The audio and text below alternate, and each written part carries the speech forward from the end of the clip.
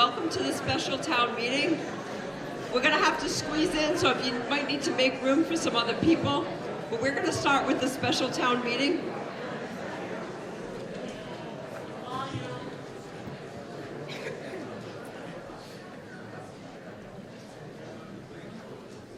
How's the volume back there, Steve? I can hear you. Okay, let me try to figure out how to make it a little louder, okay?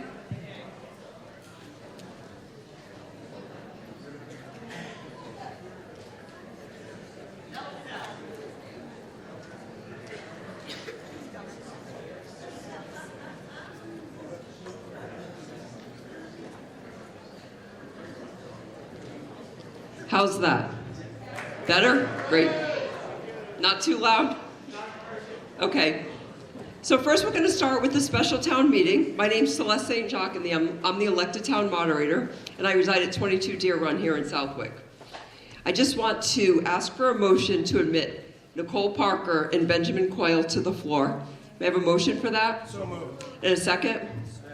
Let's just vote to admit them to the floor in case they need to speak, since they're non-registered voters here in Southwick. They're not residents of Southwick. All in favor say aye. Aye. Is there anyone opposed? Please say no. That passes. The town clerk, Christina Mayette, has confirmed that the warrant has been properly posted and the town constable has been posted by the constable and a quorum has been met. Jason Prone, will you make a motion to dispense of the reading of the warrant and act on the articles individually? I will make that motion. Can I have a second? Second. All in favor of this, please say aye. Aye. If there's anyone opposed, please say no. That passes. We're going to start with the articles.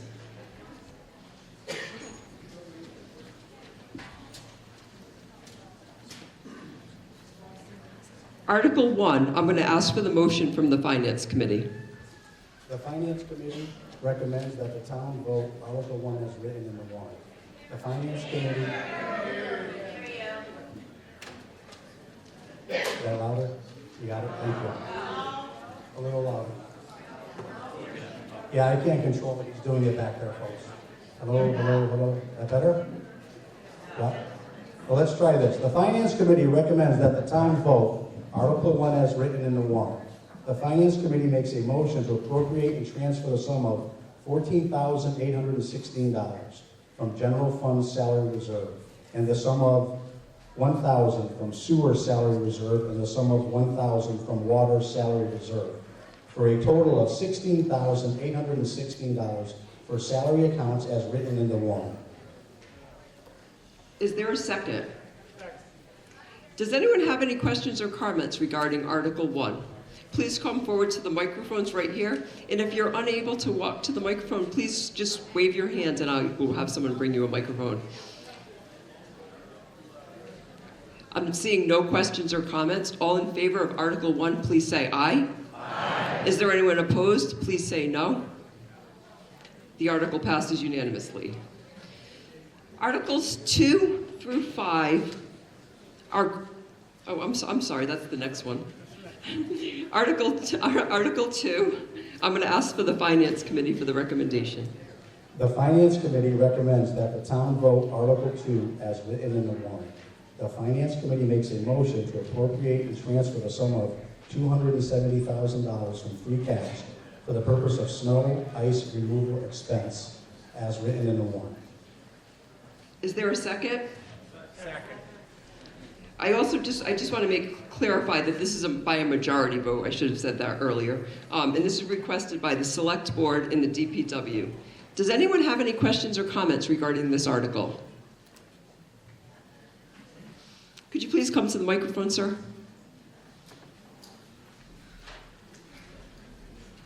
Is this already expensed, or is this for next year?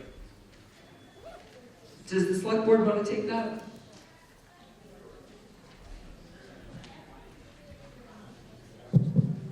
That is for this year, your snow budget that's gone over. The state allows you to go overspend or spend past the allotted budget that we gave them. That's what we have spent over the budget for this year for the snow. What was the original budget?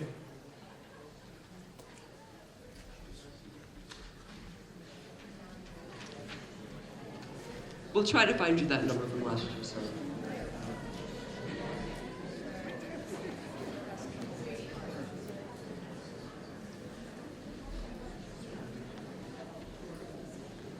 The original budget is $218,484. So you're over 100% over the original budget. Yes, sir, every year. That is the only account that we're allowed to keep low. So if we didn't have a bad winter, there'd be money in there that we didn't use. So we leave it low, and every year we spend it this way to bring all the monies back into the every year. Thank you. Are there any other questions or comments regarding this article? I'm not seeing any more. All in favor of Article 2, please say aye. Aye. Is there anyone opposed? Please say no. The article passes unanimously. Article 3, can we have the recommendation and motion from the Finance Committee? The Finance Committee recommends that the town vote Article 3 as written in the warrant. The Finance Committee makes a motion to appropriate and transfer the sum of $25,000 from free cash for the purpose of the other post-employment benefits trust fund, as written in the warrant. This is requested by the town accountant. It requires a majority vote. Is there a second? Second. Thank you. Is there any questions or comments regarding this article? I'm not seeing any. All in favor of Article 3, please say aye. Aye. All opposed, please say no. The article passes unanimously. That's all the articles that are on the special town meeting. I'd like a motion to close the special town meeting. In a second? All in favor, please say aye. Aye. Is there anyone opposed? That meeting is closed, and now we're going to move on. We're going to actually take a moment because we're going to be honoring. We're going to be doing two separate awards. I'm going to start with Christina Mayette and Paul Connolly to come forward.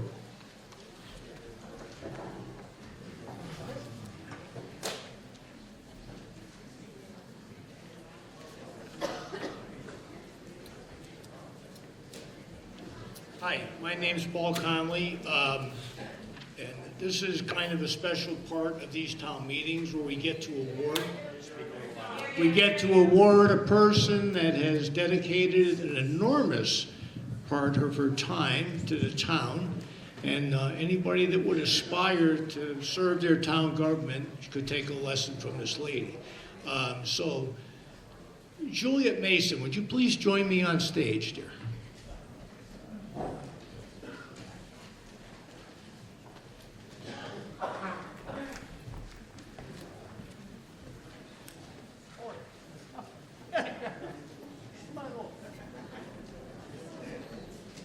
So, if you have voted in the last 50 years, approximately, you should recognize Julia because she has been the warden of your town elections. We think it's 50 years. We dug out the actual rock thing that was engraved, but we couldn't read it. We're pretty sure it's 50 years. She's been a pleasure to work for. She has done an outstanding job for the town of Southwick, and we're happy to honor her tonight, even though she had to miss her beloved bingo. Okay. Gonna kill me. Okay, no you won't. She already tried. So anyways, we do have a couple awards here for her tonight. One is from the Commonwealth of Massachusetts. So on behalf of the residents of the Commonwealth of Massachusetts, I am pleased to confer upon you the governor's citation in recognition of your 40-plus years of dedicated service as the elections warden for the town of Southwick. We commend you for your unwavering dedication to managing local, state, and federal elections. You have been essential to maintaining our democratic process. Your leadership and attention to detail have ensured the integrity and smooth operation of countless elections, earning the trust and respect of your community. A grateful Commonwealth wishes you all the best in your years to come. This 20th day of May, 2025, signed Governor Maura Healey. Julie is not...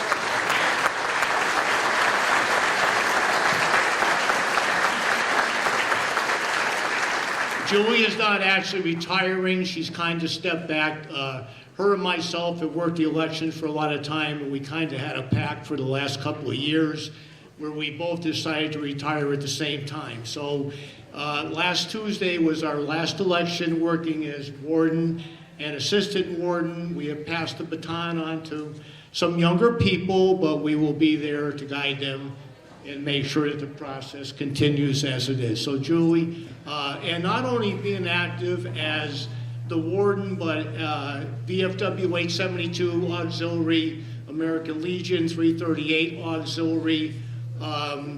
And I was actually talking to a guy the other day, and we were recounting, I was telling him about this award we were going to give her tonight. And we were talking about the Memorial Day parades from the Consolidated School. And he's my age, but I won't tell you how old I am, but he does remember her passing out the little Dixie cups with the wooden spoons from Pioneer Dairy after the parade. Okay, so she's been doing this a long time. And speaking of ice cream, there is one other thing that happened a few years back. There's a person sitting up here on the stage, I won't mention his name, but we were at the elections, and he was thoughtful enough to walk in with a whole box of ice cream sundaes for us. And any of you that know Julie, when they say the term warden, think of prison. And he made the mistake of walking into the election with a big box of ice cream sundaes, and he didn't get 3 feet in the door. And she stopped him in his tracks, grabbed the box of ice cream from him, and threw him out of the building. And then she distributed the ice cream. So thank you, Joe, for your thoughtfulness, and you will never do that again. So with that, give her a round of applause.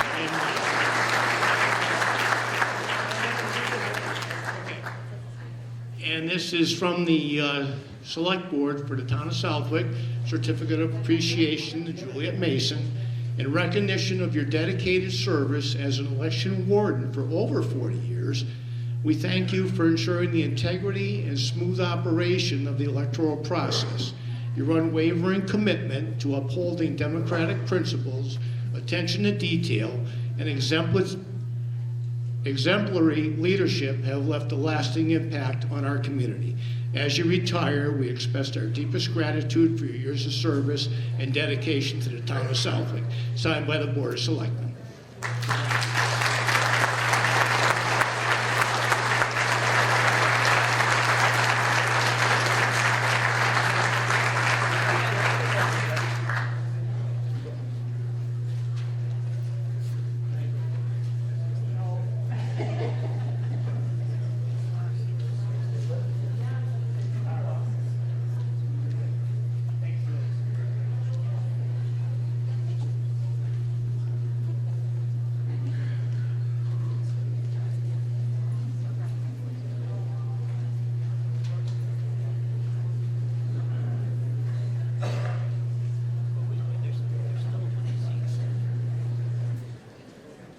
We have one more award, and I'd like to ask Troy Henke to come forward so we can present it.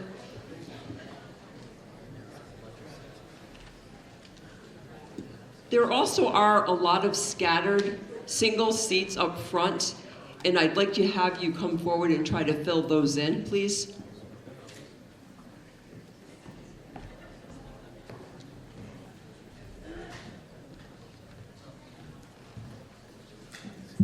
Good evening. So this is our 7th year in the VFW.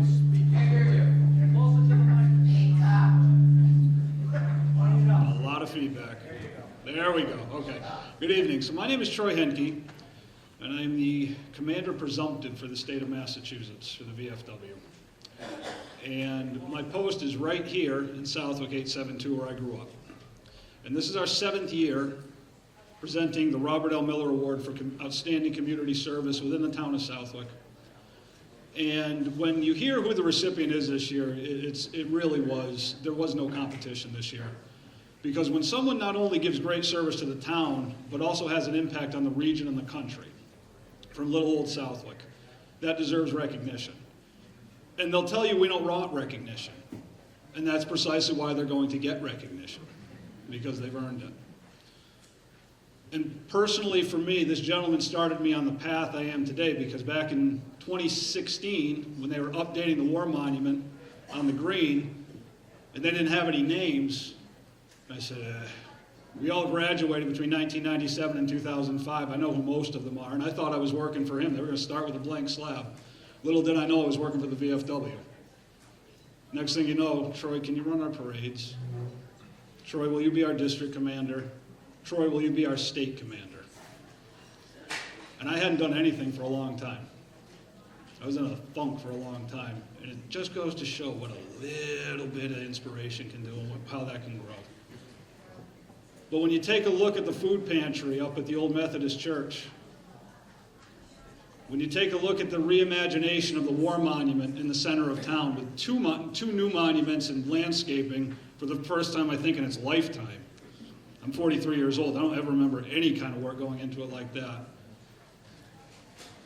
This man's vision and personal treasure, none of these projects would have been possible without it. And then this year, making not one but 3 trips to North Carolina on his own dime, with donations from this town alone to help communities that had been literally wiped off the map. And I know that because we had VFW.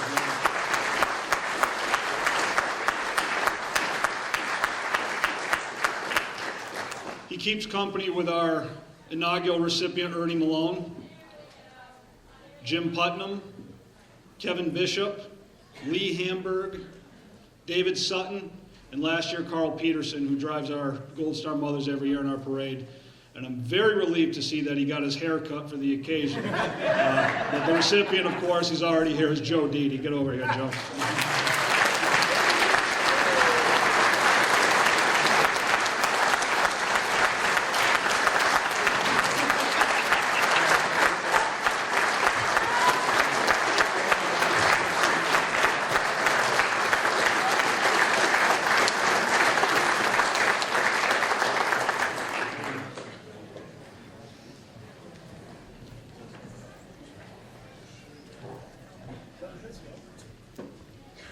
So before we go any further, we're going to have to make some seat accommodations. We do have quite a few single seats. It's probably about 10 over here.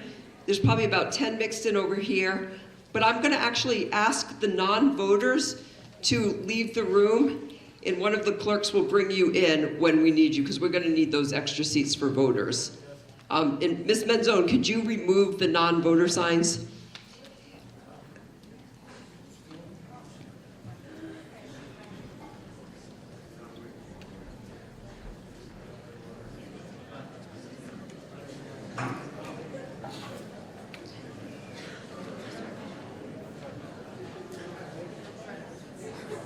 We're also going to set up some portable chairs, folding chairs up front as much as we're allowed by the fire department. Thank you for kind of being patient with this. This is probably one of the largest town meetings we've had in quite a while. So just give us a few minutes and we'll try to get everybody in.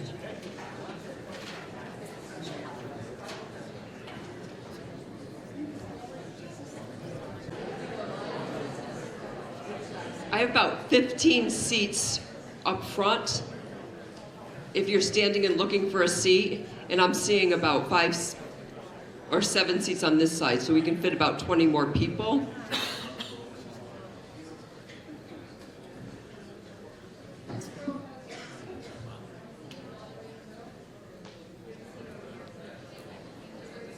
Chief Stefanowicz, are those non-voter rows filled back there? There's some seats in the back as well.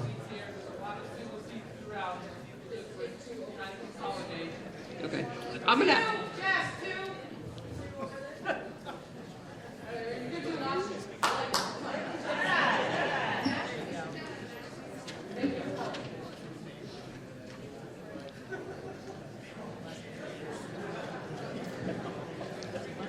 Raise your hand in this row if you have a seat next to you. We have room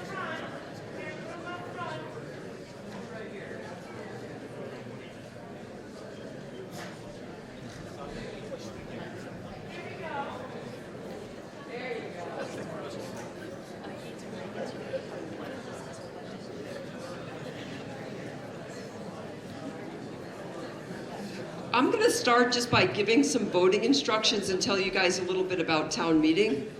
And I might pause just to tell people where the seats are as people keep funneling in. This is the 2025 annual town meeting. As I said before, my name's Celeste St. Jacques and I'm the elected town moderator. If this is your first town meeting, I want you to know that I'm very honored to have you here today. We vote on articles that are listed on the warrant in front of you. The difference between this meeting and any other board meeting you have attended is you're the legislator, so you get to vote. You get to speak, you get to ask questions. If you stand up and speak, just kind of limit your time to about 2 minutes, I'll time you, and ask your questions only about the articles we're discussing. We're not attacking each other, we're not accusing people, we're only talking about the article in front of us. And once that article is voted on, we move on to the next. I know a lot of you are here for one particular article, but there are 28 articles that we have to act upon. So if you decide what you had to hear and you want to leave, please just do so in a quiet, respectful manner.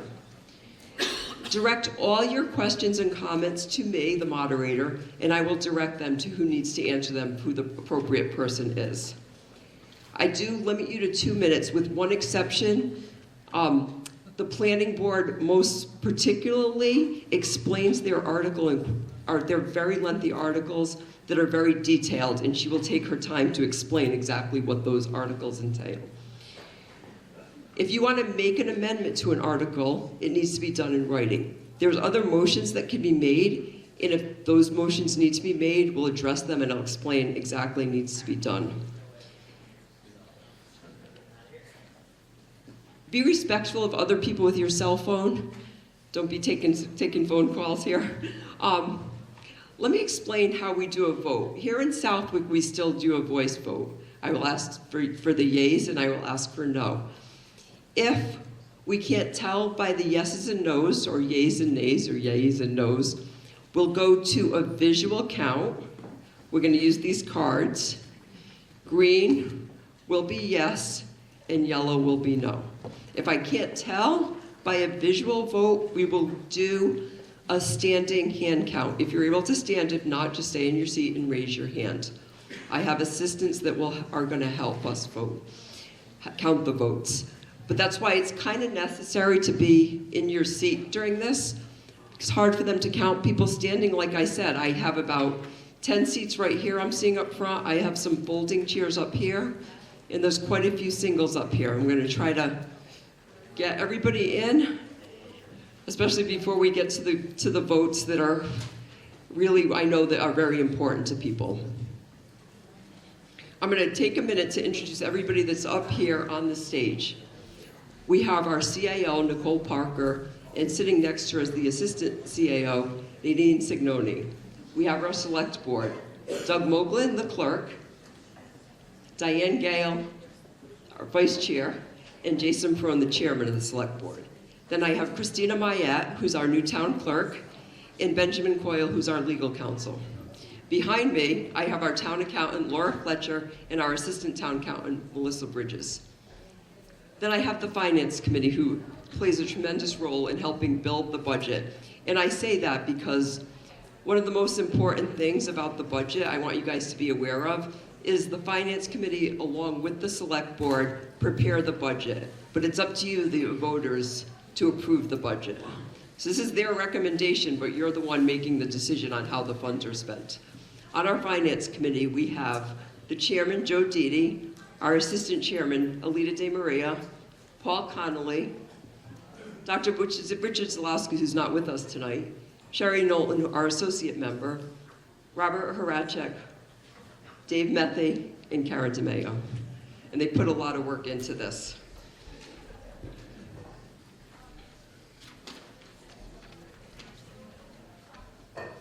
I also want to take a minute to every other person in this town who have served on a board and committee. Most of them, if not all of them, are volunteers and put in a lot of hours. Let's go to the voting. We have some tellers who are going to help us count votes. On the left side, I have David Pierce. In the center back, I have Kristen Andrade. In the center front, I have Russ Box. And on the right side and the stage, I have Amber Bach. For our student volunteers, who will bring you a microphone and they're helping me run my PowerPoint presentation, I have Asher Rose and Megan O'Brien. Now I'd like to make a motion for some people who may need to speak here at town meeting, but are not registered voters and residents of Southwick. They are Nicole Parker, our CAO, Nadine Signoni, our Assistant CAO, Lieutenant Police Chief Taggart, Benjamin Coyle, Chief Richard Stefanowitz, Jennifer Willard, our Superintendent in Schools, Nicholas Brenier, our Finance Director, Thomas Heber, our Board of Health Director, John Goddard, our Town Planner, Lynn Blair, our Library Director, Kyle Scott, our Building Inspector, Richard Bozak from the DPW, Kara Cartello from Prox and Rec, Tom Flaherty and Joe Mitchell from Westfield, from Whip City Fiber. May I have a motion to allow these people to speak if necessary? Is there a second? All in favor of allowing these people to speak if necessary, please say aye. Aye. If there's anyone opposed, please say no. The article passes.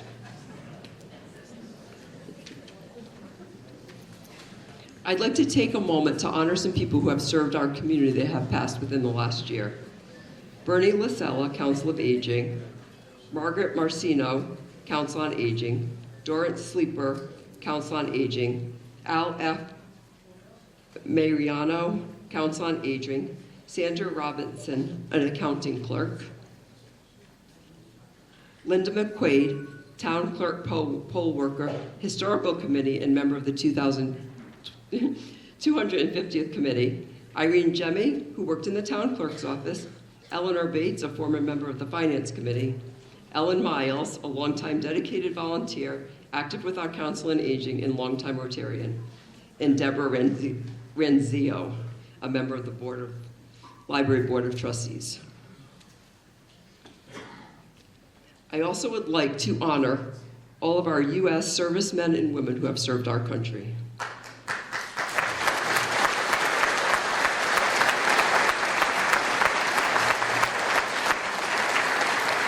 And also a special thanks to our cameramen, Kem Stromsky and Steve Grabowski, and the custodial staff here at the high school who helped get this all set up.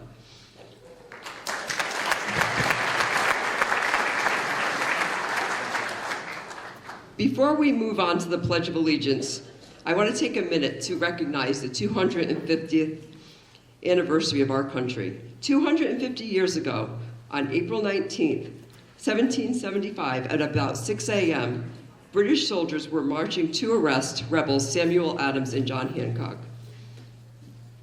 Militia from Lexington came to action when the bell was rung. The battles intensified, and soon many communities began to send militia to assist troops to fight the Redcoats. Southwick played its part by holding a town meeting on April 20th, 1775. Robert Campbell was chosen as the moderator. At that town meeting, the doings included voting to send 25 Minutemen and to pay them according to the recommendation of the Provincial Congress. This is an example of how the tradition of annual town meetings began in Southwick. Archives from the Southwick Library from annual town reports date back to the early 1800s, with rules that we follow today very similar to what we, if not almost exact. The only significant one was they had a thing on their rules that said there was no standing on chairs. So I'm trusting none of you are going to stand on the chairs today. And they didn't have anything about cell phones. But they still said yeas and nays. Southwick is one of the communities in Massachusetts that still votes with yeas and nays. We still use it, and we still uphold the democracy of the United States of America. I want to recognize Lee Hamburg, whose work and article, Reports from Southwick, An American Revolution, in the April 2025 edition of Southwoods, and Pat Oderone, who I first met when I was chaperoning a third grade field trip tour. I'm sure you guys all remember that bus tour of Southwick. Pat and Lee have done a significant job to preserve the history of Southwick. And with that, I would like to ask them to stand and lead us in the Pledge of Allegiance.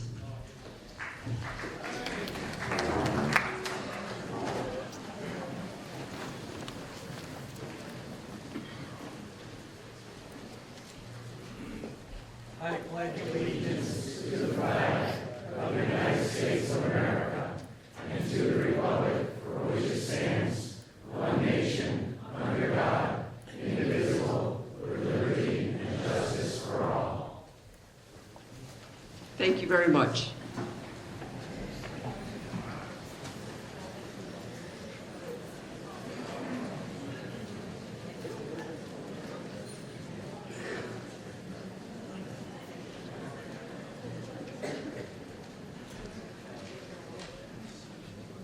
We're going to try to get everyone in our seats as long as we're going to start with the housekeeping articles. And the fire chief says it's safe to continue. I know I have about 3 seats right here in the front row. There's one over there in this row. There's one over here. Let's try to make this work, guys. Our town clerk, Christina Mayette, assures me that the warrant has been properly posted by our constable and a quorum has been reached. Jason Perone, will you make the motion to dispense of the reading of the warrant and act on the articles individually? I'll make that motion. Is there a second? Second. All in favor, please say aye. Aye. Is there anyone opposed? Please say no. Okay, we're good. That was unanimous, and we're going to move on.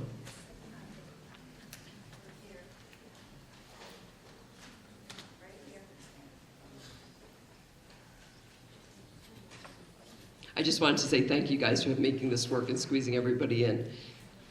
Article 1 requires, I'm sorry, I turned my microphone off. Article 1 requires no votes because this is the ballot that was voted on last week at the town hall. So we're going to move on to Article 2. What we do typically, and we'll make a motion for this in just a second as I'm explaining this, is we combined Articles 2 through 5 because they're housekeeping articles. So Article 2 is town reports.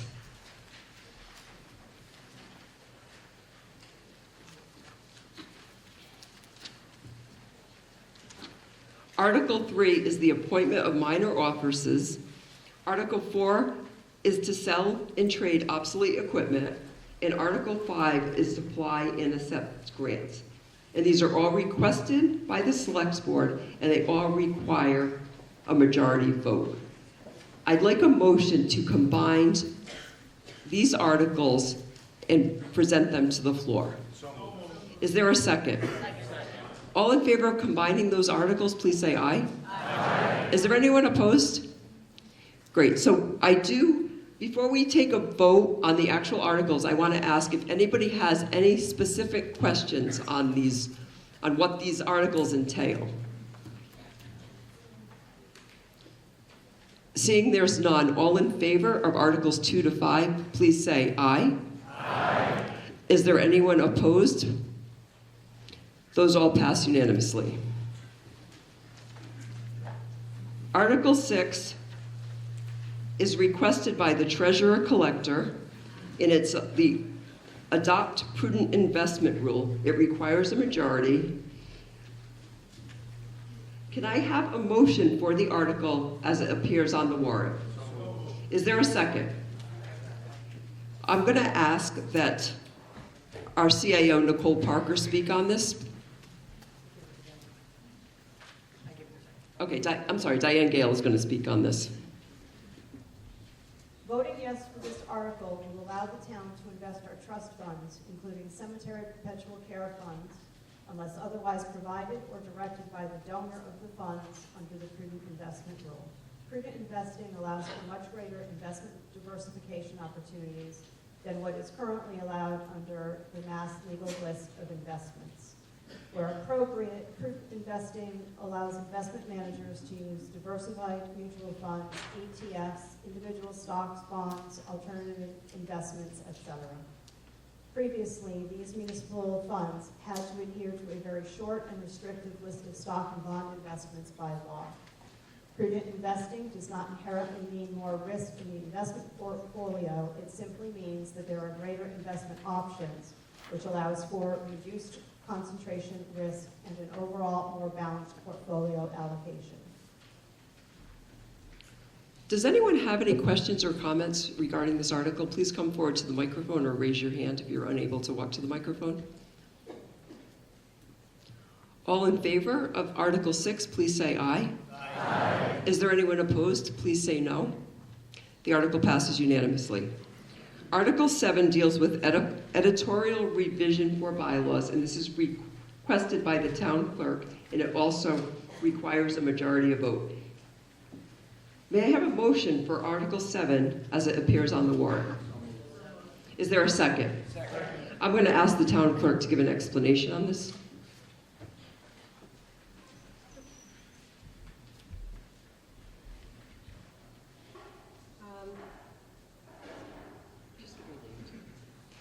Christine Mayette, 229 So this is for a bylaw for editorial revisions. It just gives me the authority, along with the Chief Administrative Officer, the ability to make editorial changes that will be notated in the town code book. It just keeps the code uniform going forward, and makes sure that the sequencing and numbering of all of the articles that are passed at town meeting follow the current bylaws that we already have. Does anybody have any questions or comments regarding this article?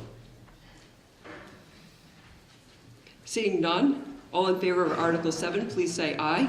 Aye. Is there anyone opposed? Please say no. The article passes unanimously. We're moving on to Article 8.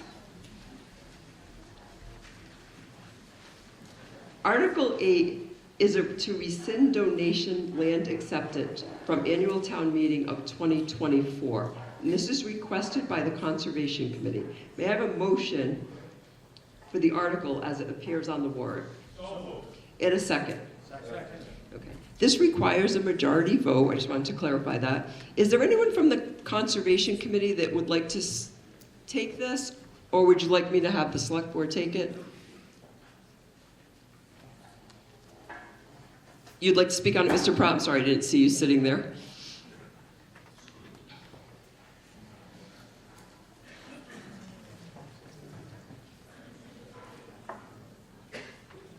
Good evening, everyone.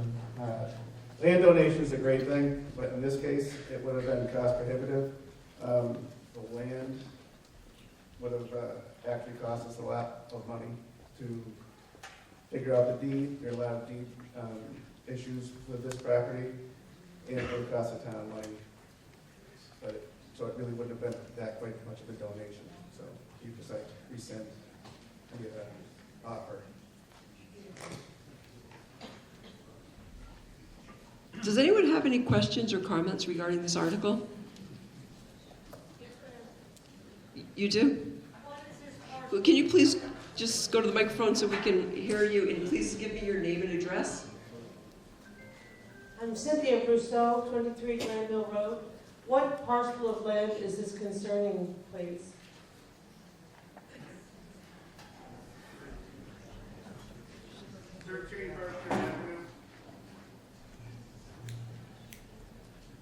May I comment? Go ahead.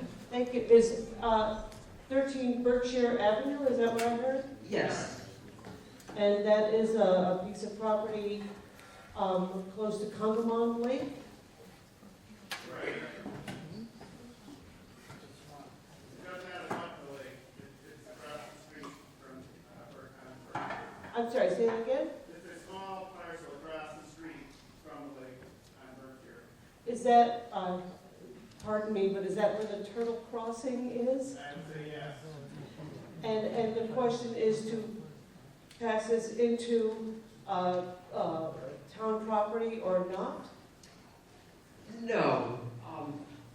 Let me read to you, can I just read to you what it says on here? Thank you. Might make it a little bit easier. To see if the town will vote to rescind the acceptance of the donation of land set forth in Article 2022 of the 2024 annual town meeting. So we accepted this donation in 2024. And what this article is trying to rescind it. So it says, said rescission is based upon the inability to change clear title in survey for the parcel.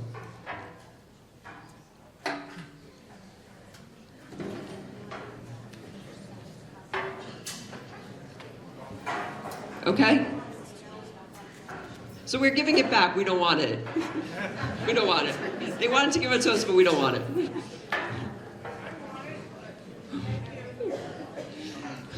Is there any other questions on Article 8? All in favor of Article 8, please say aye. Aye. Is there anyone opposed? Please say no.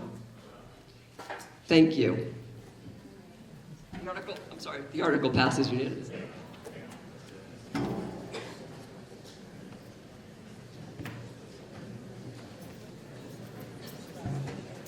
I just want to confirm that people are able to be counted when we move on to the next vote. I have about 10 extra seats up front. So if you're standing in the back and need to be counted, I need you to at least come in and sit down. There are seats available.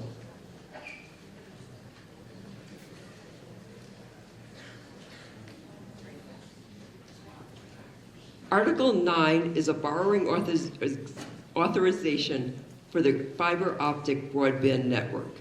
This requires a 2/3 majority, and this is requested by the Select Board. I'm going to ask for the Finance Committee's recommendation. The Finance Committee does not recommend that the town vote Article 9 as written in the warrant. And when we voted, it was 2 yes and 4 no. I'm going to ask for a motion from the Select Board. I'll make that motion. Actually, Mr. Moglen has we have to include the wording of the actual amount to be borrowed. Madam Moderator, the Select Board makes a motion that the town appropriates from time to time up to $16 million to pay costs of the design, construction, installation, and startup of a fiber optic broadband network, including the payment of all costs incidental and related thereto, such project to be carried out by the town's municipal light plant, and that to meet this appropriation, the treasurer, with the approval of the Select Board, is authorized to borrow said amount under and pursuant to Chapter 44, Section 8, Paragraph 8 of the general laws, or pursuant to any other enabling authority, and to issue bonds or notes of the town therefore. Any appropriate officials of the town are authorized to undertake any and all activities necessary or convenient to carrying out the purpose of this vote. Is there a second? Second. I'm going to open this up now to, does the Select Board want to make any additional comments before I open it to questions and comments? Okay. Questions and comments. I see it. Please start with your name and address, sir. Robert Boyd, 44 Rugby Road. I'd like to introduce a motion to postpone the vote, pending more information available, and vote at a future time. So I do have this written.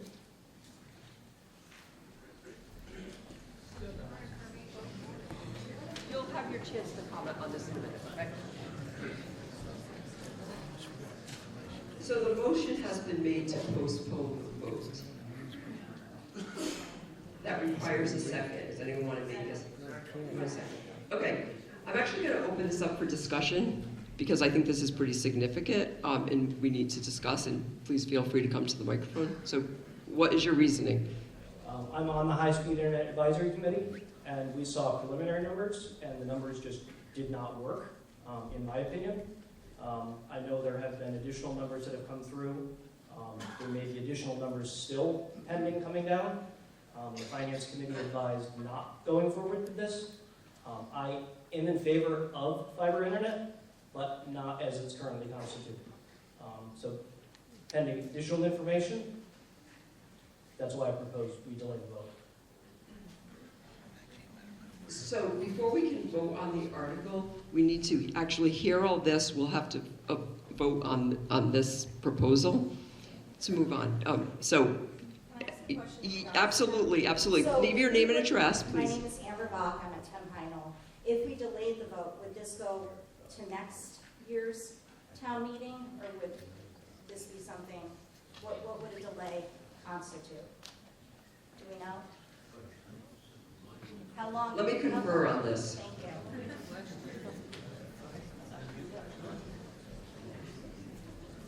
So the high-speed internet subcommittee was chartered to bring back a project to the select board, which they did.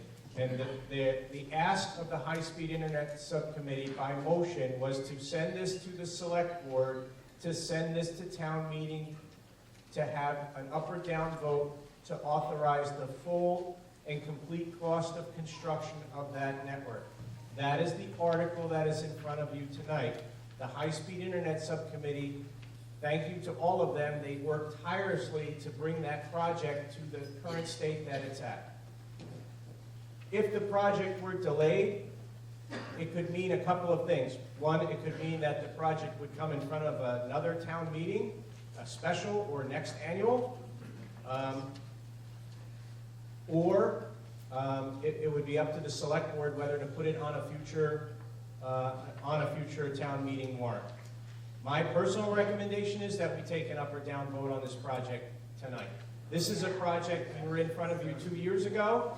We asked for $3 million. That was widely granted. We haven't borrowed that money, but the high-speed internet sub, in its wisdom, made a recommendation to this select board to send the whole project to town meeting to ensure that we had the funding capability to finish the project. Thank you. Okay. One more question, I'm sorry. Yes, go ahead, Amber. If it is delayed, do you think that there's a chance the number could go up because of the cost of things these days? So, just curious. Thank you. So remember, your comments are just about should we postpone the vote indefinitely right now? And Just about postponing then? just about postponing. Yes. We'll vote on it. We're just voting on Vote on postpone. voting on, yeah. But I want people to, You're for the vote, not for postpone. okay. So can you just say that at the microphone with your name and address, sir, please? Yeah. I think this place is packed. I'm Pete Reiser from 28 Lexington Circle. We're all here for this. Let's have our voice. Thank you. Yeah, hi. I have a lot of voice. I'm Joe Conklin. I live on Coyote Glen. And I have a question. Is it normal that a town would pay for broadband? You know what? Right now, we're only taking questions on if we should postpone the vote indefinitely, because that was an amendment or a motion that was made on the floor. But once we get past the vote to postpone, if we postpone it or not, then you can come back and ask that question. Okay? Very valid question. Does anyone else, could one of my students run a microphone back to, just grab the microphone, Asher, right off the podium. Oh, she's just, no, go ahead, Asher, go to the woman in the back first, and then Mr. Putnam. Mr. Putnam can wait his turn. He had plenty of years to have a microphone to himself. I'm just wondering what's the additional information that's being requested. There seems to have been a plethora of information about this project available along with sessions at the town hall for people to come and ask questions. So it just seems like a big request for additional information. So Thank you. Stop such a large production. I have to go to a microphone. I can't get to a microphone, but you may be able to hear me. Hold on one second. Mr. Putnam's going to have a turn. I want to raise a point of order. Mr. Putnam, can you just give us your... Oh, I'm sorry. My bad. Jim Putnam, 5 Rising Corner Road. Just a point of order. The original motion, as I understood it, is, and I respect the wording of the citizen, but was to lay the motion on the table. And my understanding of laying on the table, it can be for an indefinite amount of time, or it can be to a time certain. So in response to his question, you might consider with town council whether he wishes to make it for a future annual town meeting or just leave it indefinite and it requires a 2/3 vote to table, according to my recollection, but I'll defer to you. We'll double check that. Thank you. I understood it as to postpone indefinitely, is that correct? Yes. Town meeting time, which we follow, is a majority, Mr. Putnam, but thank you. It's always good to double check. Does anybody else want to speak on this motion to postpone indefinitely? Okay, Asher, could you just grab that microphone and bring that?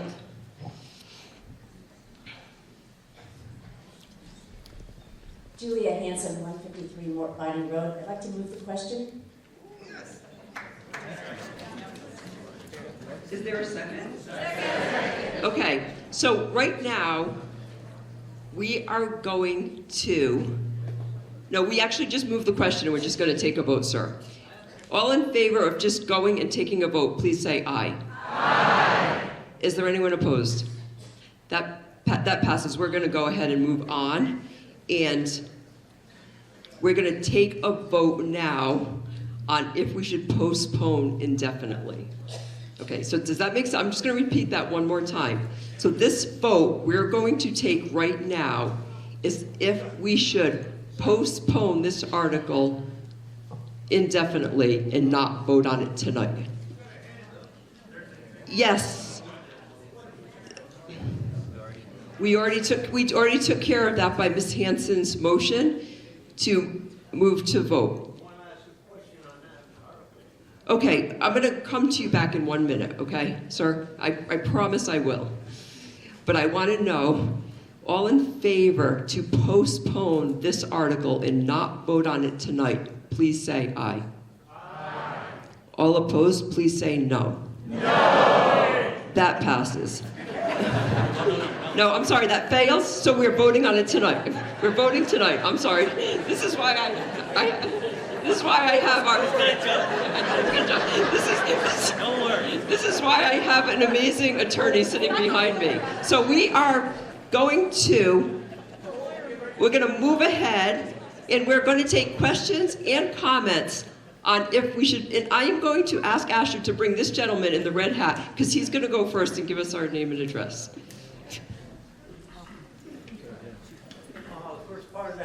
The first part of that article, to appropriate. Sir, hold the microphone right up to you and give me your name There's and so address. much money. Name and address. Name and address first. We need to know some facts. Okay. We need the facts. Sir, but I need your name and address for the record before you speak.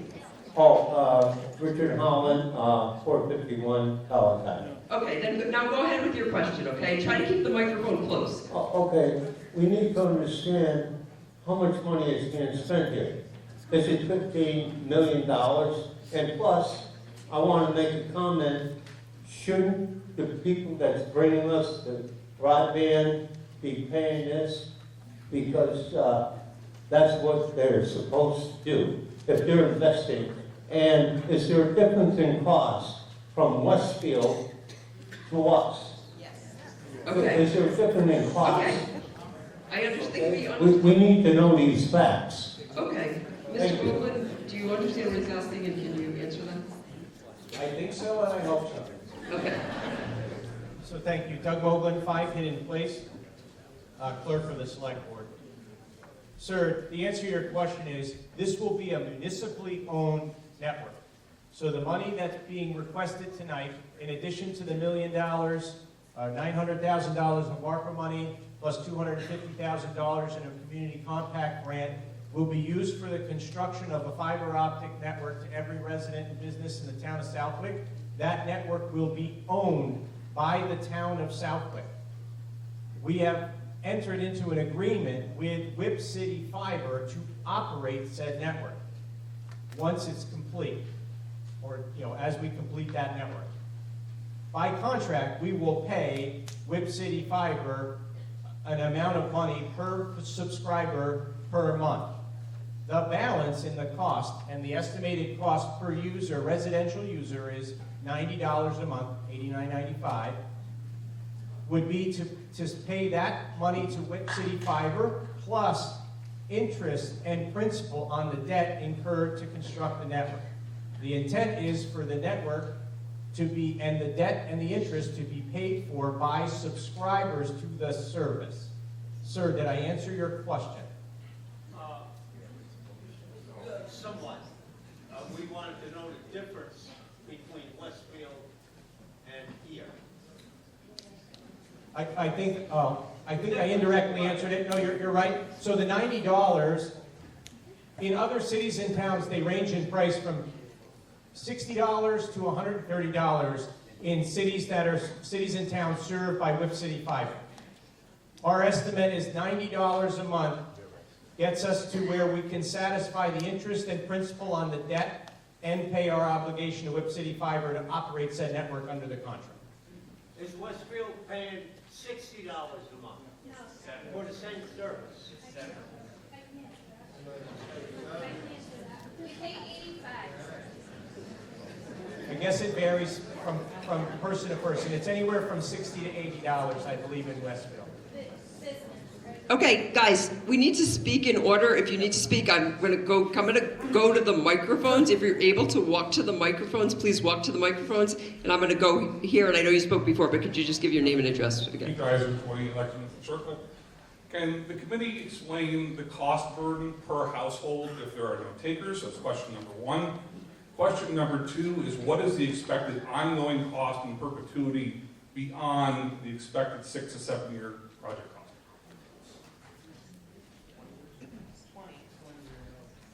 I don't think it mathematically nor feasible that there would be 0 takers for said service if the town were to incur $16 million in debt to incur that, to construct that network. So did you do a feasibility study that explored the fact that it could? No, sir.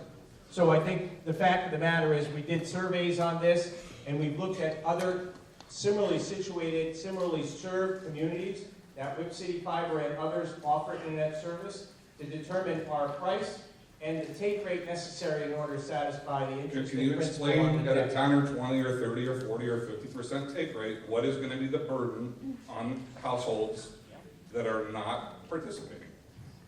Well, he can, but you don't want to. As I stated earlier, it's the intent at the price we're at for the subscribers to the service to pay the interest and principal on the debt.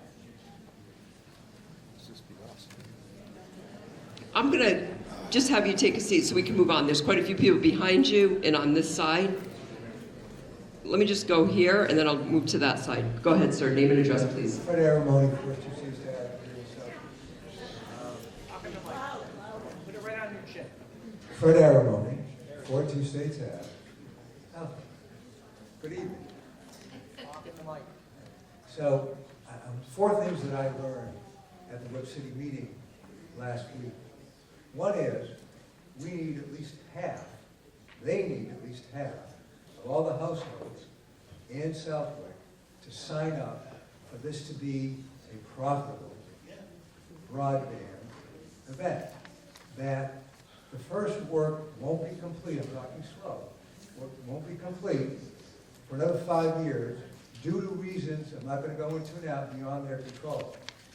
Some people didn't know this did not include TV. It doesn't. It's just an internet connection. And finally, the burden of $15 million that we have to guarantee, the taxpayers guarantee that separate from each individual subscriber, is something that we're going to be locked in based on their own presentation for up to 20 years. So I called those bums at the cable company, that we all know. Let's let them finish, please. And I said, well, what do you have for high-speed internet? And they said, well, we have many plans. Same speed, different kind of wire. They don't. Right? They do. They don't. Guys, please. Let's not interrupt the speaker. If you want to have a turn, please walk to the microphone and you can speak after this gentleman. Thank you. So they have 1,100, 800, they have more than a gigabyte, they have less than a gigabyte. And numbers specifically were given to me, competitive with what was just outlined today. Okay? So with that said, and to this gentleman's point, who reasonably, with more competitive prices for something that we have now, high-speed internet now, would sign up to a target of over half the homes in all of Southwick to make this a feasible project? Well, most people would figure, well, that's not going to happen because it's not going to start for 5 years, because those plans are available right now, and if you don't get that 50% subscription rate just to break even, this becomes a money-losing proposition for every taxpayer, tied in to 20 years of debt and potentially higher taxes. You're coming up on 2 minutes, so please try to wrap it up so we can give everybody time to So speak. this, thank you, I appreciate that. So this vote is not about a high-speed internet connection. It's not what it's about. It's about the people of Southwick keeping control of their tax dollars. That's what this is about. Please. Okay, so you're up to 2 minutes. Thank you. Okay, next person. I'm going to go to this side. Name and address, please. Amber Bach, 10 High Knoll. So I know it's difficult for us to imagine this, but we actually have a cottage up in Otis, and we have Whip City Fiber up there. During COVID, when our children were stuck at home working on online schooling, while we were working from home, we actually had to leave our home and go up to Otis because the internet worked so much better up there. We didn't have the option of doing another internet service. We have high-speed networks in our home. They drop constantly. It's unreliable. This is the wave of the future for high-speed internet. Our businesses are going to benefit from it. So not only are the residents going to be part of the tax burden of this, but our businesses are also going to be drawn to this.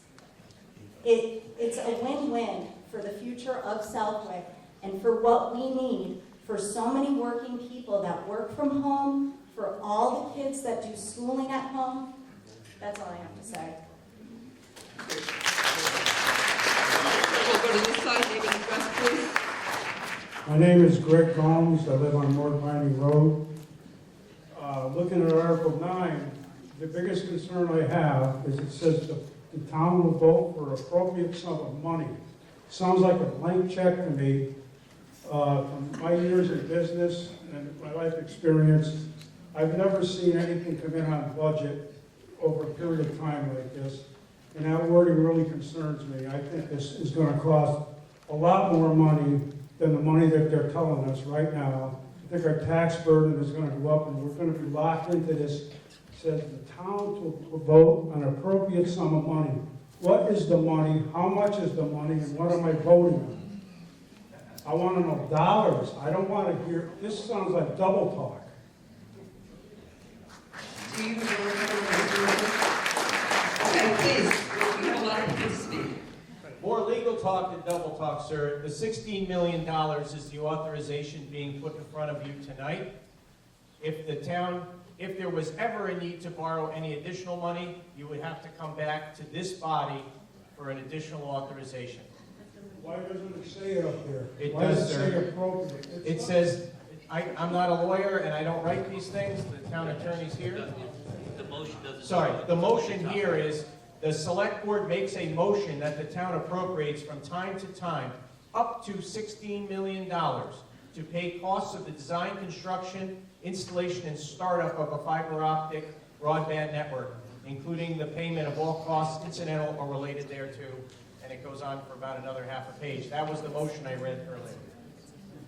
And it's in the online. It's in piece the, here. so I make this PowerPoint presentation kind of just to be a little bit helpful, but the actual motions are right here on the warrant that's printed in front of you.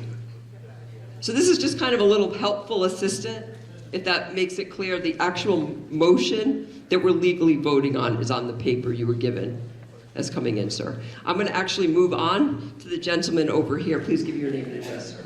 Yeah, Joe Conklin, 3 Coyote Glen. My original question was, how many municipalities invest in their own fiber network?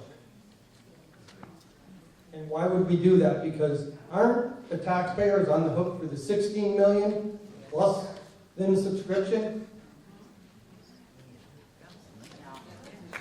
16 million investment, where does that money come from? Tax dollars, right? I've been a resident of Southwick for probably 30 years. My taxes have doubled in the last 20 years. Do you have any comments? I don't know the exact number. I know Longmeadow, Westfield, West Springfield are all either constructed or in the middle of constructing a municipal fiber network. So how are you dealing with technology obsolescence with the fiber optic is wired, but how about all the hardware? Because technology is moving at the speed of sound. You got cellular, satellite. You have 20 more seconds, sir. Right? So how much of this is going to be covered with technology obsolescence? I have some minor experience in this space, but technology moves very fast. There's still no substitute, and I don't foresee, in my opinion, at least in the next 15 to 20 years, a direct substitute for a direct connection to the internet, whether that's via fiber or some other way, fiber being preferred. We have some numbers, and we presented at the last meeting about the life of the fiber itself and the capability of the fiber that we're proposing and what the capabilities of that fiber are without having to touch it. Obviously, there's some head-end equipment that may have to be replaced as you go through, and that's been baked into part of the model here as well. Okay. So you don't really know. Okay, and we need to move on. Sir, name and address, please. Alexander Liptak, 21 Stair Drive. First, I just want to say that it's a lie to say that you can get what Whip City Fiber is going to give us for speed, because you might be able to get the download, but you can't get the upload. I moved from Westfield about last year, to Southwick. I used to have Whip City Fiber in Westfield. Moved to Southwick, and my internet's been the worst thing that I've ever had in my life, and I would just pull my hair out all the time. I asked Comcast, I asked Verizon, I asked so many different people if I could get 1,000 up and down. No, you can't get it. You can maybe get 1,000, quote unquote, from Verizon or Xfinity or whatever you want to call them, download, but you get like 40 megabits per second upload, which is nothing. So I run a video production business. If I'm trying to upload videos to my clients, that's probably like maybe 12 hours I have to sit there and wait for it to go up, whereas with Whip City Fiber, it takes 12 minutes. So that's just crazy right there. Second thing I want to say is my parents have Whip City Fiber because I told them they should get Whip City Fiber. They live in Westfield. They were all hesitant. They were like, oh, I don't know about TV, all this stuff. They learned it within 2 weeks. They were down. My dad's watching YouTube. He's watching everything all the time. The other day, he had a problem because his routers were shutting off. I called Whip City Fiber up and had a conversation with him. Oh, he had too many routers because my dad thought the more routers, the better. Anyways, they sent a different router to our house. And my dad, when I got off the phone, my dad goes, "What, was that your friend?" I go, "No, it's just the guys at Whip City Fiber." He's like, "It sounded like you were talking to a friend." I was like, "I felt like I was talking to a friend." That's the type of people that you're going to get helping you out here if you have a Whip City Fiber, rather than when you call Xfinity and you talk to a machine for a while and you talk to somebody else. Okay, 15 more seconds. It's just crazy. And the last thing I want to say is if you've got any of those pamphlets or you see any of those signs, I did some digging, and it's a PR firm that actually owns Mass Priorities. Who's their client? Oh, Comcast. That's weird. Okay, thanks. Thank you. I'm going to try to stick to 2 minutes because I know a lot of people have a lot to say. So if I cut you off, it's just because you met your 2 minutes. So, sir, go ahead. Hi, Tom Grimaldi, 127 Eden Hills Road. What I'd like to know is, it's going to be $90 in Southwick for Whip City. How come Westfield pays $69.95? Mr. Moglen, could you just take that? Grimaldi. Oh, no, I'm going to have him answer your question. Sorry. Thank you for your question. Again, the cost, the $90 cost, is the cost that we came up with as in the proposed price, that also pays the interest and the debt on the money that we need to borrow to construct the network.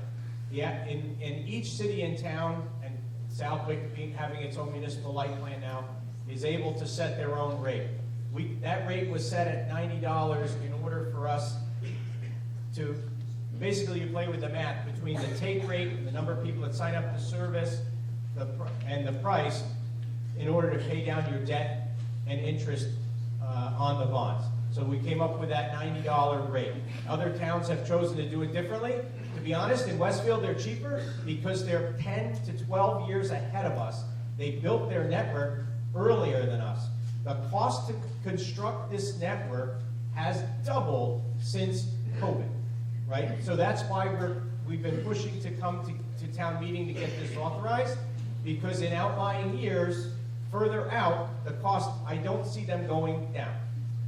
Thank you. Okay. Thank you, sir. I'm going to move over here. Go ahead. Kimberly Hatch, 21 Sterrett Drive. To partner what Alex was saying, we moved to Southwick a year ago. My business is still in Westfield. We went through the transition of Whip City Fiber coming into Westfield, both at home and with our businesses. We came to Southwick to be in a small town, be surrounded by the woods. The one big hindrance has been our internet. Yesterday, my son was trying to watch something. We were on our computers, not doing anything heavy. The internet kept going out. People seem to be hung up on money. I'd like you to think about what will our rates be if there is less competition. Think about Eversource. Look at what we're paying. I can't get over that compared to what we're paying for our electric bill in Westfield. Another thing is someone mentioned keeping up with the times. What are our tax rates going to be if we drive businesses out of town because we're not keeping up with technology? That's happening in our household. We would move our businesses to Southwick, but there's a big holdback here. And I know we were drawn to Southwick for the small town community wanting to protect, but sometimes when you squeeze really hard, you end up hurting yourself. And I think there's more behind the curtain here. And again, I just want everyone to think about what would our tax rates be, what would our internet rates be if there wasn't competition and if we continue to drive business out of Southwick. Thank you. Thank you. Hi, Stephen Karen, 10 Ed Holcomb. What kind of flexibility does the town have to adjust the fees charged to the users if, say, the take rate is only 30% or 40%, so that the burden falls on the users only and people who aren't paying for the service don't see that additional bump in the taxes? Do you want to take that, Mr. Mogul? I was trying to figure out how to turn this thing back on. Thank you, good question. So the municipal light plant, at this time, the municipal light board is your board of selectmen. I think that's a discussion for the future once we get past the bonding. That, like I said, the $90 is set that we pay Whip City Fiber, plus we pay the debt and interest on the loan. If we're exceeding that number, the take rate is higher than we expected, that gives us flexibility on the ability to set that rate. Also, as we retire debt, we're able to look at what that rate that we're charging in order to, and it's supply and demand, right? If you lower the rate, you should get better demand. If we're able to pay off the debt and the principal and interest on the debt, then we'd be able to lower the rate to speed adoption of the project. And by the way, I just want to add one quick point, because someone mentioned that we're 5 years out from connecting customer one. That's absolutely incorrect. Thank you. May I follow up on that? Yeah, go ahead. You can follow up with one extra question, sir. Okay. So is there something to put forward now so that the people who are willing to sign up for this, for example, I pay $130 a month for Comcast for Xfinity. So I have no problem paying that extra $40 a month to Southwick. I would rather pay to Southwick. I 100% agree with you, sir, and if this article passes tonight, when we do the sign-up website, just like on your state tax return, where you can file at the higher rate, we'll give you the option if you want to pay more. Okay, we're gonna go to this side. This side over here. Go ahead. My name's Pat O'Yorn, 11 White Street. I take exception to the characterization of the sewer project in Southwick as a failed project, like it says in all the literature.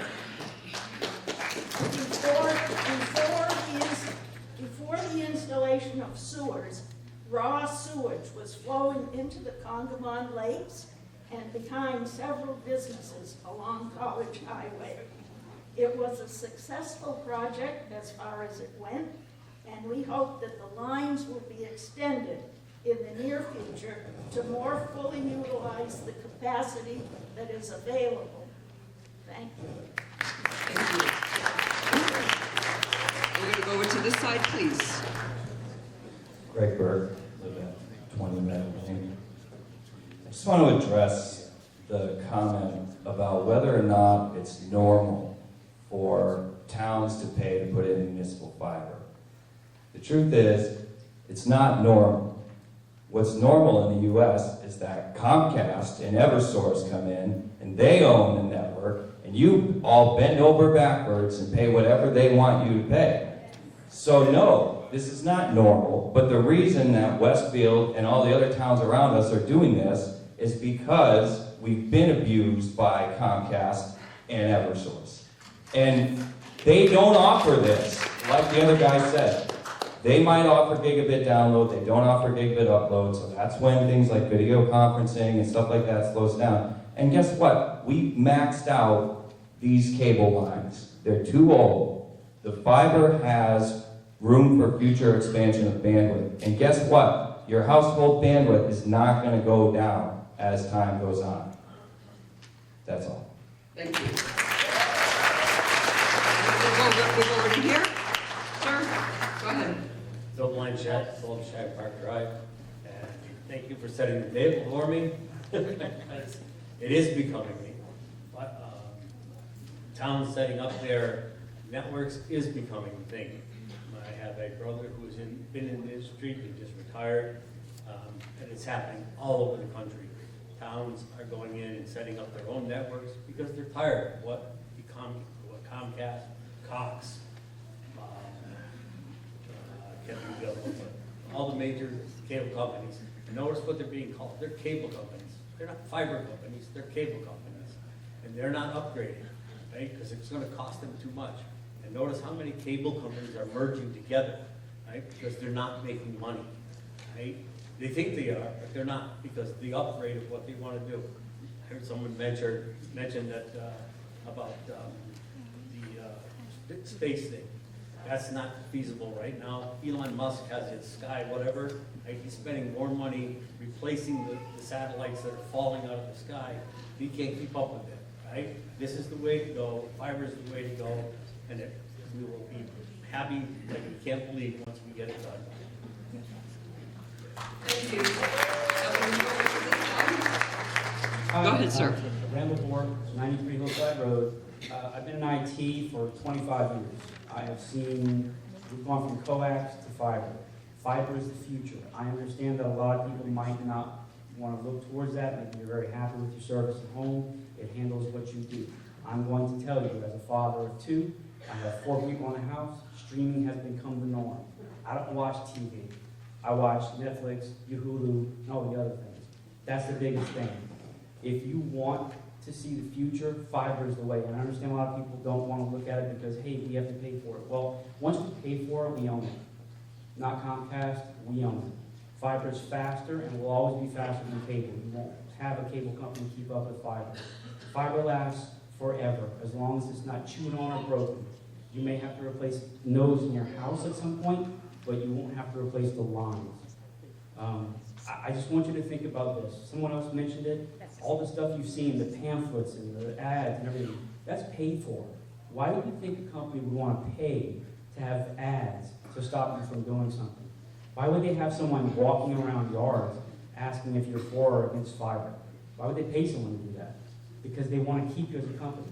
And you know what? It's not going to go away. You can stay with them. We're not saying fiber's coming in and you're done. You have to have fiber. Fiber's an option. Options are great. Not having options suck. So I'm just telling you, however you vote is great. I don't want to tell anybody they're wrong because of what they heard or what they know or what they think. I understand what you're going through. I heard a lot of questions that made me think, oh, well, do we want to do this? I'm 53, got 2 kids. If my kids want to stay in Southwick, I want them to have fiber because I want them to have the best option available. That's it. Thank you. Hi, Linda again. I'm just surprised we haven't heard one word about the options for the cellular companies. Several months ago, I dropped Comcast. I got a T-Mobile gateway. I'm streaming. I'm working just fine. I went from a $210 a month Comcast bill to a $50 add-on to my T-Mobile bill. So I basically eliminated my Comcast bill, and I walked into that store happily with my equipment. That's been bothering me for 30 years. So I would just like to know, like, probably, you know, I know there's business owners that need more bandwidth, so if they are the exception, that's not a reason to spend $16 million on a solution. What else can be done? Can cell towers be beefed up? My connection is wireless. It doesn't seem to make sense to me at this day and age to be installing all this infrastructure, this hardware infrastructure, but that's just my opinion. And that's it. Thank you. We're going to go over here. Christian Bach, 10 Pine Knoll. I think that if we look at it, Whip City Fiber is a local supplier, a local producer, someone local that provides us the service. We're not calling a corporation that has a call center in the Philippines or somewhere else. We're calling people that work locally, work in the community. Everybody who works for Whip City Fiber is a resident of Massachusetts. They live in the community. We have an opportunity to upgrade our system and employ locals. This is a win-win for the community. And if more than 50% vote to move forward on this, then we're covered on the cost. The people that are going to sign up for it are going to cover the cost. So if you don't want it, don't vote for it. If you want it, say yes, sign up for it. The cost will go down. And having competition in this market is very valuable. We have trash collection here in town that people, I don't know who pays for it on a monthly basis, but I do. And the prices are creeping up and creeping up and creeping up. We had another supplier come in, boom, everybody's prices are down like $30 a month. How are you? Let's get some competition in for cable too. Comcast wants to own us. That's why they spent money for people to come by and knock on the door. That's why there's strangers at the end of this parking lot here with signs saying, don't do it, don't go with Comcast. Whip City, local employed, local provided, local customer service. I'm all for it. I'm a yes.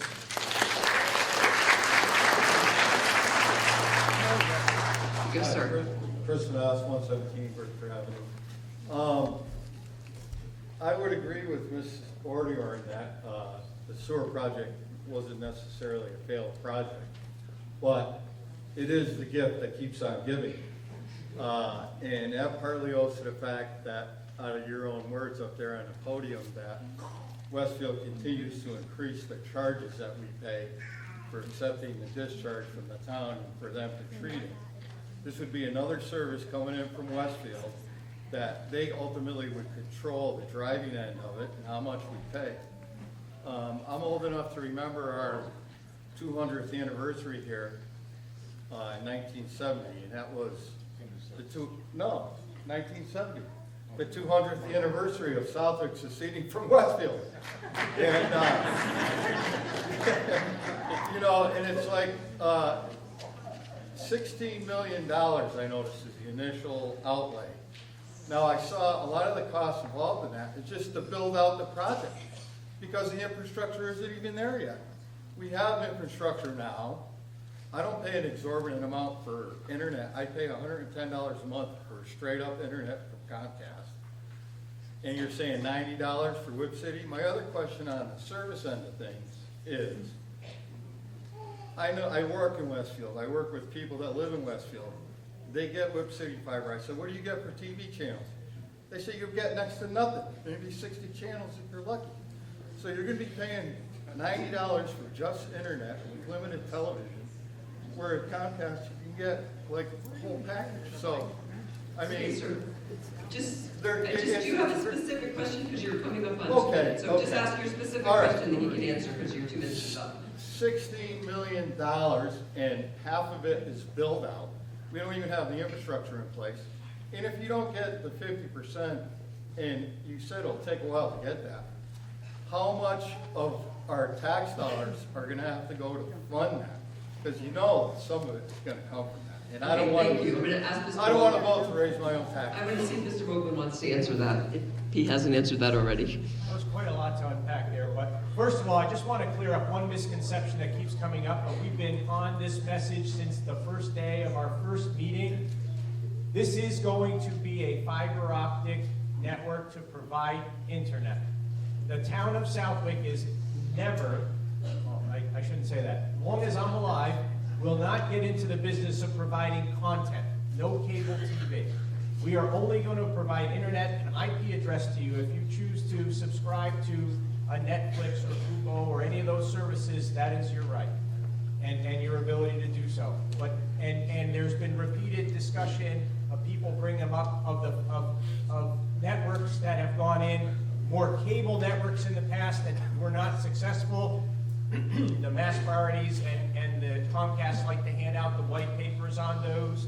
Those were all failed networks. Why? Because they all tried to get into the content business and compete with the very companies that are providing the content themselves. That is not something that we're interested to do. If City Fiber doesn't do it, we're not going to do it. To answer your question, the reason that we're looking to construct this network, it will be municipally owned. It's ours. It will be operated by Whip City Fiber via a contract. Whip City Fiber is not, and they're great, but they are not the only game in town. We will have our own hut on the campus of Town Hall, and we will be the provider of that service operated by Whip City at first under a negotiated contract that has a fixed rate in it. When it comes time for renewal, we can have that discussion with others that would be glad to operate that network as well. So you're not locked in that regard, the analogy on the sewer project that keeps coming up, and I agree with Pat, Mrs. Odiorn, the sewer project did its job, but what the issue that we try to approach this differently is we are coming to you with a number to construct the whole network and connect to the number of users so that the subscribers pay the interest and principal on the debt. The sewer project never reached that critical mass, and they developed infrastructure both in our town via the parallel interceptor and in Westfield for a number of users that they have not passed by with sewers. Therefore, it's impossible for sewer users to cover the expense of operating the sewer system. So rather than just go at this piecemeal and come back every year or two for an additional borrowing and not be able to, possibly not be able to complete the municipal network and pass by all those residents and businesses to get them to be a subscriber to the town-owned network, we're doing that here to do it all at once. It does not mean that on July 1st, we're going to go to the bank and borrow $16 million. It just gives us the ability to borrow up to that amount throughout the construction of the project to go past every resident and business and give every resident and business the opportunity to become a subscriber at $89.95, or the gentleman that wanted to pay more, you're more than welcome, to the service to pay down that principal and interest, and they have a shot to do it. Thank you. Okay, I'm going to go over here. Name and address, please. Jessica Gordon, 352 Granville Road. I am personally in support of this warrant article. Consistent, reliable, high-speed internet service is no longer a want, but a need for so many within our community, and for those we would wish to attract to be our residential or business neighbors. When it comes to the take rate, I can only say that while walking through the first neighborhood in West Springfield to connect to Whip City Fiber over this past year, I have passed more homes proudly displaying signs announcing their individual connections to Whip City Fiber than homes without them. Each new subscriber in that neighborhood that I have spoken to has had nothing to say but great things about the installation process, customer service, and the performance. I would also like to point out that the passage of this warrant article would be in accordance with the directives of the 2040 Southwick Master Plan's Public Services and Facilities section. Within the executive summary, expanded wireless or broadband was identified as a need. A strategic goal listed asked for the town to proactively prepare and evaluate town's future needs for utilities and services such as drinking water, sewer, and high-speed internet. Action item 2.3 asks for the Select Board and High-Speed Internet Committee to expand high-speed internet service to all residents and businesses through the town's recently adopted municipal light plan. And the Master Plan Implementation Committee was asked to include participation, input, and updates from High-Speed Internet Committee and additional fiber experts to address development of technological infrastructure for business and educational growth in Southwick. Thank you. Thank you. I'm going to go, she was next, and I'm going to go over here to this speaker over here. Go ahead. Leah Bezukina, 271 Granville Road. Just wanted to add on to the comments about homeschooling and the school during COVID, how it had to be online. My high schooler is currently being homeschooled, and his program is mostly online. We have never had a problem with connection. I am a registered nurse, and I have been working remotely. My phone is connected and working by using the internet, and my computer obviously is also internet connected. I work every day, and I never have any issues. So everything is great. Okay, sure. Your turn. Keith Gale, North Vinyl Road. I'd like to make a motion to move the vote. Okay. Okay, well, now we're just to kind of keep quiet for a second so I can explain what's going on. A motion has been made to go to a vote. That needs a second, and it's not debatable. Is there a second? Okay. All in favor of moving to a vote, please say aye. Aye. All opposed, please say no. No. That actually passes by a majority, so we're going to go ahead and move to a vote. I'm sorry, we've debated this now for about 45 minutes. I think it's been about 45 minutes. And I know everyone hasn't been heard, but everyone spoke, and the motion has been made, and it's been approved by the majority. Okay, so we're going to move to a vote. We're going to move to a vote. So what I need to do is first we're going to do a voice vote. And if we need to go to a different method of voting from there, I'll explain. But first, I just want to remind you guys, this is a 2/3 majority. All in favor of Article 9 to pass, please say aye. Aye. All opposed, please say no. No. So, there is absolutely no way I can determine a 2/3 vote from that. So, I'm going to go directly to a hand count, but I want to do a little bit explaining of what we're going to do. And I need to explain this to the people who are counting. I need everybody to be in a defined area. And our defined areas are going to be to this right side, and the right side is going to include these chairs in the front and the entire stage. And it's also going to include, there's a few people from the town clerk's office that are helping, and I'm going to include those in your side. Okay. For the center, Mr. Fox, I want you to count the chairs up here in front in addition to the rows I assigned you to count. The people standing in the back, can you just make sure you move to a defined area? Like, see how Mr. Doherty is definitely, or maybe it's Mr. Anderson, I can't tell. Be in a defined area if you want your vote to count. So Kristen Andrade will count the rows in the back. Okay, so you need to be in a defined area in the back there to be counted. On the left side, I have Mr. Pierce counting, and I want him to include these rows up here, okay? So, what I want you to do is you are voting yes, and you can stand. I want you to stand and raise your green card and stay standing. If you're unable to stand, just make sure you're raising your arm, and they'll be aware.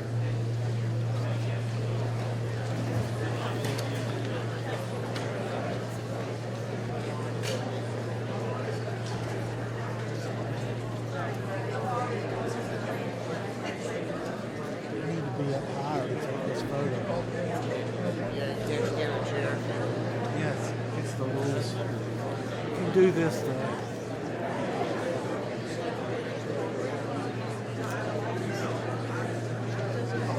No, I didn't. Not even close.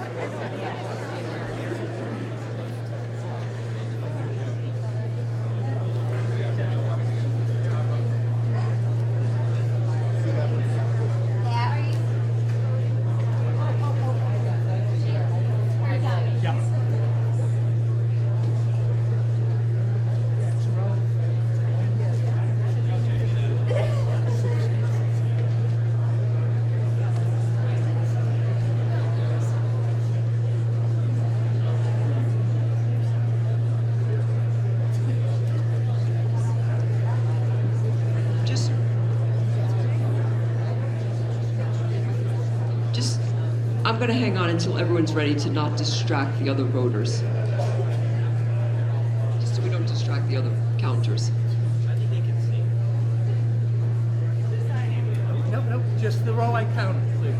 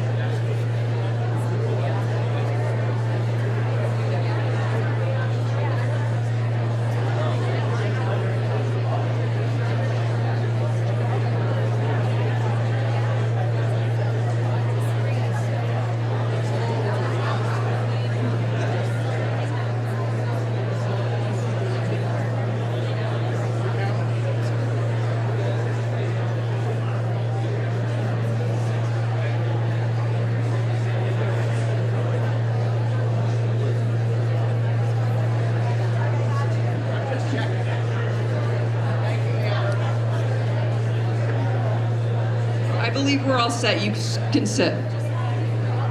Okay, Mr. Frost, do you have your number? 88. 88.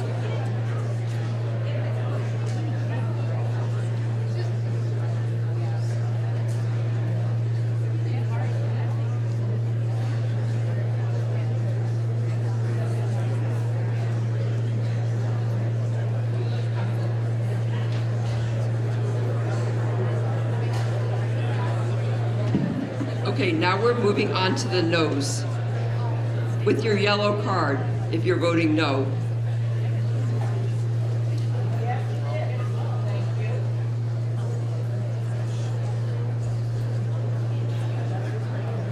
Try to.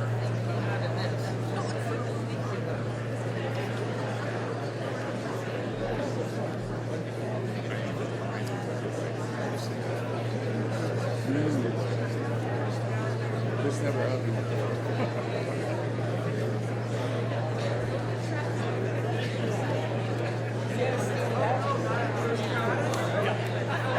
That's a big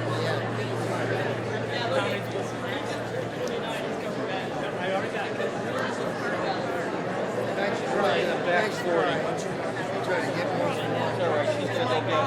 Huh?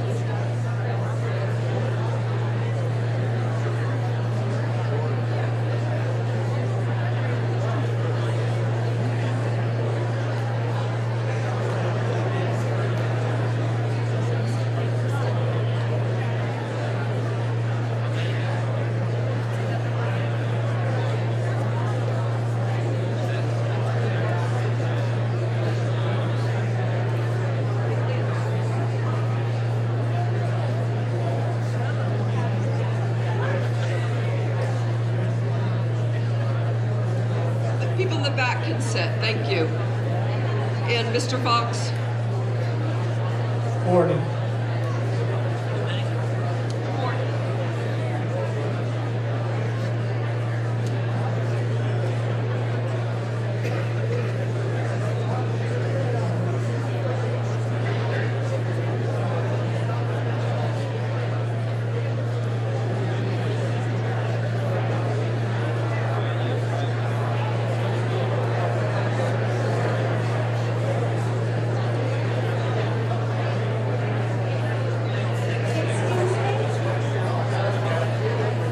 Excuse me, Madam Moderator? Excuse me? Yes, ma'am. The back half of the middle section? It was Miss Kristen Andrade right here.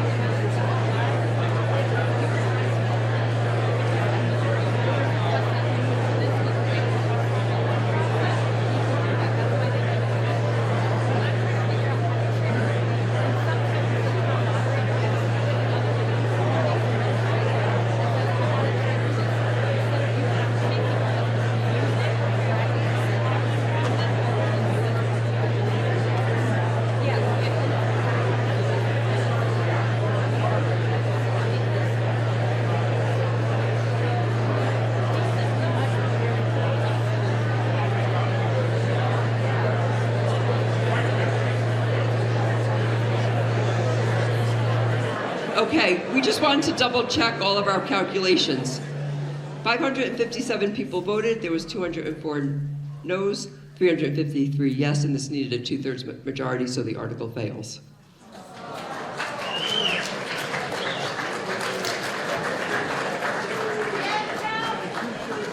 Those numbers again, please. I'm sorry, if anyone wants to comment on the vote? Can you repeat that? Sure, absolutely. 557 people voted. There were 204 noes, 353 yeses, and that fails because the vote has to pass by 2/3 majority. Madam Moderator? Yeah, hold on one second. I'm just going to tell you the number that would have. We would have needed 368 yeses for it to pass. And if anyone has a question, please. Oh, okay, thank you. Marisa Cook-Overcome, 126 South Loomis. Madam Moderator, would you please explain what triggers a secret ballot in our town bylaws? Yes, absolutely. If we want to go to a paper ballot, you need to make a motion, it needs to be seconded, and it needs to be approved by 2/3 of the voters. Are you interested in making that motion? I would like to make that motion. Is there a, wait, we can talk about it in a second. Is there a second? Okay. I want everyone just to wait 1 second, because I just want to make sure we're following our exact bylaws. I did ask that. Thank Yes, you. and I'm just going to confirm if this is a debatable article.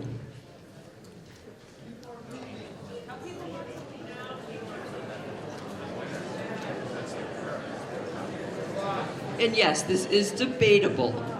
So we can hear some debate before we vote, but in order to go to a paper ballot, we would need a 2/3 majority. So now we are going to take discussion, since the motion has been made and seconded. So now we're going to discuss and comment on if we want to go to a paper ballot. So please, do you want to give your reasoning for why going to a paper ballot? Yes, I don't feel confident about the voting process that took place tonight. Yes, okay. Thank you. Thank you. That have voted, I'm sorry. the people that have already voted, some of them have already left. So why is that fair? It should have been one way or the other. I'm sorry, but this is a town meeting and I cannot, if people decide to get up and leave, there's. You already The vote has, voted. I just called the vote. I totally get it. I get it. We're gonna vote on if we're gonna do this as soon as we hear some comments. And we're gonna follow the exact bylaw as I outlined. Go ahead, Mr. Bach. Christian Bach, 10 Pine Knoll, move to vote. That's a little premature. Does anyone else want to come to the microphone and make a comment? I just want to give a couple people to make a comment before we vote on this. I know, yeah, so I'm going to go here and here. Let's just give a couple people a couple minutes to make some comments before we. I'm seconding his motion. Please, let's finish doing this, and I am trying to follow our state law, our town law, and town meeting time in a proper forum. If you can please just be respectful of that.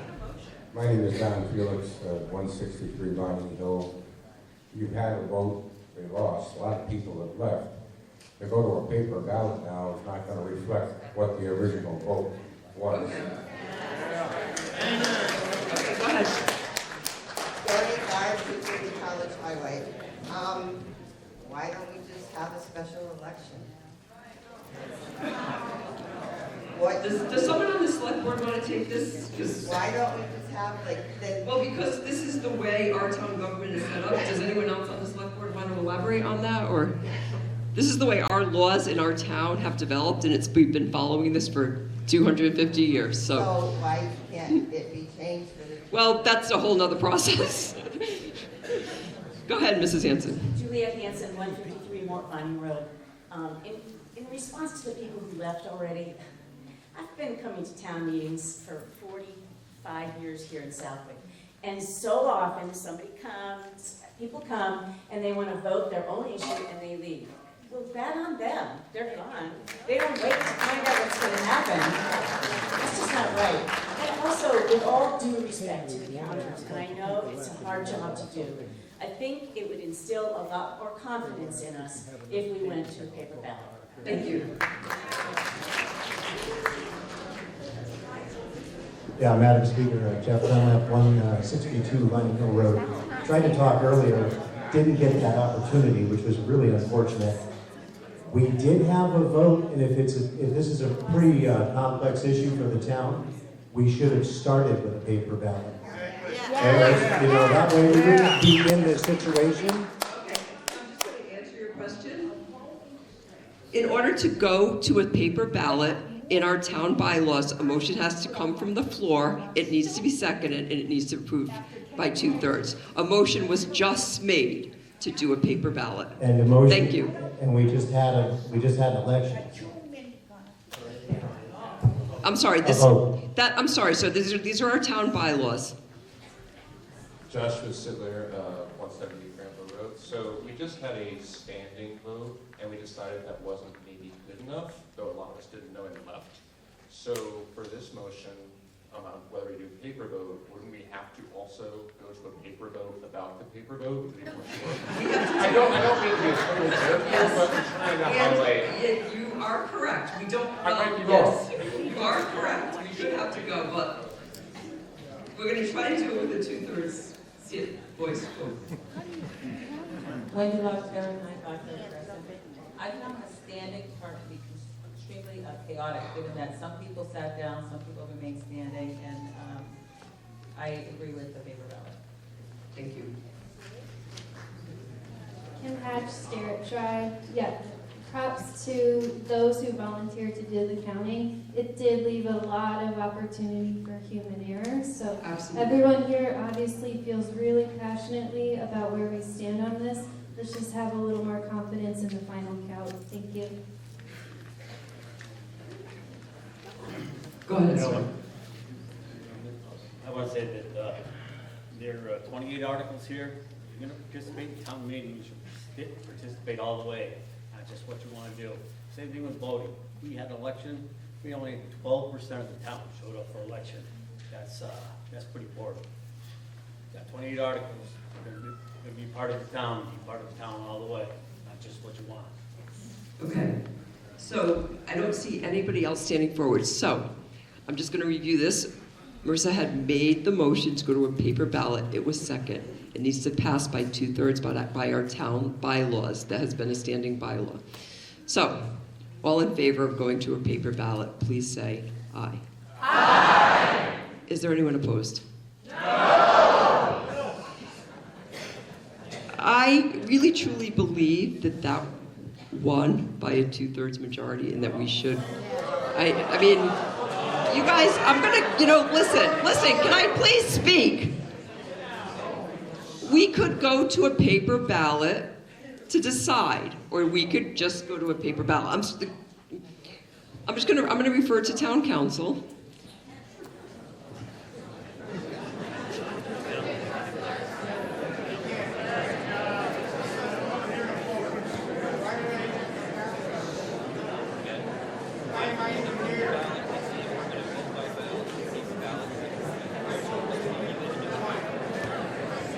Okay, so our legal counsel is recommending that we go to a paper ballot to decide if we're going to go to a paper ballot.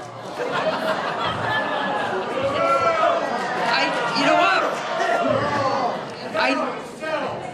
I know you guys are upset. This is the legal way that our legal counsel is recommending to do it.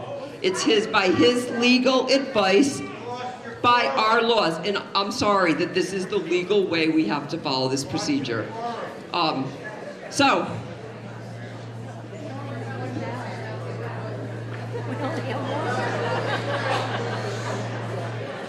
I'm just going to review the process with the town clerk because everybody received one paper ballot.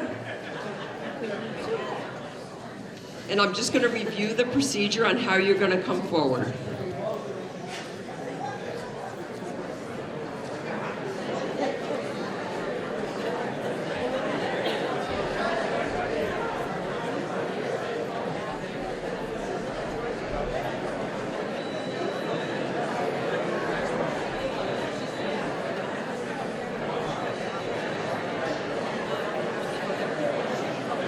I have a question.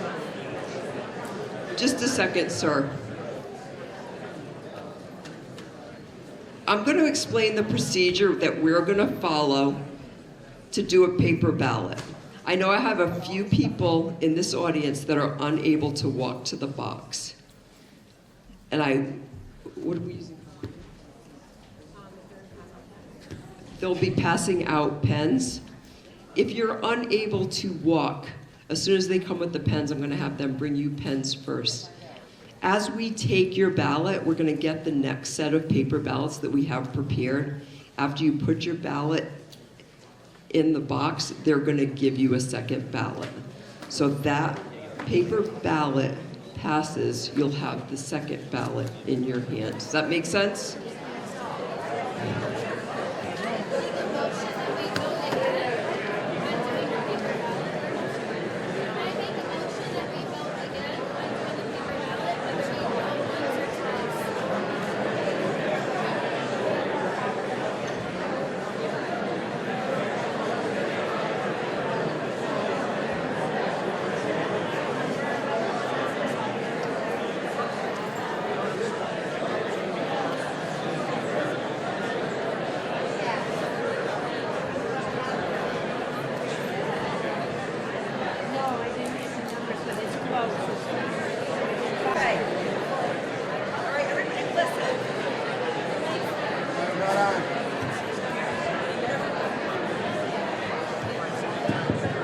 Thank you. Can everyone hear me? So, if you are unable to walk to the ballot box, can you please raise your hand? The ballot box are right here in front. If you are unable to walk to the ballot box, you need help? Does everybody have a writing instrument? You know what? We're gonna put them right up front. So I'm gonna start here with the. What? Yes, sir. Ma'am. Yes. What is your point of order? Right now, we're voting on if we're going to go to a paper ballot for Article 9 with a paper ballot. And I am going to ask the town clerk and her assistants to come and help this woman right here who's unable to walk to the ballot box so she can fix her... Point of order. I'm sorry, I didn't see you there. Point of order. The state, the bylaws of the state, any question submitted for consideration. This question has already been disposed, so it is not under consideration. Paper ballot only before vote. Yes. The bylaws state any question submitted for consideration. The question has already been disposed, so it is not under consideration. Paper ballot only before vote. I disagree with that. If the hand count is challenged by 10 voters or more, then a subsequent vote can be taken. There was a challenge, it was questioned. I've made the ruling, and the moderator has indicated that she's going to follow that ruling, that in order to make sure that everybody believes that the process has the most, is followed as best as possible and the accurate count is obtained, this is the procedure that's being done. Thank you. Is there anybody else who cannot walk to the ballot box who needs assistance? Okay, there's a woman in the back.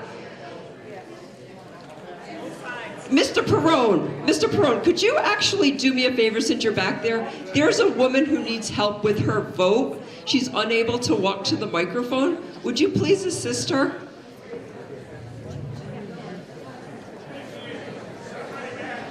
Okay. We'll get someone back there to give you assistance as well.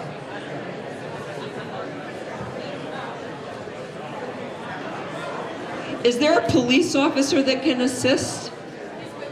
He's with her. We have somebody else on this side.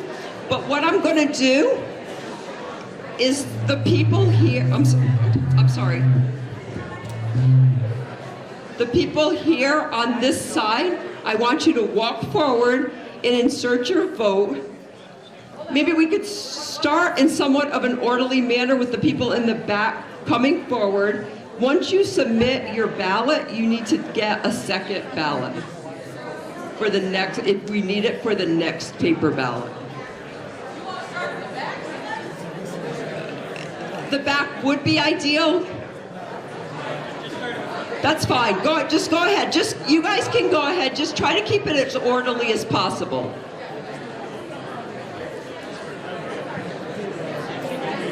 On the right side, you guys could start coming forward. I'm going to do the right and the left, and then we'll work on the center.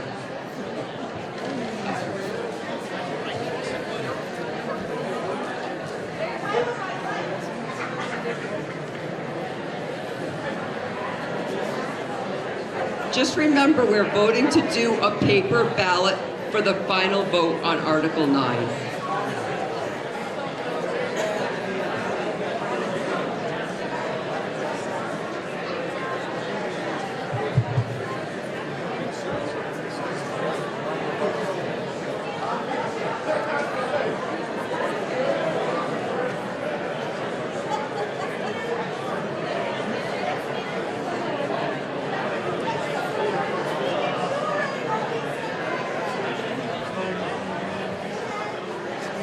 take a picture of this.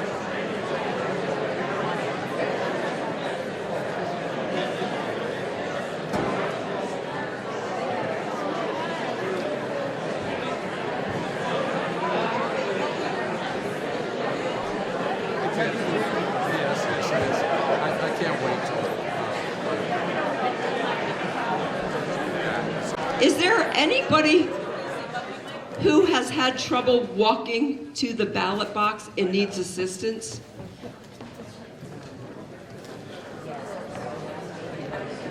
Okay, I think we're wrapping up a little bit over here, so it should just be a few more minutes.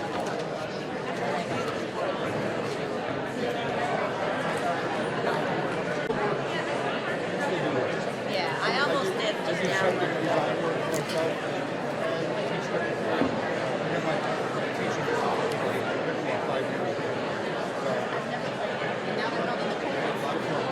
So when they get the porch done, like what is it? When they get it done, are they gonna do some lessons? Like 8 lessons at the senior center last year. Are they gonna do it when these are ready? I'm sure they will. I already volunteered. Okay, then I'll be there. It's good seeing you.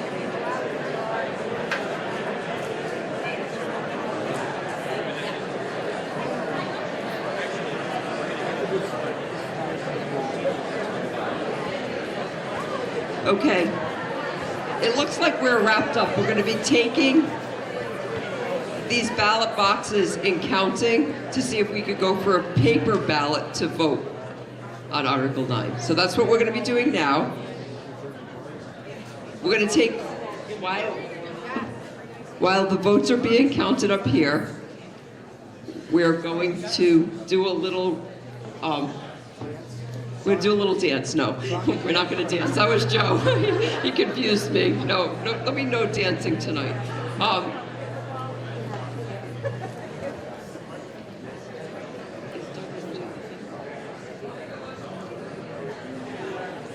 gonna call someone to the microphone to do a little acknowledgement.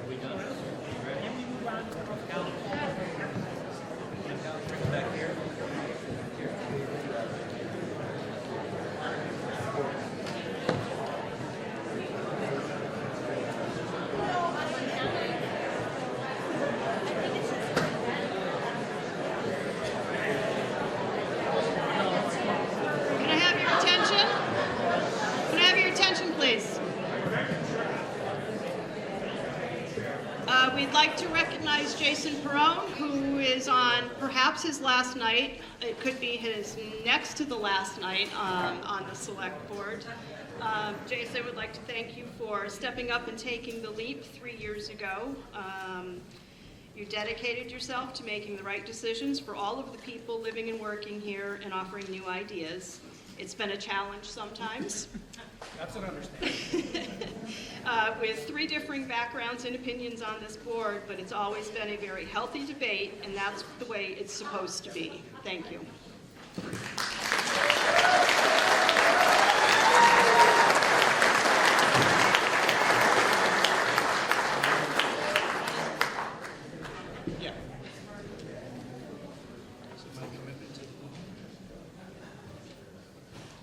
From the town of Southwick presents this certificate of appreciation to Jason Perone. Whereas Jason Perone has faithfully and honorably served the town of Southwick as a member of the Select Board since 2022, and whereas during his tenure he has demonstrated unwavering dedication to the well-being of our community, consistently acting with integrity, compassion, and a deep commitment to public service, and whereas Jason Perone has contributed meaningfully to numerous initiatives, policy decisions, community improvements, always advocating for transparency, fiscal responsibility, and the long-term best interests of the residents of Southwick. And whereas his thoughtful leadership, collaborative spirit, and deep respect for democratic process have left a lasting impact on the governance of the town, and whereas Jason Perone, effective May 21st, concludes his term with the same grace and professionalism that marked all aspects of his service. Now therefore be it resolved that we, the remaining members of the Select Board of the Town of Southwick, do hereby express our sincere gratitude and appreciation to Jason for his dedicated service and outstanding contributions. And be it further resolved that this proclamation be entered into the official record of the town of Southwick and presented to Jason as a token of our esteem and thanks. In witness whereof, we have hereunto set our hands and caused the seal of the town of Southwick to be affixed on this 20th of May. Signed by myself, Doug Moglen, and Diane Gale.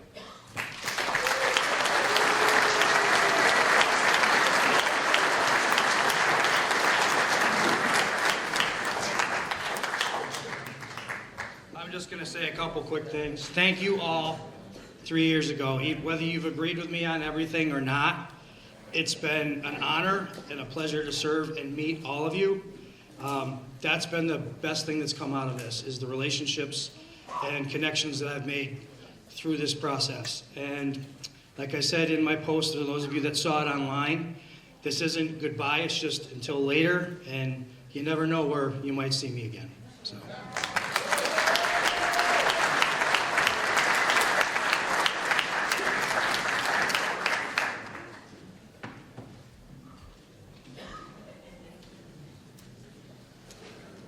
You might see me up on the stage again, I don't know. No, I mean tomorrow if we're still here. Sorry.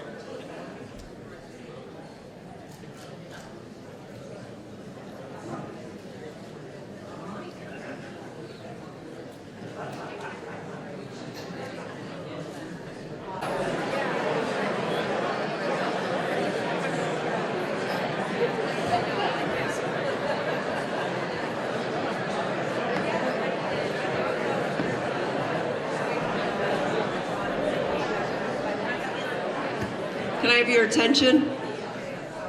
Okay, I'm going to read you guys the numbers, and thank you for having patience. And just know that we have legal counsel here, and we followed all the legal procedures that are in our town bylaws and state laws, and are followed by town meeting time, which we follow. So, in order for it to pass, we needed 322 votes.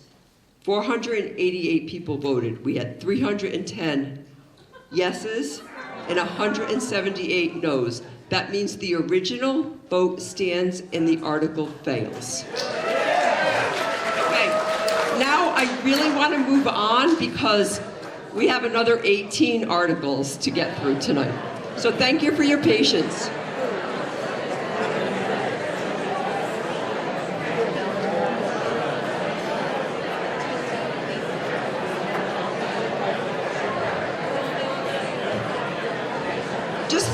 If you have the red slip, I want you to just hang on to it in case we come to another article that needs a paper ballot.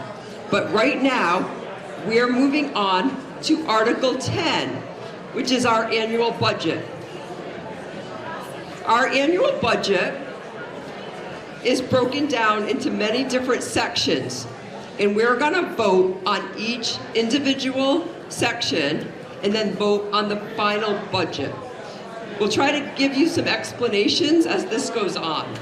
So, for Article 10, I'm going to ask the Finance Committee to make the motion. The Finance Committee recommends that the town vote Article 10 as written in the warrant. The Finance Committee makes a motion to raise and appropriate the sum of $14,830,372 and appropriate and transfer from free cash the sum of $3,057,000 and appropriate and transfer from cable peg access the sum of $42,235 and appropriate and transfer from sale of lots the sum of $6,000 and appropriate and transfer from overlay surplus the sum of $150,000 and appropriate and transfer from sewer capital account the sum of $23,000 and appropriate and transfer from sewer retained earnings the sum of $60,526 for the grand total of $18,169,133, which represents the general fund budget in the amount of $13,604,599 and the sewer budget of $1,396,526. and the water fund budget of $1,575,736, and the emergency medical services budget of $1,592,272. Is there a second? Okay, we're going to be breaking this down into individual sections, and our first section is general government. So, general government ends on page 9 in your budget, which is the yellow section. So the total general government budget for fiscal year 26 is $103,129.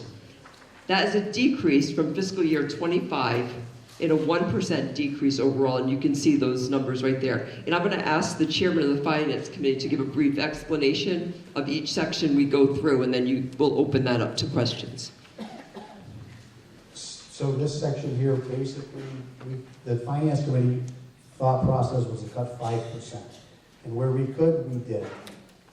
So that's why in the end you only see a 1% because of things we couldn't touch. But overall, we tried to put a 5% cut in the town budget. Are there any questions or comments on the general government section in the budget?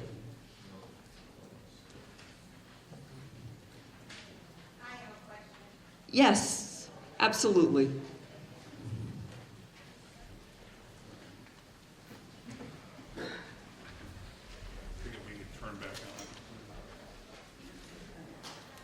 I think it needs to turn back on.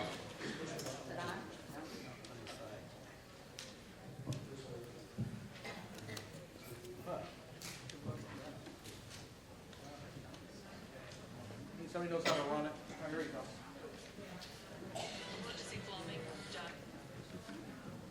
go. Okay. My name is Debbie Patrick. I kind of have two addresses right this moment, mainly 11 Patriots Way. And my question is, I'm a little bit confused on how to vote on this general budget. I read the newspaper articles, and there's some specific things in there that I'm not sure if it's under the general budget or if it's going to be what you're going to talk about. So I'll give you an example. The money for the 6 bedrooms in the fire department, is that something we're voting on right now, or is that something that will come up in a bit? What section, she's asking what section of the budget is that under?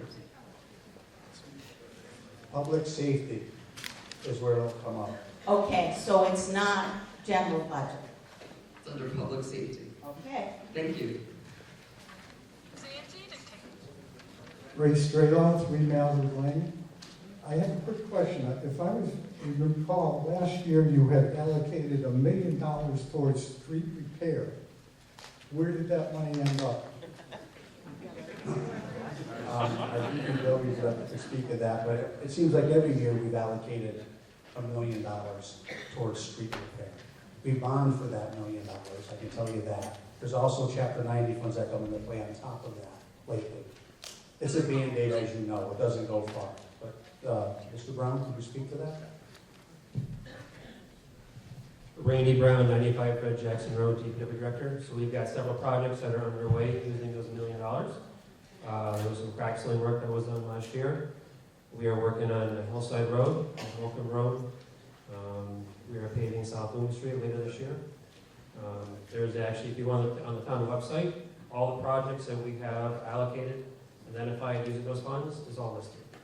So you're saying that $1 million plus whatever you normally allocate for street repairs was all spent on street repairs? Yes, it is. Okay, thank you. Are there any other questions on general government? All in favor of the general budget government, please say aye. Aye. Is there anyone opposed? Please say no. That passes unanimously. We're going to move on to the next, which is public safety. This begins on page 10 and goes through page 13. The fiscal year amount for fiscal year 26 is $4,080,108, which is an increase of 6% over fiscal year 25. And I believe this is probably where your question comes in, Ms. Patron, if you want to come forward, and if anyone else wants to come forward. I'll have a motion for this, please, for this section. In a second? Okay.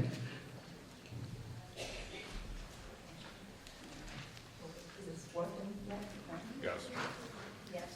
Okay, Debbie Passion, 11 Patriots Way. I have a real problem with seeing $250,000 to build 6 bedrooms in the fire station.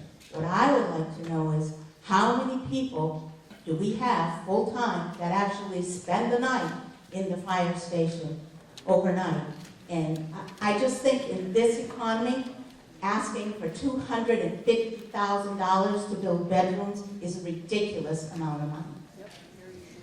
Would someone from the fire department like to speak on that? They don't even want to speak.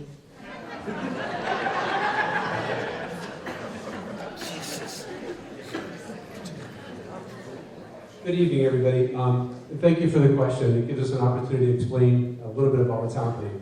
So in 2000, when the fire station was built, as some of you know, the station was all volunteers, and they didn't need sleeping quarters.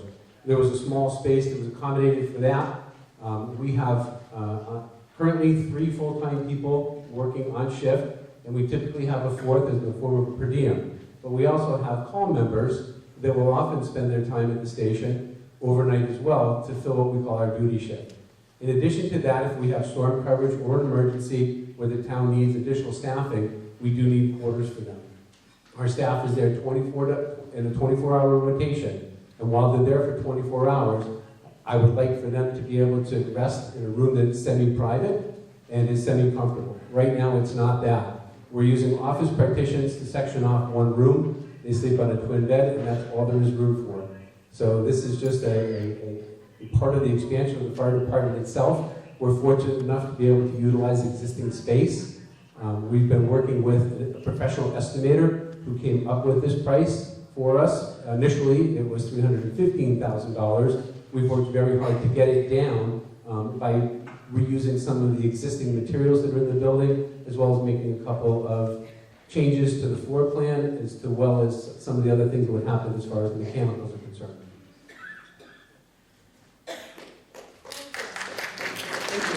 Does anyone else have a question or comment on public safety? All in favor of the public safety portion of the budget, please say aye. Aye. Is anyone opposed?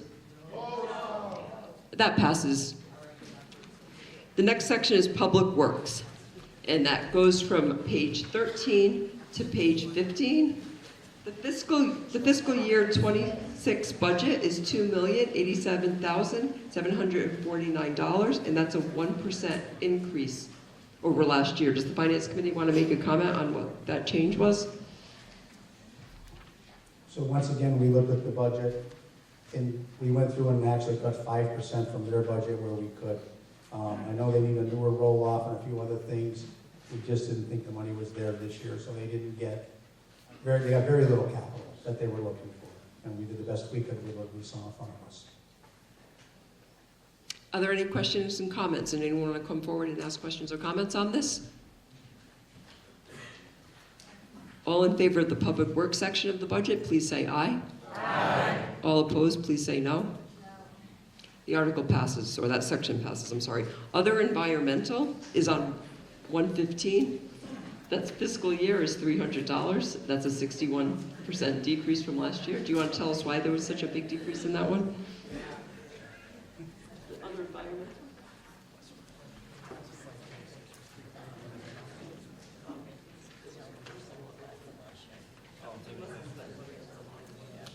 Yeah, I don't know. Secretary's salary? There was a secretarial salary that I guess decreased a lot from last year. It was $475 last year. Does anyone have any questions on this other environmental? All in favor of other environmental, please say aye. Aye. Is there anyone opposed? Please say no. That passes unanimously. Okay. Our next section is Human Services. That's pages 15 to 16.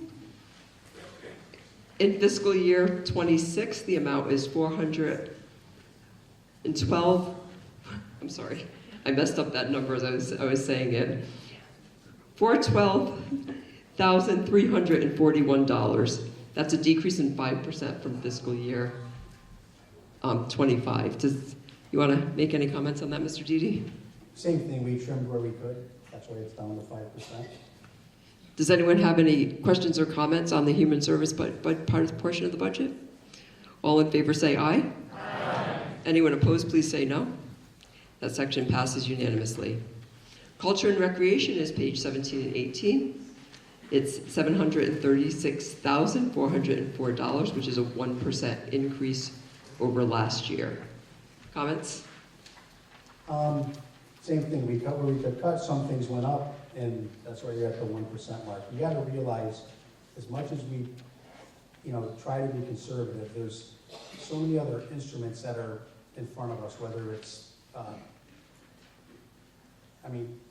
folks need to get paid more money, you see that. As much as we cut the school system in itself, that's a machine, and it needs to get fed. So at the end of the day, no matter what we do, it looks marginal, right? 1% increase or a 1% decrease. I don't know what to tell you, that's the best we could do with our budget.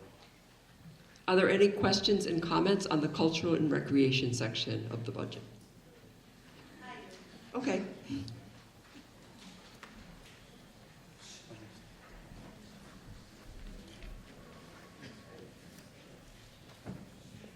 Debbie Patchen, 11 Patriots Way. So, the pickleball courts, are they under this section? No? Okay. There was another one. A lot of those are CPC funding issues that'll be coming up as we move on. All right. Yeah. Thank you. Any other comments or questions? All in favor of culture? Oh, I'm sorry. Did someone have a question? Oh, okay, I'm sorry. All in favor say aye. Aye. Anyone opposed, please say no. That passes unanimously. The next section is debt, interest, and insurance. $3,184,568. That's a 1% increase from last year. Comments? You said insurance, right? Yep. I don't need to say any more. Okay. Does anyone have any questions or comments about this?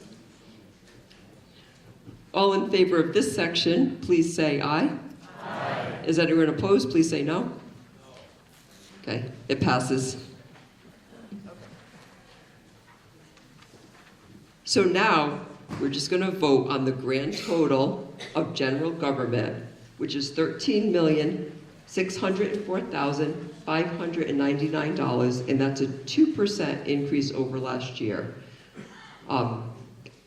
We kind of took questions and comments, but did anyone just want to make any questions and comments about the grand total of this government before we just vote on it? Yes, sure, go ahead, sir.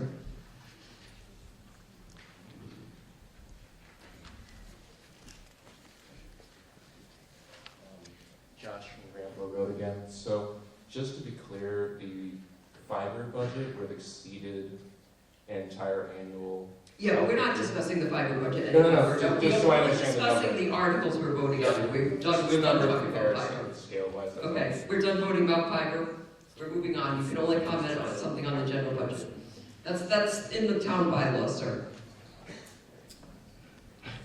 Any questions or comments on the grand total for the budget? All in favor of approving the budget, please say aye. Aye. All opposed, please say no. Passes unanimously. Okay, we have 3 smaller budget that go in. The grand total for the sewer division on 20 is $1,396,526. That's an increase in 4%. Can we comment on the 4% increase, please? Well, if you look down, you can see what was down 13%, what was up 2%. There's maintenance, there's overtime involved. It looks like sewage flow fees went up 8%, but yet other things went down 17%. So in the end, there's a 4% bump. Are there any questions and comments about the grand total for the sewer division? Sure, could you walk to the microphone, sir?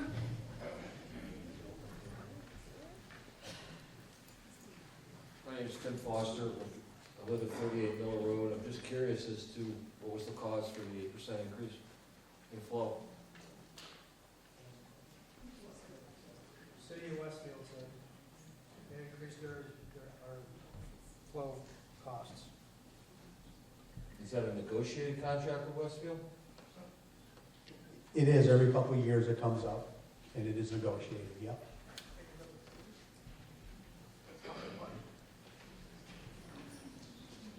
I'm not saying we have the upper hand ever, but it is negotiated. All in favor of the grand total for the sewer division, please say aye.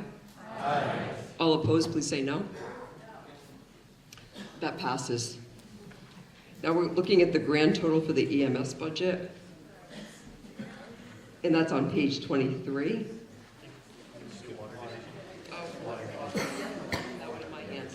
I'm moving too fast. Water division first, I'm sorry. $1,575,736,000. That's 21 and 22 in page 22, and that's up 2% for last year. Any comments on that, Mr. Didi? Well, once again, look to the right-hand side of your budgets, and you can see what went down and what went up. You're minus 14 for the pump station, that's interest on the actual loans. Up top, you're minus 7 for site and garage work, but you're up 3%, it looks like, for water tank 2012, am I reading that correctly? And then you have the page before too, correct? Yep, your salaries went up. Does anyone have any questions or comments for the grand total for the water division?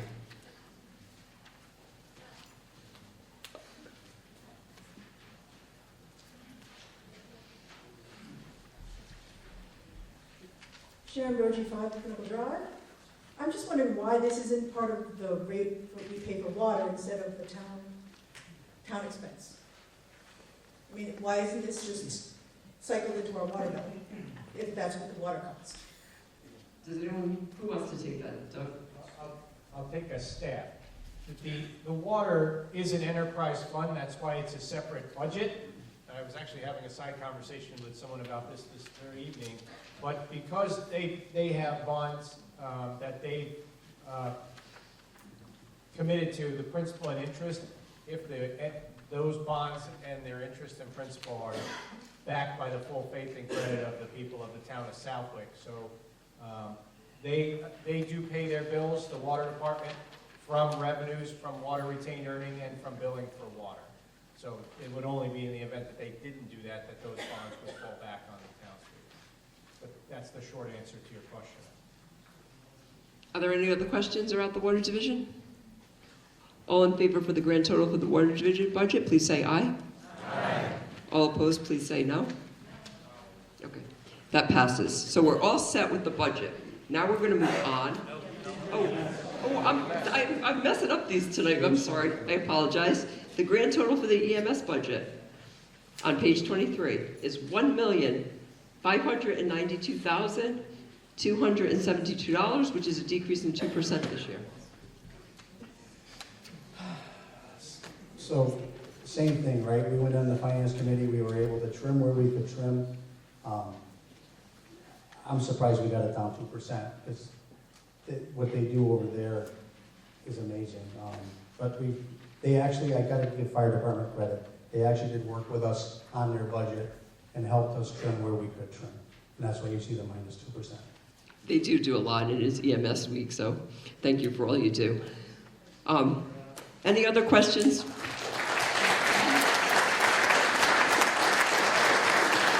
Are there any other questions on the grand total for the EMS budget? All in favor of this budget, please say aye. Aye. All opposed, please say no. That passes unanimously. Now we can move on to Article 11. And that's a motion from the Finance Committee. The Finance Committee recommends that the town vote Article 11 as written in the warrant. The Finance Committee makes a motion that the sum of $1 million is appropriated to pay cost of roadway reconstruction, including cost of paving, resurfacing, and the payment of all other costs incidental and related thereto. And that to meet this appropriation, the treasurer, with the approval of the select board, is authorized to borrow said amount under the pursuant to General Laws, Chapter 44, Section 7, subsection 1, or pursuant to any other enabling authority, and to issue bonds or notes of the town therefore. Is there a second? Second. Thank you. I'm just going to clarify that this is a vote that requires a 2/3 majority. It's requested by the Select Board and the DPW. Does anybody want to open this up with questions about roadway construction? So, you mind if I say? No, go ahead. So this $1 million, like we did the year before and the year before, we start off, Mr. Brown comes in asking for around 20 to 30 million for roads, and that's what he needs. We kind of smile, we go through the budget process, and quite honestly, the way we're sitting, we're lucky to do the million, which we borrow, and I believe that cost us $125,000 a year? Roughly $125,000 a year for X amount of years to pay that back. So as we all complain about roads, and we do, you gotta take a hard look at this number and what it costs us, because I think you'll see in the next year or two, big numbers coming in front of us to do major road work. And that's gonna cost the taxpayers money. That's all I can say. Thank you. Sure, go ahead, sir. 3 Mallard Lane. I asked the same question. I asked, when you spent $1 million last year, you said that isn't much money. If you're gonna spend another $1 million this year, guess what? The roads, South Long Yard Road, my neighbor got 2 tires blown out in 6 months. In 6 months, that cost him $700. I'm driving like I'm a drunk sailor down there to avoid it. And it's not your public works department. They do a great job. That's a make-work project. Maybe we gotta spend some more money than $1 million. I think the longer you put it off, the more expensive it's gonna be. Nothing's going down as the years go by. And if you said $1 million does nothing, we're talking about doing nothing again. We are. We're talking about patching up the roads the best we can with that $1 million. And $1 million gets you about 1 mile at the end of the day. What I'm saying is we probably need more money than that. Well, I hope you're back next year to vote in the 5, 10, or 15 million we're going to do. Thank you. Thank you. Does anyone else want to speak on this? Oh, sure, go ahead, sir.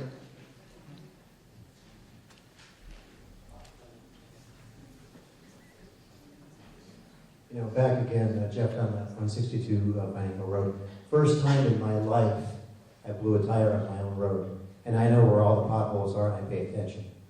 So I'm in favor of definitely, $1 million's not doing it. We definitely need more money. I'll just say that. Thank you. Okay. All in favor of Article 11, please say aye. Aye. If there's anyone opposed, please say no. That passes by unanimously. I'm glad we're all in agreement with that. Article 12 is developing a revolving account. I'm sorry. I'm sorry. But someone back here had said something to me. It's adding a revolving account for conservation. Can I have a motion for Article 12 as it appears on the warrant? Is there a second? This is a majority vote. Does conservation want to kind of give us a little why they're developing this, or is anyone here from conservation?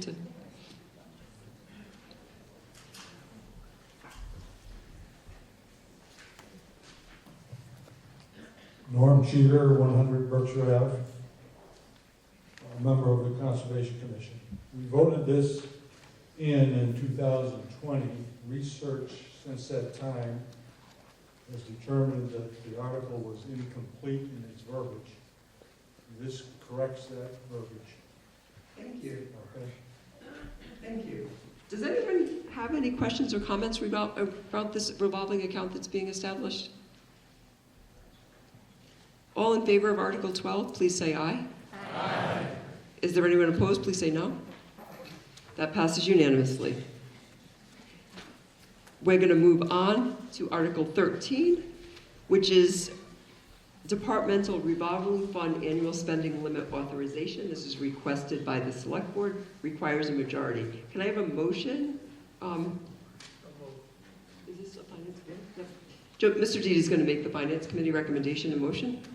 The Finance Committee recommends that the town vote Article 13 as written in the warrant.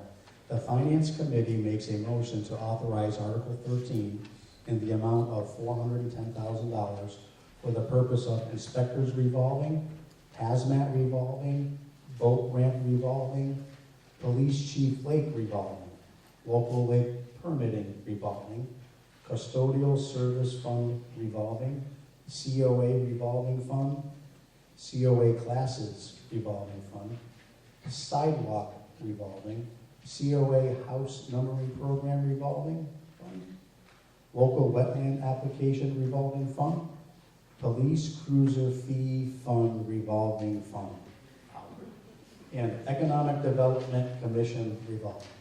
Is there a second? Second. Okay, does anyone have any questions and comments regarding these revolving funds?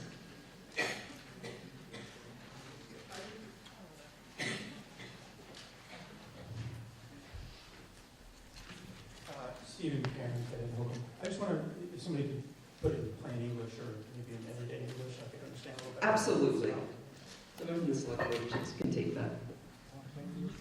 You want plain English? Okay. So, these basically, there's fees involved. They go back into, I guess the best one for me would be the Police Cruiser Fee Fund Revolving Fund. I'd like to say that again.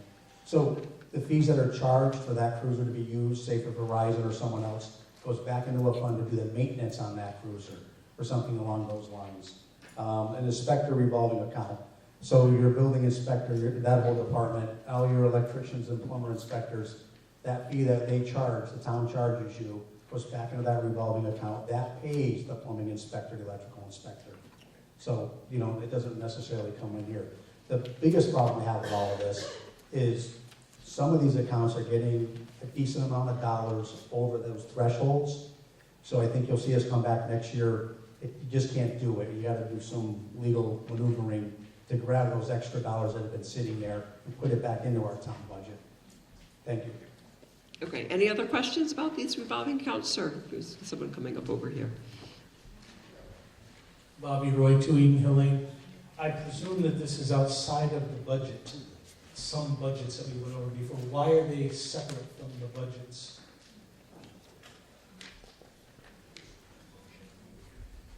Because they are fees that are generated. So you're just approving that you're allowing them to still do that and the dollar amounts that are there. Does that make sense? I still don't see why they're outside of the budget. They're not in the general fund, sir. So you're voting on that article. That's why it wasn't in the general fund, which was the yellow paper. All in favor of Article 13, please say aye. Aye. Is there anyone opposed? Please say no. That passes unanimously. We're moving on to Article 14, with the acceptance of a town way. And this requires a majority vote. Can I have a motion for Article 14 as it appears on the warrant? So moved. Is there a second?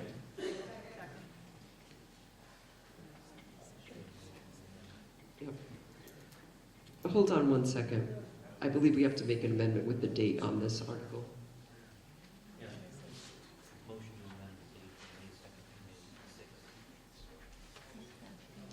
There's a Scribner's error.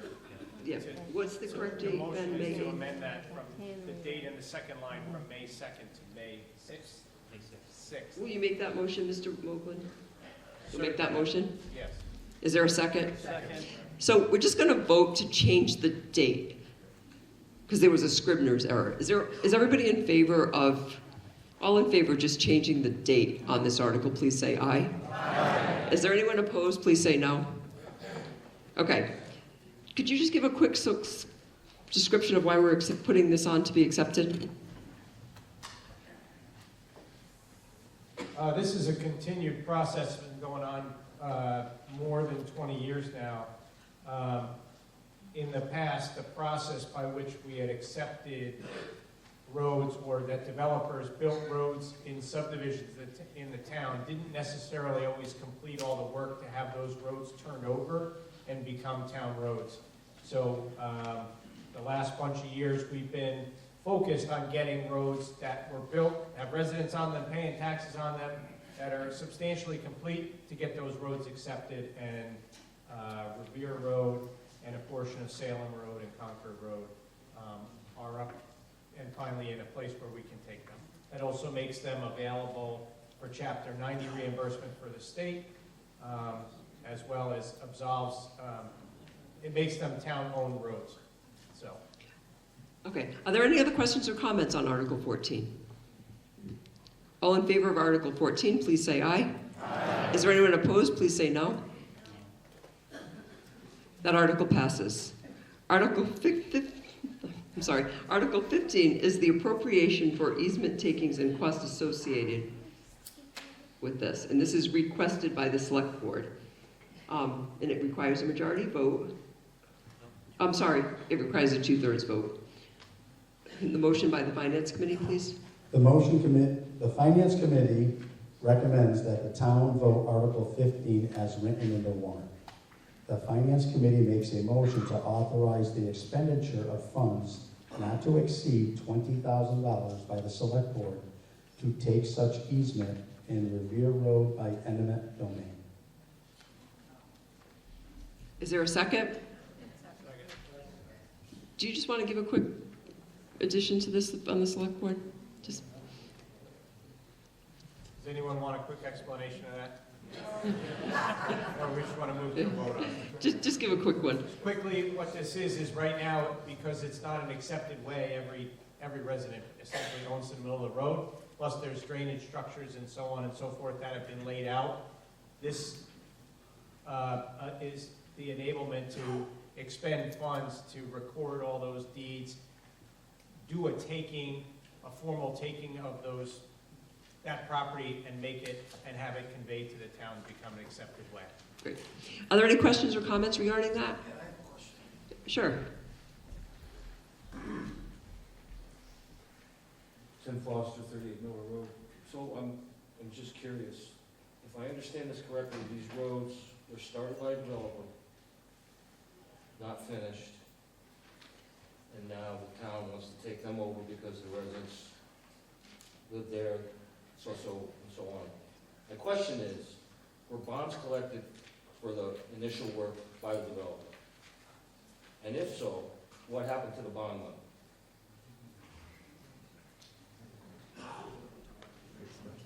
Before I defer to the current planning board chair, having spent 15 years on the planning board prior to my tenure on the select board,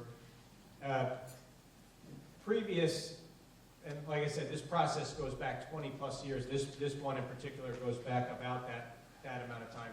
There usually was a bond. That bond was usually released, and it usually was on the developer to do that last piece of submitting the as-built plans and everything else. And I would say it's several administrations ago that the process wasn't always followed perfectly. These roads were done. They were completed. It's not like they were just haphazardly done. And I'll tell you right now, the last 15 years or so, developers are held to a very different standard as the amount of bonds that are by calculation and cooperation with DPW and the other boards, and no money is released. And I'll also tell you that the amount of money held at the end is much more substantial than it used to be. Therefore, the developer really doesn't make a decision that I'll just forgo the last $5 grand and not do that last piece. Thank you, Mr. Foster. Thank you. Anyone else?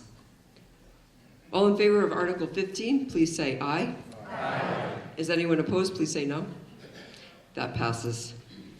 Okay, is Jennifer Willard with us? I'm going to ask her to come forward because the next 3 articles have to do with the school. Her and the finance director, Nick Brenier, will be joining us. Article 16 is the out-of-district school assessments requested by the Finance Committee, the Select Board, and the Regional School Committee. And it requires a majority. Can I have a motion for Article 16 as it appears on the warrant? So will someone just make that motion, please? In a second? I'm going to ask for a little bit of an explanation because this is something we haven't had on our warrant. Oh, I'm sorry. I'm going to just ask for the Finance Committee's recommendation. Thank you. The Finance Committee recommends that the town vote to raise and appropriate the sum of $737,164 for the Southwick Town Randall Regional School District out-of-district student assessment for the fiscal year 2026. Okay, thank you for inviting me up here, and good evening, everybody. This is a new vote because per Mass General Law, regional school districts are not supposed to be paying for out-of-district vocational tuitions. And the reason for that is because Southwick pays 83% of the budget, Granville pays about 13%, and Talon pays 4%. So what we were seeing was that there was about an equal number of students from Southwick and Granville attending out-of-district vocational schools. So there was a big inequity on who was paying the portion of the students who went to vocational schools. So Chairman Stevenson took it and just kind of ran with it and did a lot of analysis and really worked with the Finance Committee. So last year, our out-of-district vocational costs were $1.2 million for the students in Southwick and Granville, and there was one student in Tolland who attended either Smith or who attended Westfield Technical Academy. There was also $150,000 in bus fees for transportation. That totaled about $1.35 million. Well, that was in the school budget last year. We worked to get it out of the school budget, and because last year Southwick was paying $1,017,000 of that $1.35 million. This year, we're asking for $737,000 for just the students of Southwick. So you have 24 students who will be attending Westfield Technical Academy. There's 7 students who will be attending Smith Vocational. So it does come to a total of about $679,000, including special ed.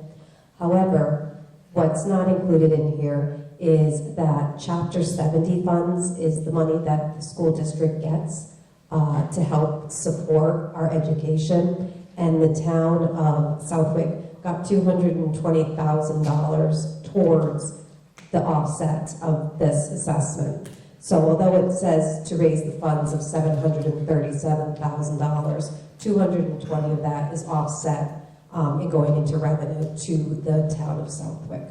So I'd really like to thank Joe Didi and Chairman Stevenson for all their hard work on this over the past few years to bring this to the voters of Southwick.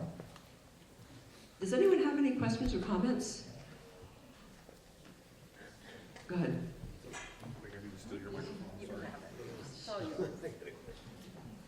Pete Greiser, 20 at Lexington Circle. Those are variable numbers. And what happens if the enrollments go up or down? Actually, sorry, one other question. What if Granville votes no?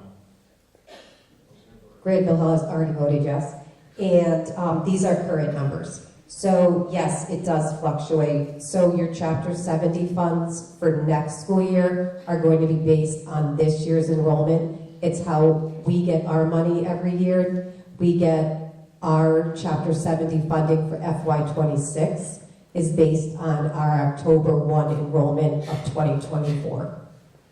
So that's how Chapter 70 works.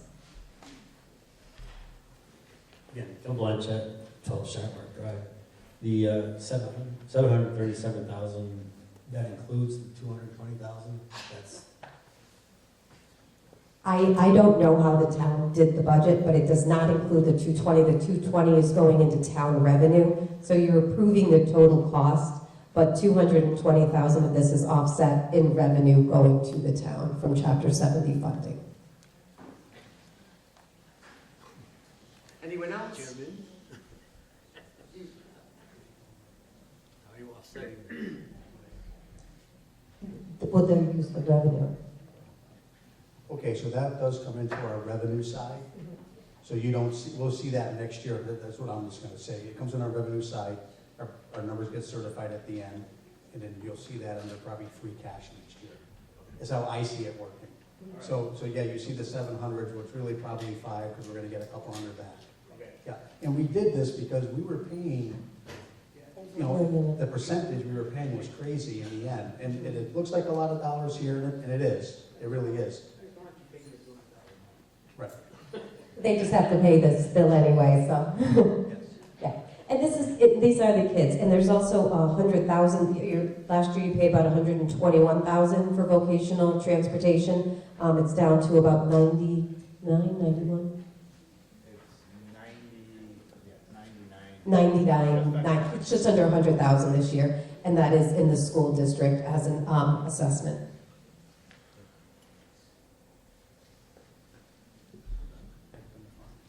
Oh, I'm sorry. Your picture is the wrong number. The picture is Article 17, not 14 million. Well, that was my mistake at home, Pat. I made a mistake at home. No, we've got to maybe go back to the previous slide. No, I must have missed a Oh, slide. you must I have- must have oh, missed a slide. it's okay. I must have missed one in my preparation at home, Pat. I apologize for that. My error. Are there any other questions? We good? Can we go to a vote? All in favor of Article 16, please say aye. Aye. Anyone opposed, please say no. The article passes. So now we are on Article 17, which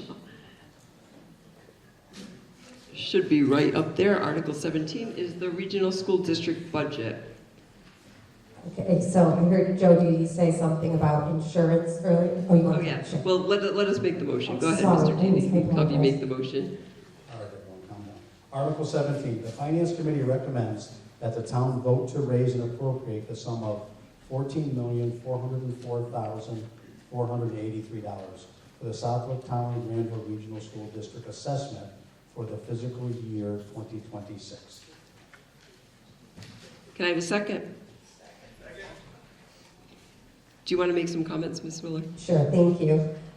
So we, this year, we are asking for a discretionary because, as I said earlier, this year was kind of like a restart for the school district because we lost about 54 children. They came and they went into the town of Southwick and to the town of Granville, and that's why you received the Chapter 70 funding. So usually every school year, we get about a $500,000 increase in minimal local aid, which is what the towns are required to pay.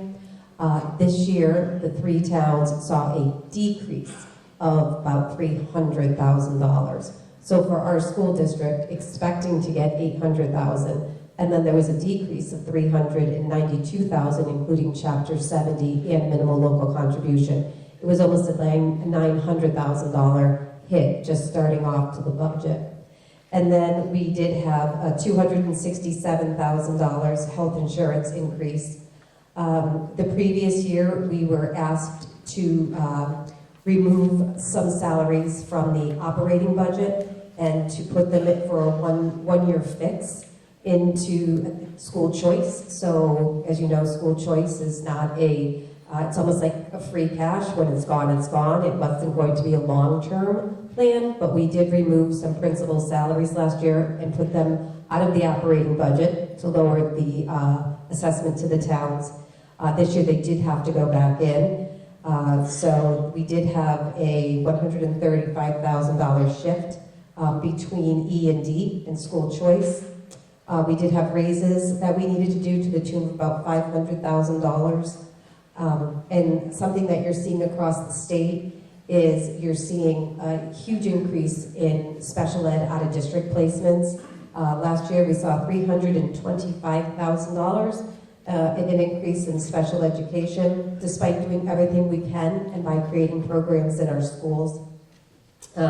We did have a maintenance increase of $120,000 and a school choice and charter school increase of $165,000.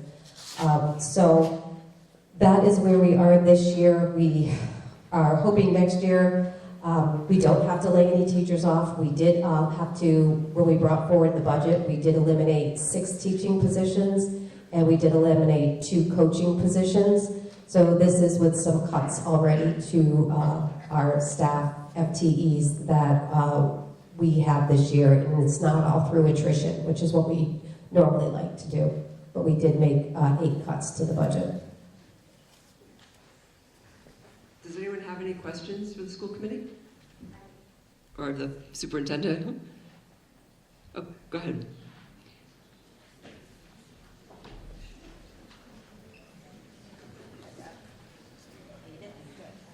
Okay, Deb Patchen, 11 Patriots Way. My question is, there's mention in the newspaper here of $192,000 to rehabilitate the track. That's part of your budget. That's actually on the next article. Oh, 7. Oh, okay. We'll get to that. See you in a minute, Deb. We have one more. Stephanie Nagella, 3 Dewitt Circle. You just spoke about cuts that will be happening for the next school year. Is that because the number that is listed up there is not fully funding our schools? That in order to even come to that amount, we do have to lose 8 employees, meaning class sizes will be increasing, and student resources will be limited? This means we did not bring forward a level service budget. A level service budget is where you bring forward the same number of staff that you had one year to the next. We did not do that for this budget. Go ahead. You have one more question over here.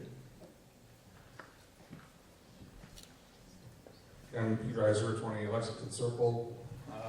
It sounds like what you're saying in a lot of cases here, what the dollars you're asking for suggest a lot of students leaving for various reasons. Is the funding level that you have here going to start turning that around, or do we expect to see this continue happening in the years to come? We do have a declining enrollment. It's a rural school issue across the state, across the country. The big number of students that you saw leaving the budget this year were because the vocational students were removed from our foundation aid. As I said when I was in Granville, it's a philosophical discussion you can have. I truly believe that we should not be denying our students if they want to take plumbing, electrical, animal science, agricultural. And so in order, I can say that they have to go to exploratory at the CTEC program, but they'll never get into their vocation, Chapter 74 vocation of choice, if we make them do that. And the only ones that the state says that we have to send kids to exploratory to outside of our own chosen school district would be aviation, animal science, and agricultural mechanics. So all of our students who are in plumbing and electrical and cabinet making and all the other ones that they go to, they wouldn't be able to go to them and they would not get in 10th grade.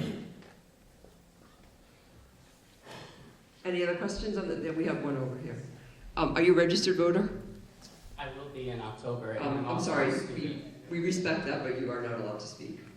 But thank you. Permission to send my question to my legal guardian here, who is a voter. I'm sorry, I can't allow it.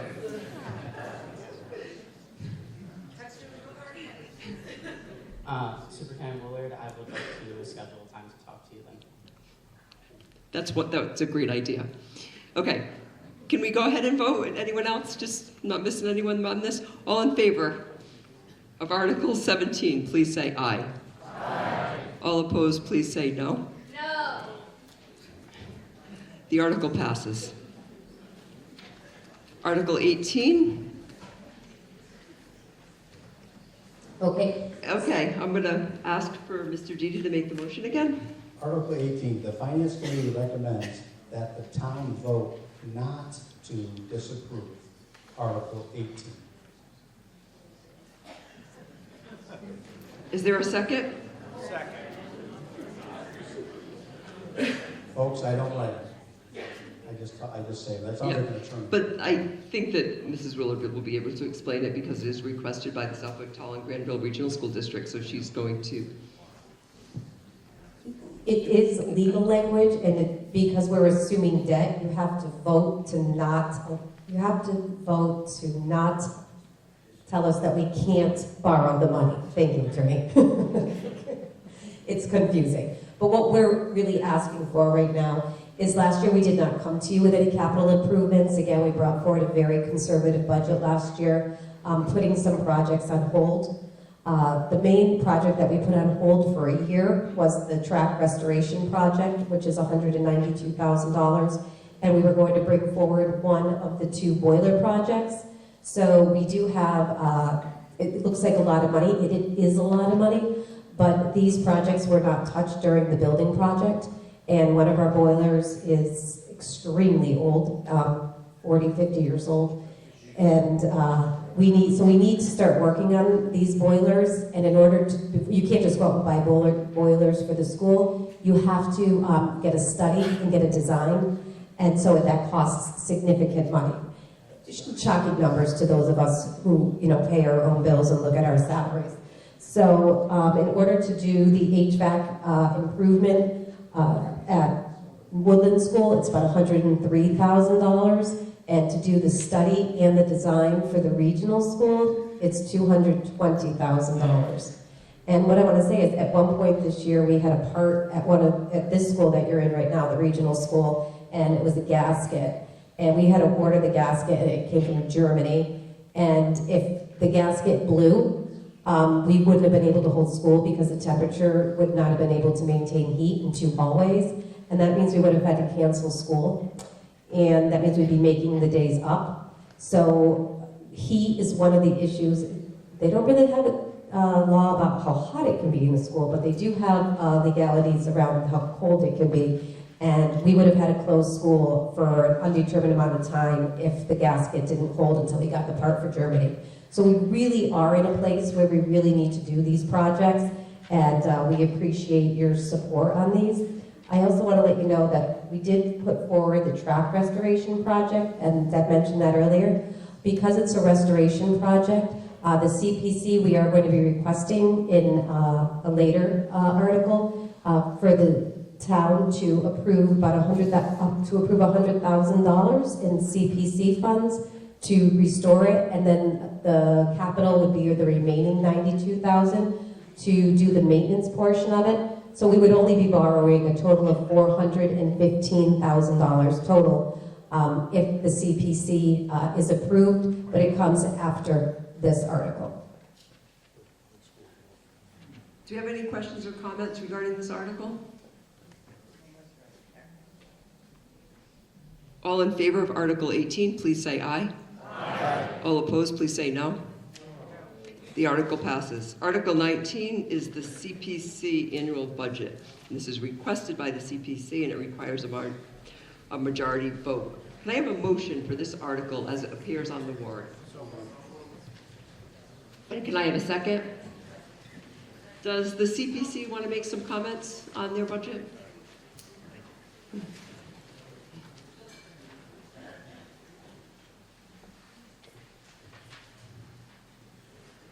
Again, Chris Pratt, I'm chair of the Community Preservation Committee. Every year we have to go through this process to, make sure that we're allocating the right amounts to the different parts of what community preservation will pay for: open space, historic, community housing. Each of those portions get 10% of what's raised by our 3% surcharge on the taxes and from the state match. We do withhold also, I think 5% for administrative fees, and this is every year we do the same thing.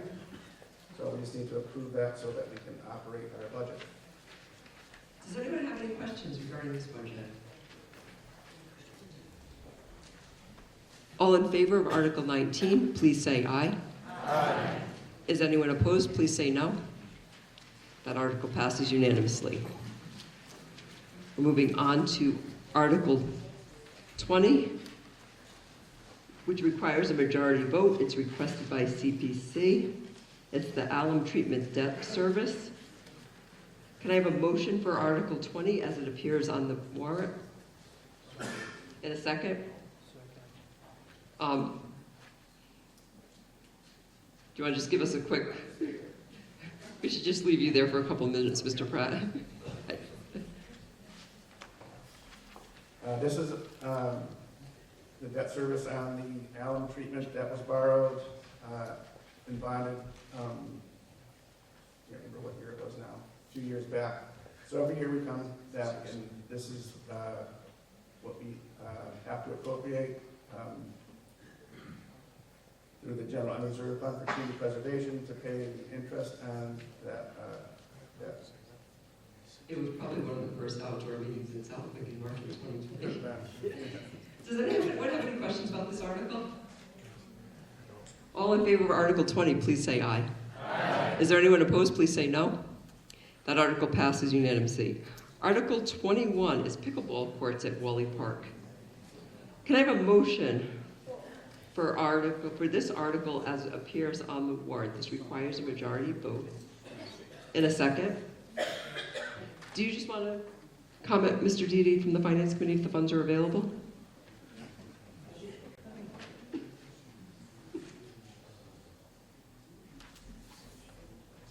Joe Dede, Finance Committee, yes, these funds are available. Great. Do you want to just give us a little explanation on what's going on with the pickleball courts and the movement of the money? So the Recreation Committee came to us and asked if they could withdraw their last application for the pickleball courts because the materials and things they didn't think were quite going to be good enough. They also wanted to expand, so they asked to go forward with a new application to increase the number of pickleball courts and to upgrade their quality. It's permissible through CPC funding, so we voted yes to bring it here tonight. Great. Does anyone have any questions and comments about the pickleball courts?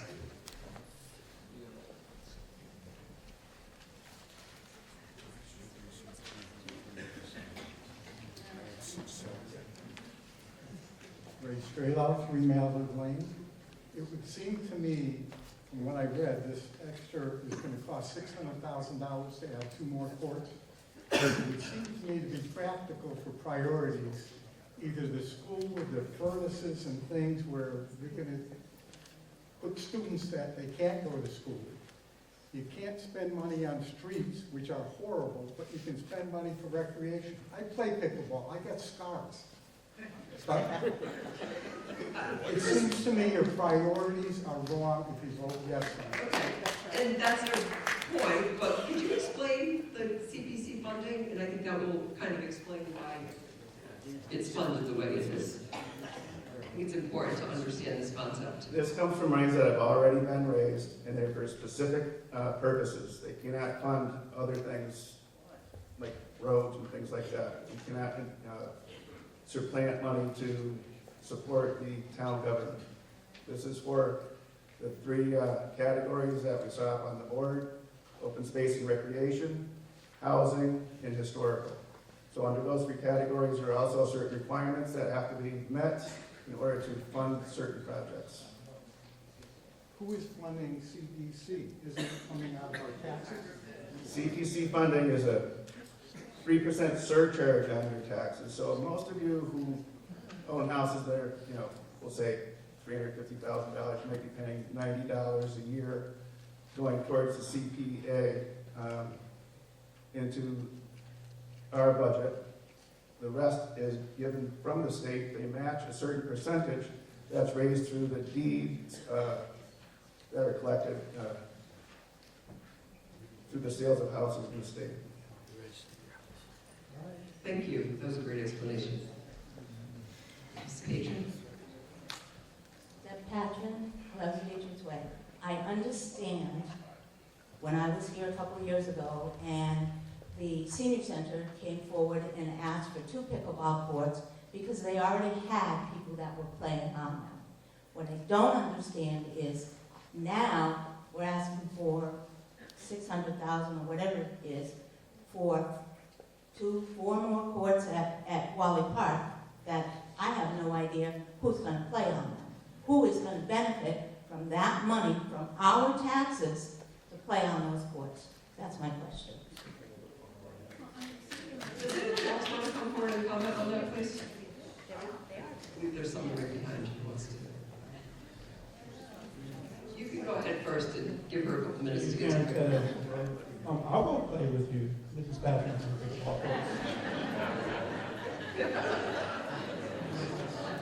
Go ahead, Sonia. I camped out on Bungalow Street, and I was just wondering, I mean, $600,000 really, I can't fan that much money to play pickleball, but anyways, aren't there any other projects in town that the money could be used for? Like I know at the boat launch, they wanted a thing to wash the algae and stuff off boats as they come in so that we don't contaminate our water anymore. Is that something that could be used? You know, I don't know. Well, we can't change the article that's there, but Chris, could you just maybe... No, I'm just curious, if you only have 3 things, and this pickleball court is eventually you can spend $600,000 or $400,000 on it? I don't understand that, and I don't know who I'm speaking to. You? Oh, the guy that was up here before, from the commissioner. Right here. Maybe you can tell her how you come to your projects. I mean, you said housing and historical, there's gotta be something historical in town that you can fix. We do give money to historical projects. We have given money to some land that's down on College Highway, and we've done other things that are historical in town, like cigar factory and things like that. Right. Okay, So- what about like at the boat launch, to make the boat washer thing, is that? You'd have to bring an application forward for us to Okay, I'm look just at. saying, is Yeah, that yeah. something in your category that you fix? That might be recreation, I'm not sure. Right, that's recreation. Because we did fund a Allen treatment, so. Okay, yeah, all right, so that's up for that, but are you gonna charge any people, money to play on these courts? Or is it gonna be free? No, they're open to the public. Yeah, because every pickleball court in Florida charges people to play on it unless it's in their housing Well, development. luckily we live in Southwick and not Florida. No, I don't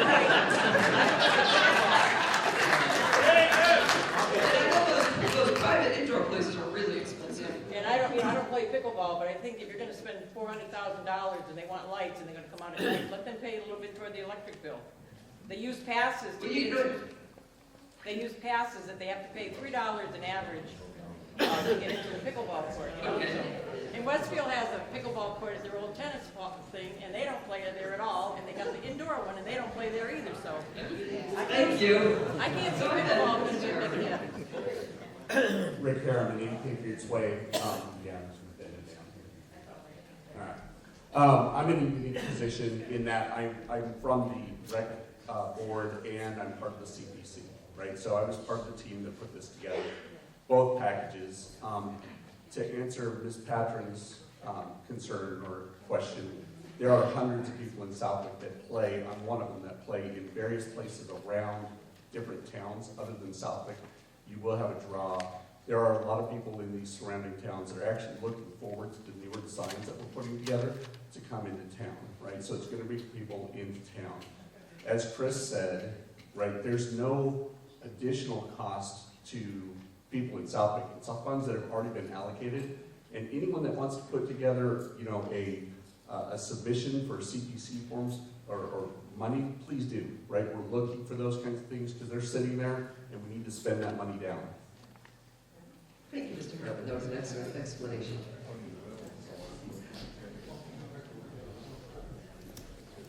Deb Karen, 3 Shore Road. I'm wondering if this also, I don't think CPC can take money out for salary for people to be there. Is that correct? Correct. So where is that money gonna come from? Yes. Because they're gonna have somebody out there from the court. There's gonna be somebody at the pickleball court, correct? Oh, is it going to be staffed? Is it going to be Yes. staffed at the pickleball court?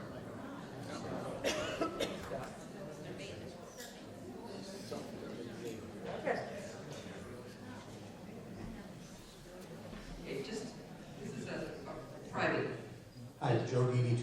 feeding those roads southward. Thank you for letting me do it from here. Mr. Pratt, well, to answer the other gentleman's question, there's always a cost for everything. So when you say nothing, you know, it doesn't cost the town anything, they're just beginning. Advertently, there's always a cost. I don't care what it is, there's a cost involved. And Mr. Pratt, just a general question, when you guys get these articles in and you approve them, do you think about the longevity of that project, what it does cost to, say, maintain the lighting and whatnot, or do you just vote on what's in front of you? Do you actually discuss it?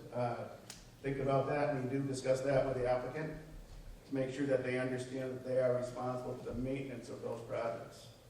That the town is not to be relied upon for maintenance, because CPC funding cannot maintain things, cannot be used for maintenance.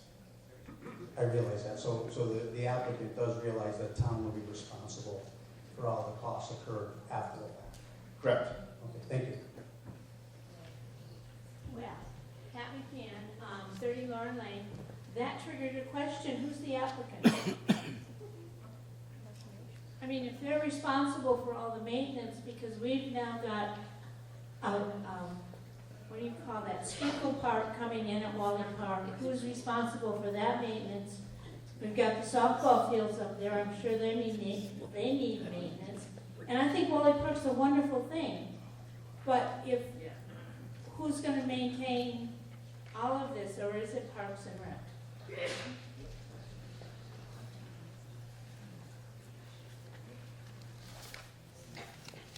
Park and Rec was the applicant. Thank you. Well, that's the town. Mr. Butler, this man, gentleman was just waiting, so I'm just going to have him go ahead. Stephen Kennedy, Holcomb. The gentleman who was just up on this side talking about he does play pickleball, it brought to mind the question, who's to say we're not going to be attracting people from other towns here, and will, Southwick players get squeezed out? Is there any opportunity to apply for maybe regional funds? I don't know if the Pioneer Valley Planning Commission does anything like that anymore. Is there any opportunity for that, to get some kind of shared funding from other communities, since from listening to this gentleman before me, it seems likely that we will be getting a lot of people from outside the community coming to play on these courts?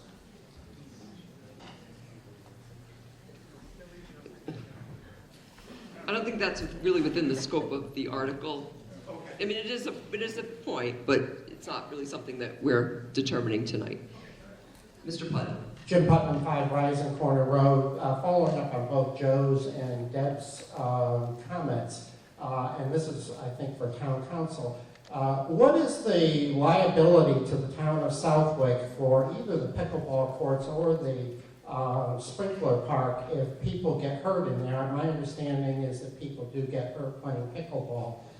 So what is the liability exposure to the town? To me, that would seem like the biggest operating cost of all. So could you comment on that for us, please?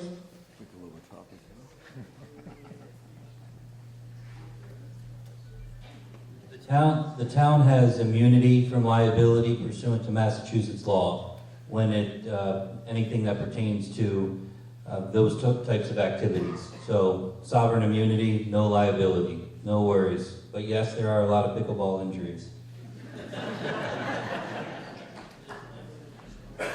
Nancy Beeman, 92 Congamon Road. I have a question about where the placement of these pickleball courts are going to be. If you're talking about the lower fields of Walden, that field down there is very wet despite the fact there's drainage.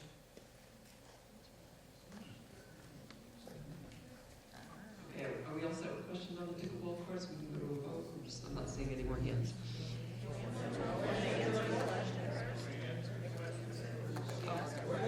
I'm sorry. Go ahead, Mr. Pratt. Park and Rec answering this, well, I'd say yes, it's down at the lower fields. Oh, okay. Proposal.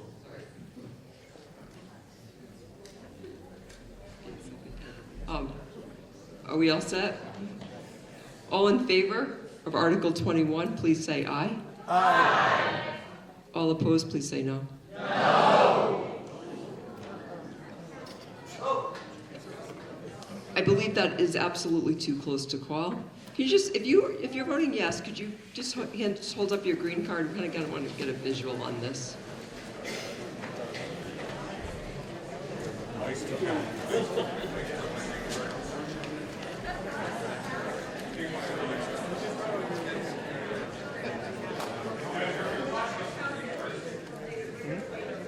We're just going to do a visual right now, and we're going to see how it looks. If you want to vote no, please hold up your yellow card.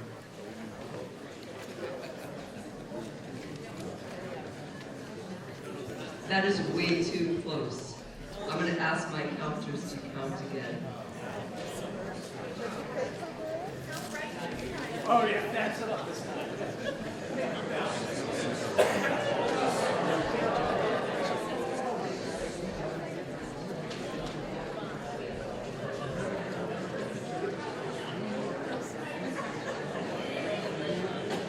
I'm gonna do a better job this time.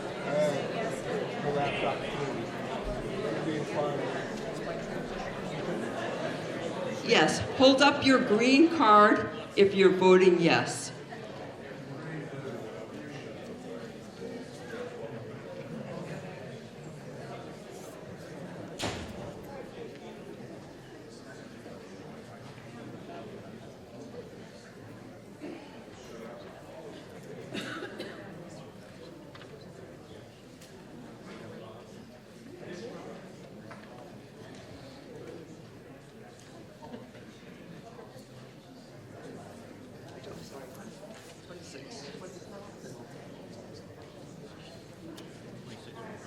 Right in stage, yes.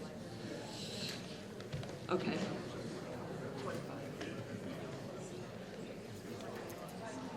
That's the back.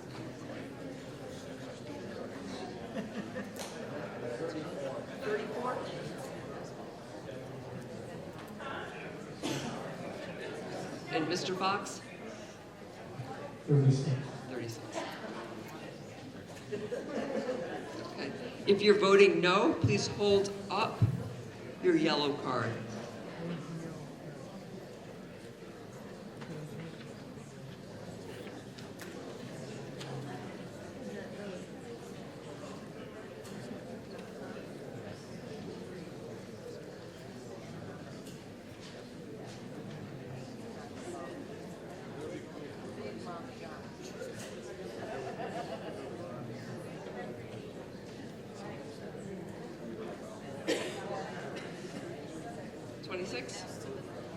That's 26.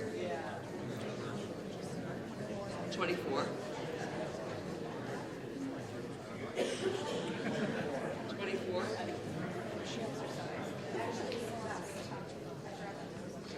I'm sorry.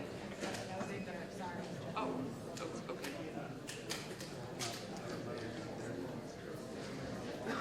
Is there somebody behind you?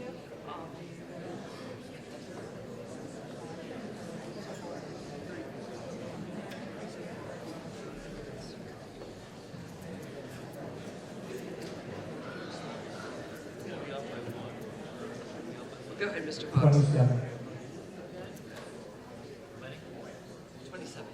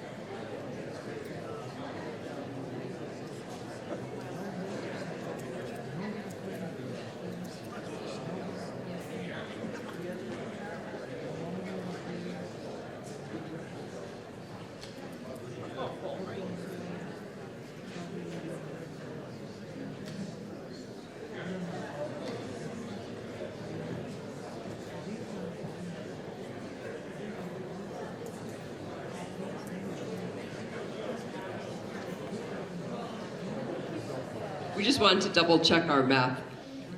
The article passes 121 to 109.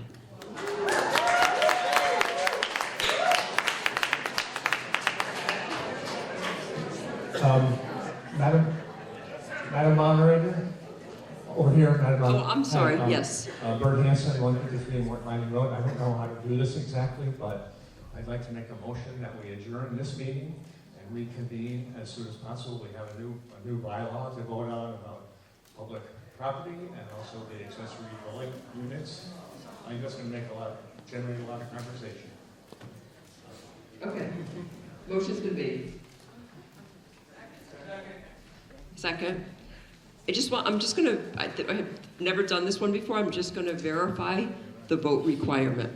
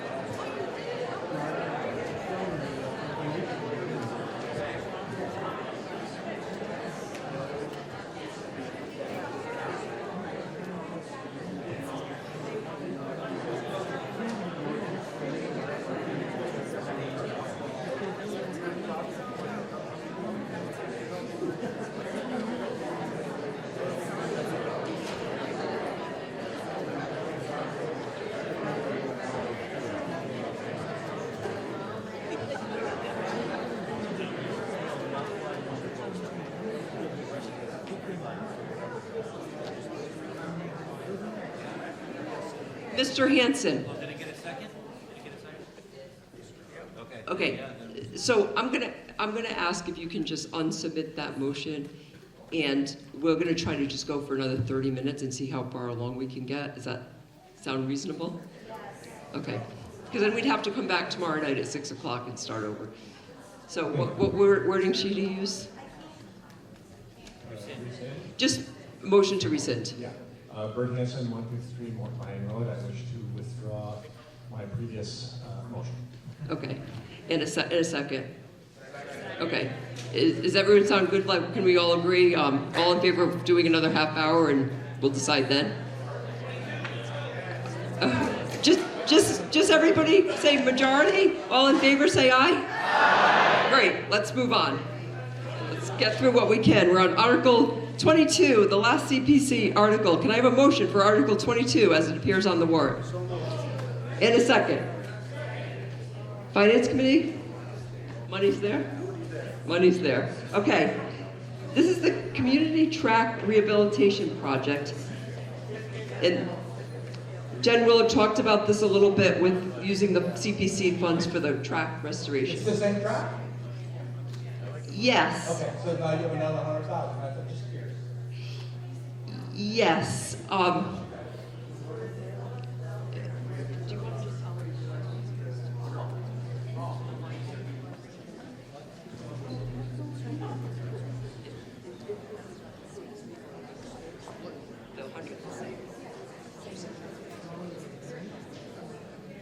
The way this is gonna work, if it gets approved, there'll be 100,000 they won't use.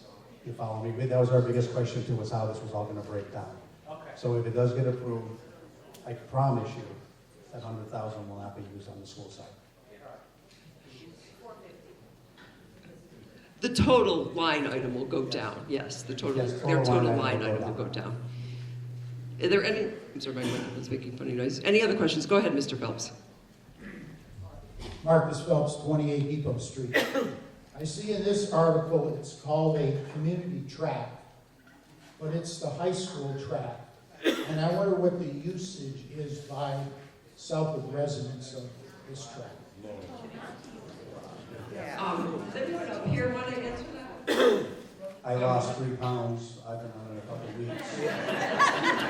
I've Okay, seen you there, Marcus. Joe, when you're on it, how many other people are with you? 17. And that's every day? About 5 in the morning if you want to join me. No, I'm just concerned that this is really not a community track. It is a community track. Are there any other questions and comments about the community track project? Pat McMahon, 30 Laura Lane. Building on Marcus's point, my understanding is it's a community track if you're not part of the community between regular school hours. But you cannot go on during the day. Is that incorrect? There is a ruling on that. Does anyone want to take it? I know the answer, but go ahead, Ms. Willow. Yes, due to student safety, we cannot have people who are not quarried or fingerprinted on school grounds during school hours. Thank you. I'm looking around for any other questions or comments. That's a joke. Bobby Roy, Tweed and Hill Lane. So what are the school hours? Because you have after-school events and things like that. What are the hours that the community can actually use the track?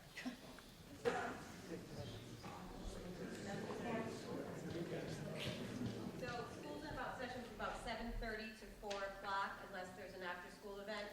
School's in session for 180 days out of 365 days. Thank you. Go ahead, Ms. Patron. I know she's an avid user of the track.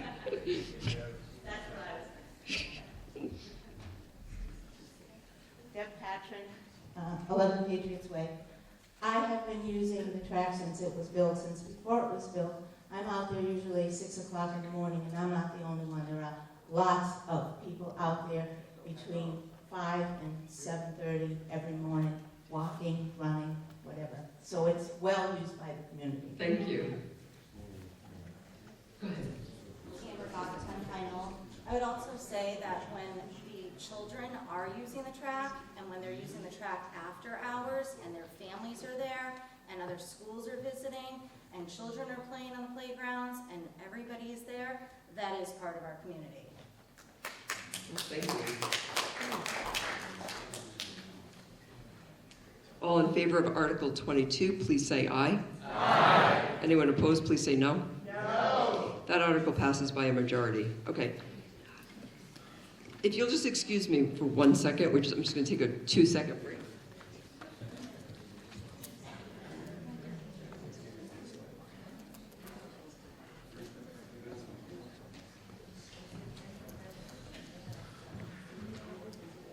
Okay, we're going to move on to Article 23. Can I have a motion for Article 23 as it appears on the warrant?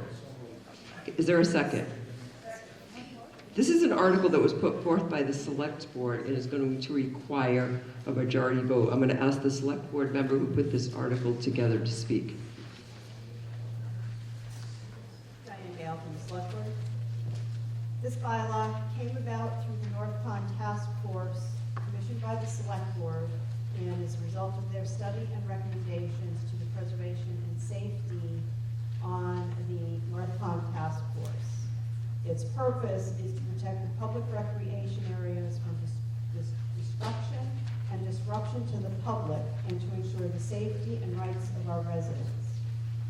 It is a comprehensive bylaw that goes beyond the North Pond property, meaning that its enforcement extends to any of the beaches, parks, preservation, and conservation areas that are publicly owned by and controlled by the town of Southwick, excluding the waters of the Congamon Lakes.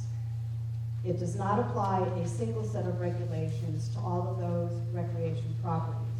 Throughout the bylaw, it repeatedly asserts that any particular section is subject to the specific rules, regulations, and characteristics of each specific property. It does not change any currently allowed activities on any town of Southwick public recreation area. By passing this bylaw, it does define violations, penalties, and compounding fines. It does allow the police, sheriffs, and fire personnel to enforce what were essentially strong suggestions for compliance and vacating the area for violators. By passing this bylaw, we are able to provide guests of the properties the legal notification of the specific actions and legal enforcement measures available to the town. This bylaw was a collaborative effort of the task force and other agencies. It has been thoroughly reviewed and endorsed by the Southwick Police and Fire Chiefs, Southwick Conservation, Agricultural, and Park and Rec Commissions, the Lake Management Committee, Citizens Restoring Congamon, the Mass Division of Fish and Wildlife, and Bacon Wilson, the town's legal counsel.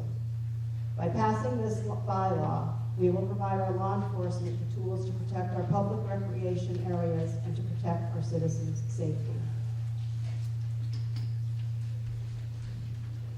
Does anyone want to come forward and ask questions to the select board regarding this article?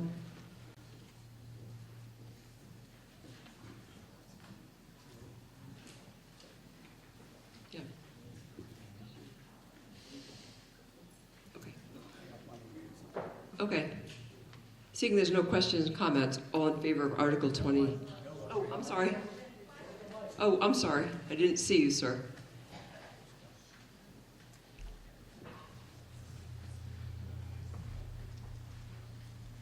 Richard Paxson, 2 Fenton Drive.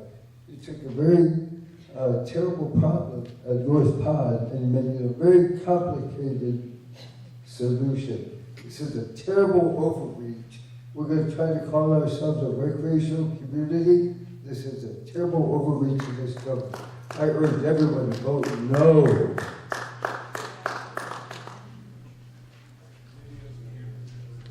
I believe someone else is walking forward.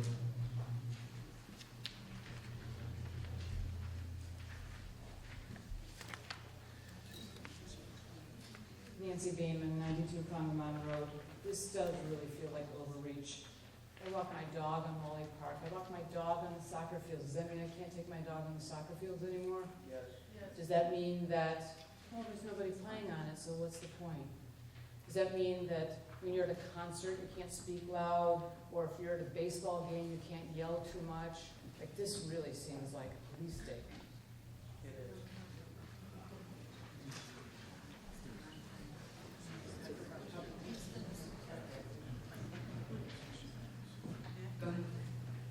Michelle Pratt, 152 Berkshire Ave. I just wanted to say, this is about the Conservation Commission areas, parks and things like that, not public nuisance, but I think the task force did a phenomenal job with really looking at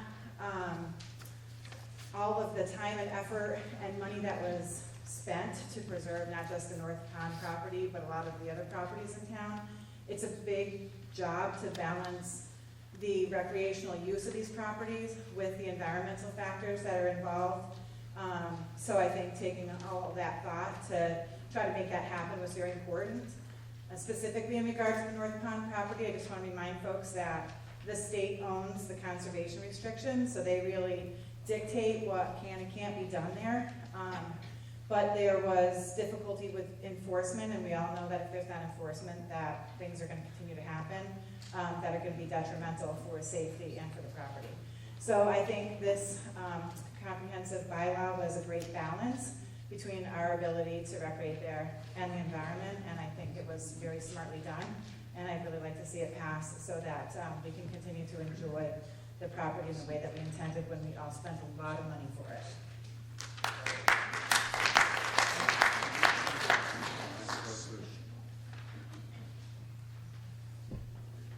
Joe Didi, 258 Feeding Hills Road, Southwick.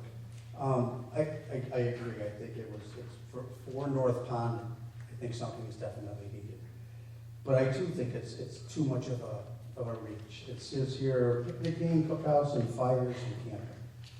Picnicking. No person shall picnic in a conservation or preservation area. So does that include the pontoon boats, or does it not include the pontoon boats when they're in the water? And I don't want an answer, I'm just asking. Yeah, understood. And then it says, I'm sorry, I can read this. Picnicking may be allowed in parks, beaches, or recreational areas, only in designated and posted areas. So, and you guys are all sitting here with no questions.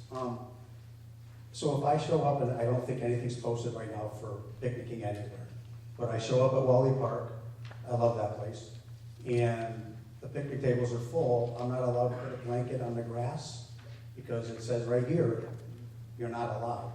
And we're not there yet, but boy, we're not far away. And then another article, recreational activities.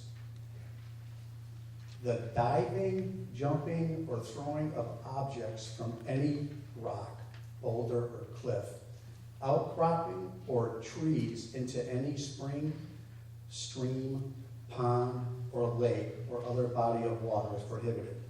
So little Jimmy can't skip a rock across the lake and have to go 3 times? That's how I read this, and I'm not against it. I understand why we're here for North Pond, but I too think it's just an overreach. Thank you.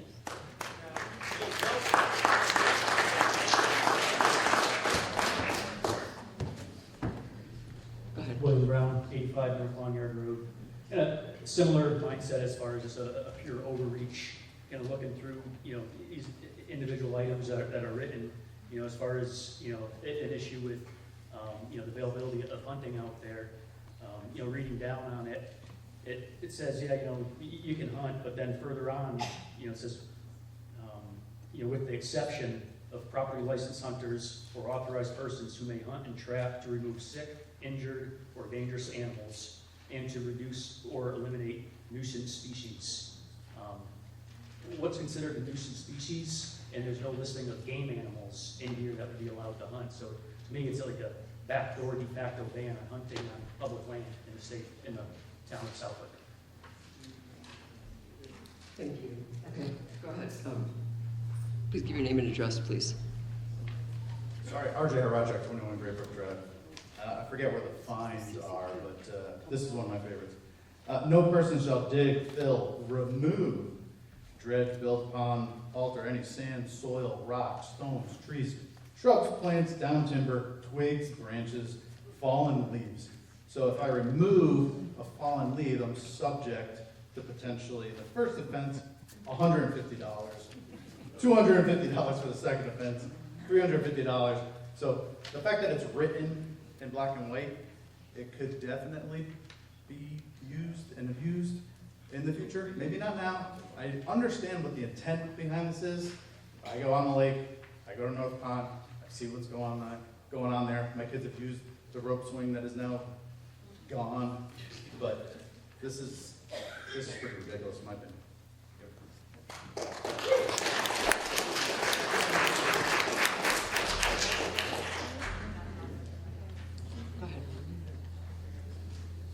As was stated, activities that are currently allowed remain allowed. Hunting, as currently allowed, remains allowed by licensed hunters, as it is allowed. The filling, dredging, removing addresses a very specific situation that continues, and we have no recourse to address it. So where's the specific situation? Wait, just, that's okay, just, you can talk, just let her finish, and then I'll go to you, and you can speak again. While it is comprehensive of allowed activities and disallowed activities, and gives the police teeth to act, and without it, they are still just suggesting people stop or people leave. And the police will leave, and the people just turn around and come right back. They have no recourse. This gives them the tools they need. They endorse this, the tools they need to keep the properties and the people safe. What is allowed today is allowed. It is not a backdoor anything. Did you want to make another comment?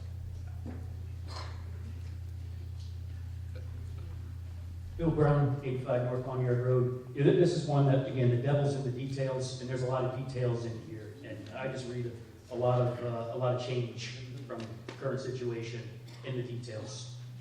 Thank you. Thank you.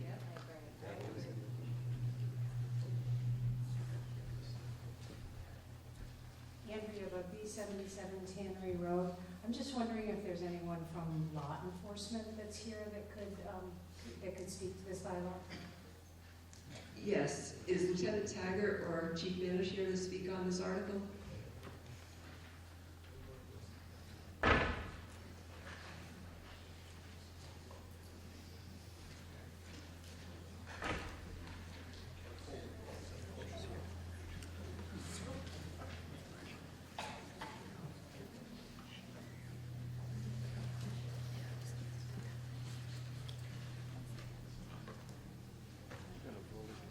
Brett Bands, Chief of Police for Southwick. What this bylaw does is it does allow us to cite people on the town bylaw rather than taking someone to court on a summons. Right now, if we've got any violations out there, and we're talking violations of just the rules of these different areas, basically the rule violation amounts to a trespass. So our option right now is to summons the individual for trespass, and they've got to go to court and go through the criminal process over there. This will allow you instead just to write a fine.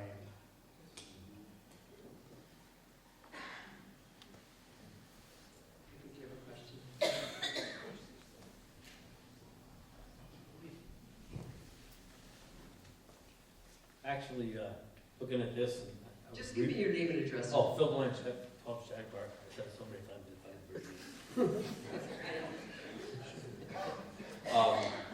Actually, I was reading it while we were going for the vote, the paper vote for the paper vote for the paper vote.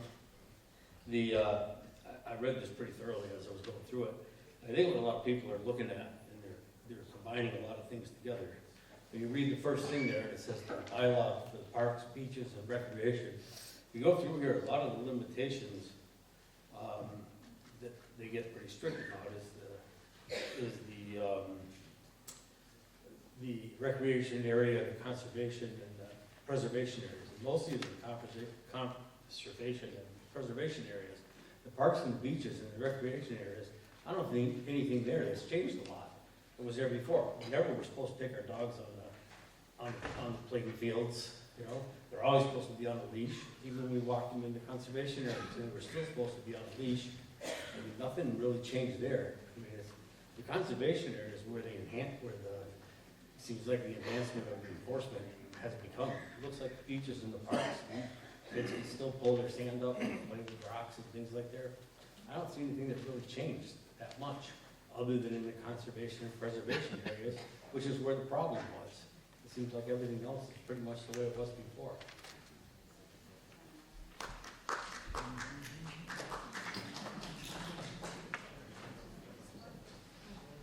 In response to that, the task force anticipated that the disruptive visitors, will say, to the North Pond Conservation Area, once these measures were put in place, anticipated they would spill out into other attractive park and recreation areas in town, perhaps a splash pad. It could extend to Wally Park.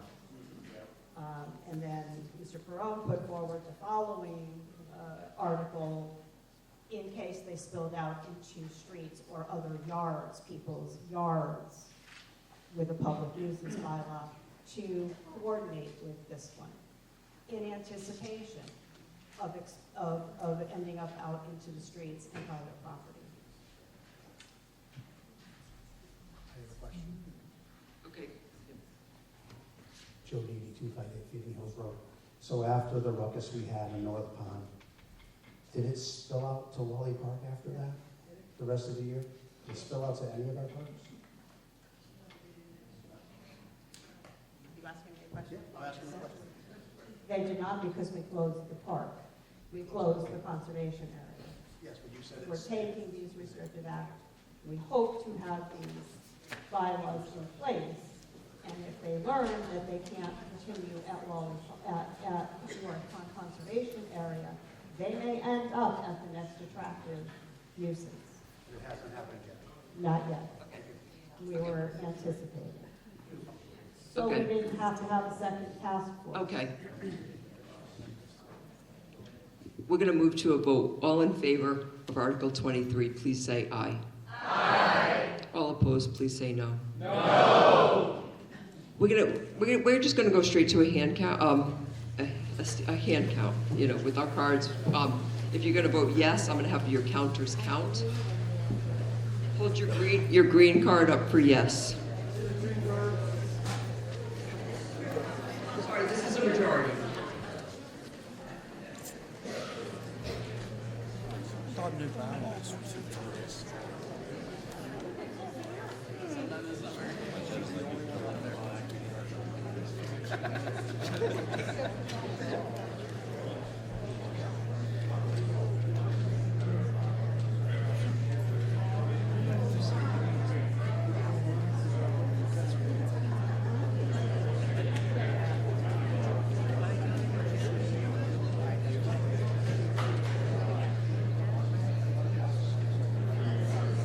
I'm sorry, 17.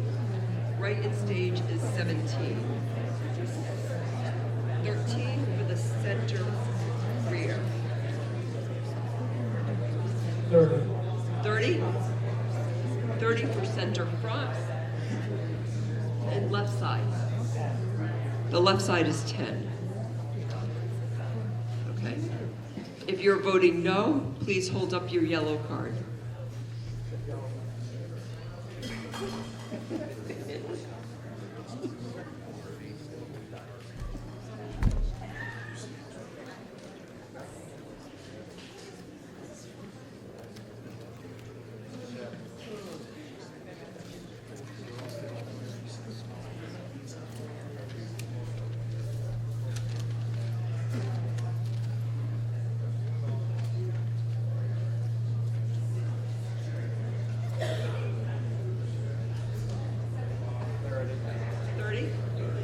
Left side is 30.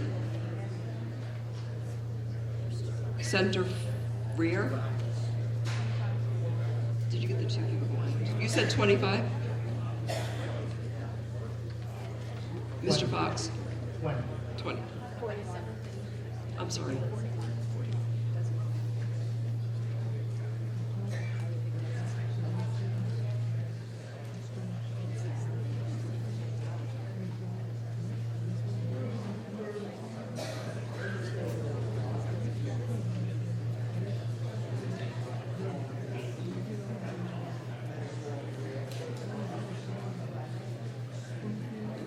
The article fails.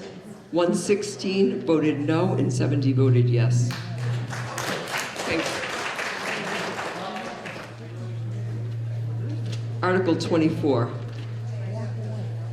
Article 24 is a new general bylaw, public nuisance. Can I have a motion for the article as it appears on the warrant? In a second. This requires a majority vote and it's requested by the select board. I'm going to ask Jason Perone to speak on this article.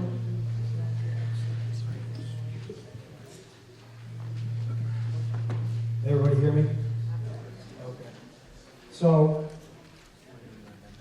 oh, that's right. Actually, Madam Moderator, I do need to make an amendment. I'd like to make an amendment on the floor to include the following in this bylaw at the end of it. Nothing in this bylaw shall be interpreted and enforced in a manner that infringes on any individual or group's rights of assembly, freedom of speech, expression, and any other forms of speech that are constitutionally protected under the First Amendment. Is there a second? Second.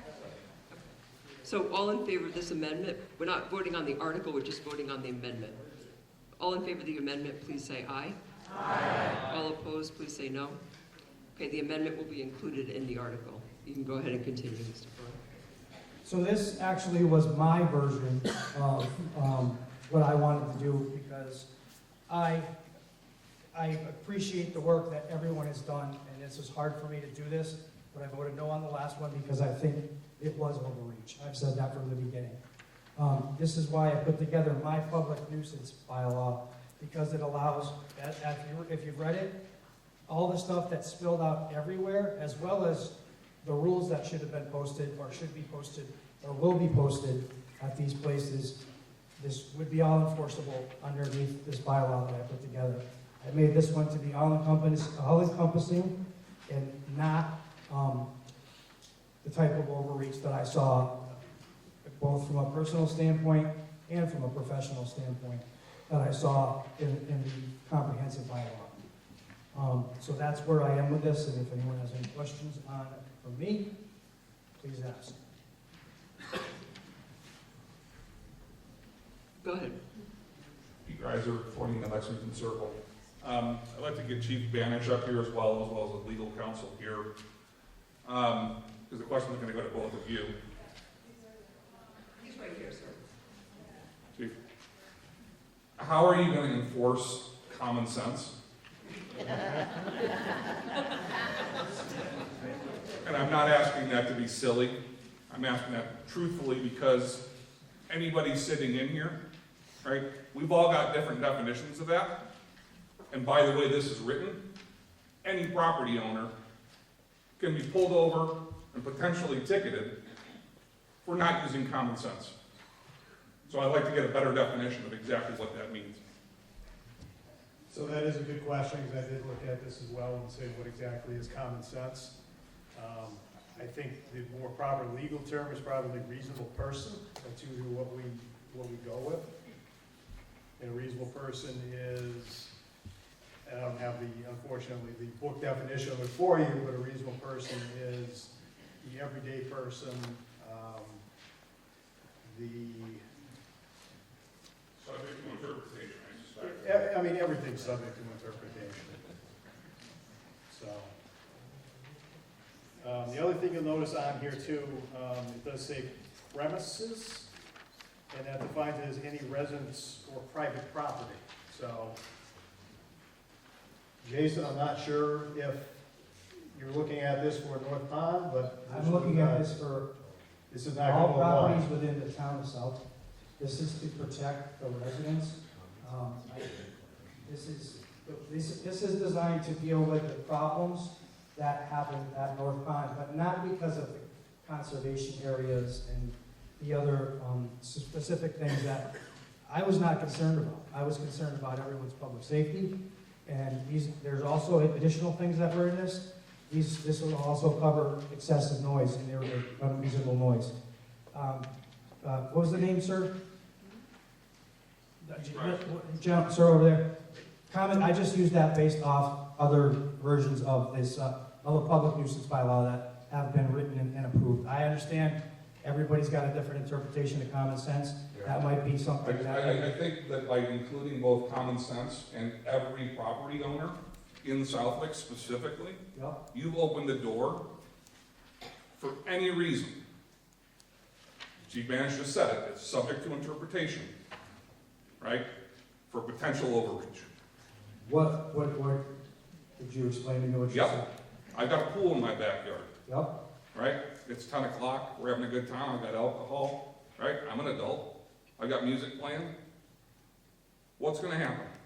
Well, if it's too loud, I would assume the police would come down. But, again, I'm gonna speak from a professional side as well. If it's unreasonable, and it says unreasonable, and the common sense is What's supposed. unreasonable? What's common sense? Get it out. I mean, I guarantee. I'm just gonna ask you to go ahead and look at Mass General Law, and these are all in there. Does anyone else want to talk on this article? Go ahead. Amber Bach, 10 Pine. I'm just gonna say on that, so if it's 10 o'clock and that's within the time frame, but I have the neighbor that is annoyed with me for some reason constantly and just keeps calling them because she thinks it's too loud, but yet it's within the time constraints of having noise in the town. An unreasonable noise, as the chief knows, it's discretion. I could show up today as an officer in an existing town, or the chief, and determine that the noise you're making is unreasonable. It doesn't matter what time of the day it is. So, everything is open interpretation. I think people are there's no devil in the details here. This is open and to the point. If you guys don't want it, then don't vote for it. Okay, go ahead, sir. Excuse me, Tony Marzullo. What's your address, sir? Oh, address? 39 John Mason Road. Thank you. Okay. I understand the definition, but what's the threshold of pain? If you've got a bad neighbor that you don't get along with, and he calls, what are you going to do? Please answer the question.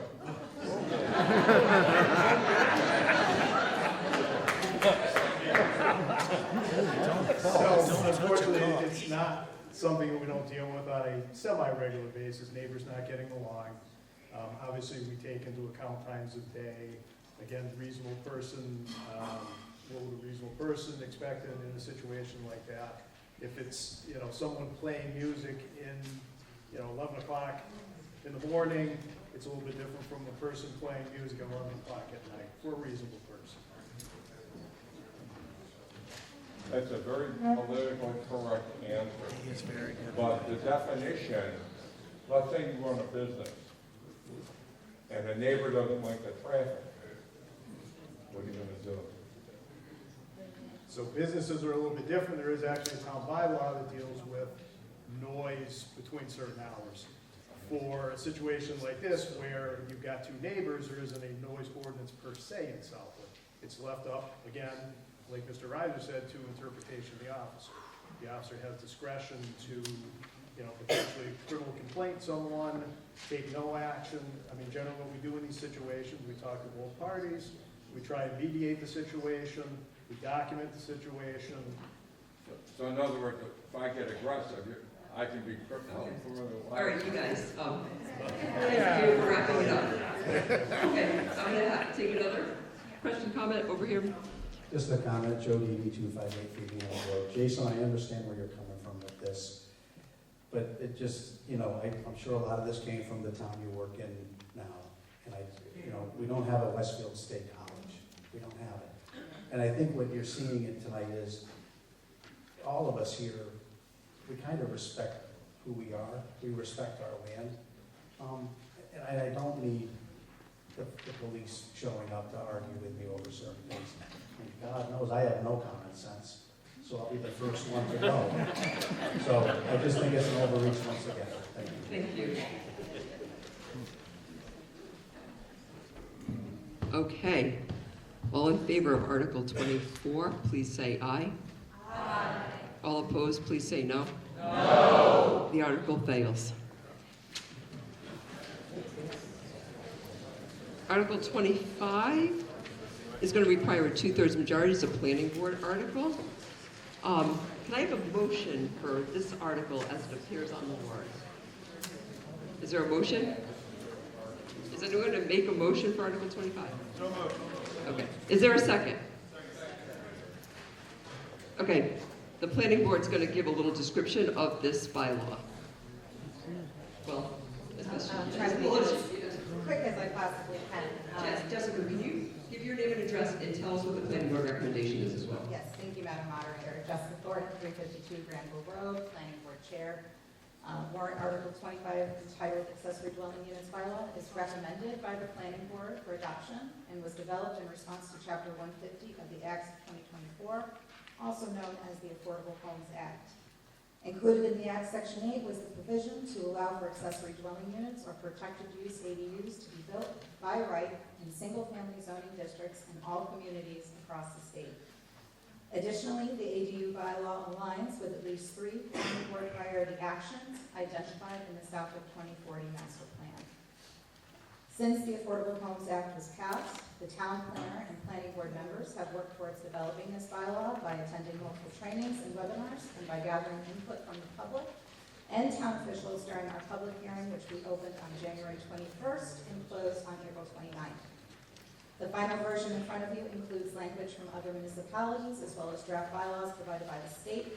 The language within the bylaw presented was reviewed by town council and by the state's office of the Attorney General for an initial compliance review.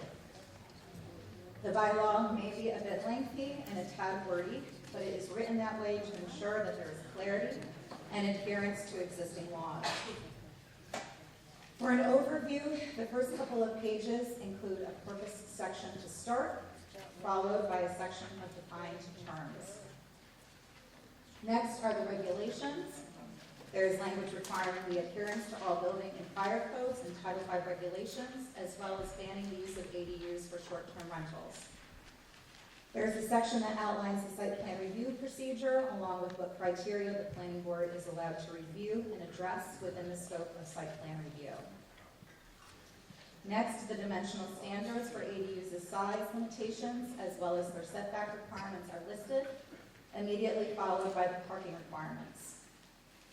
In section C2D and later in C5, guidance is provided in the case where a protected use ADU is being added to a structure that is pre-existing non-conforming.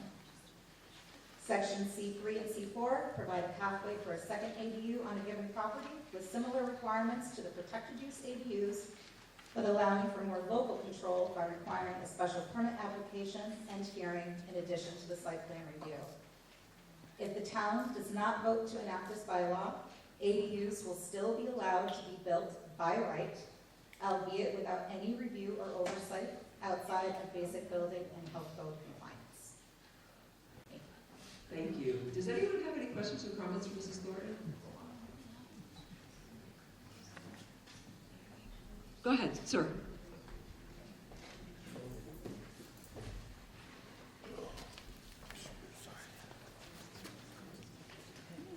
Jeff Thompson, 15 Shore. So, am I to understand if we don't vote for this, then we can go ahead and build an ADU anywhere we want? Is that what I just heard? That if we don't approve it, we can go do whatever we want? Like, why would we do it? Thank you for the question. As of February 2nd, which was the 180 days post the signing of this law into the state law, ADUs were available to be built by right according to state law.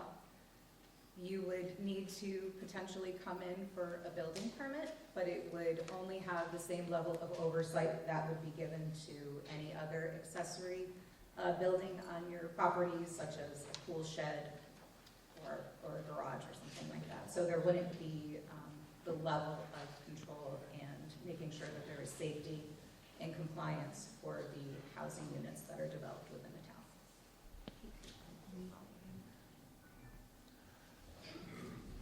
I'm not seeing any other question or comments.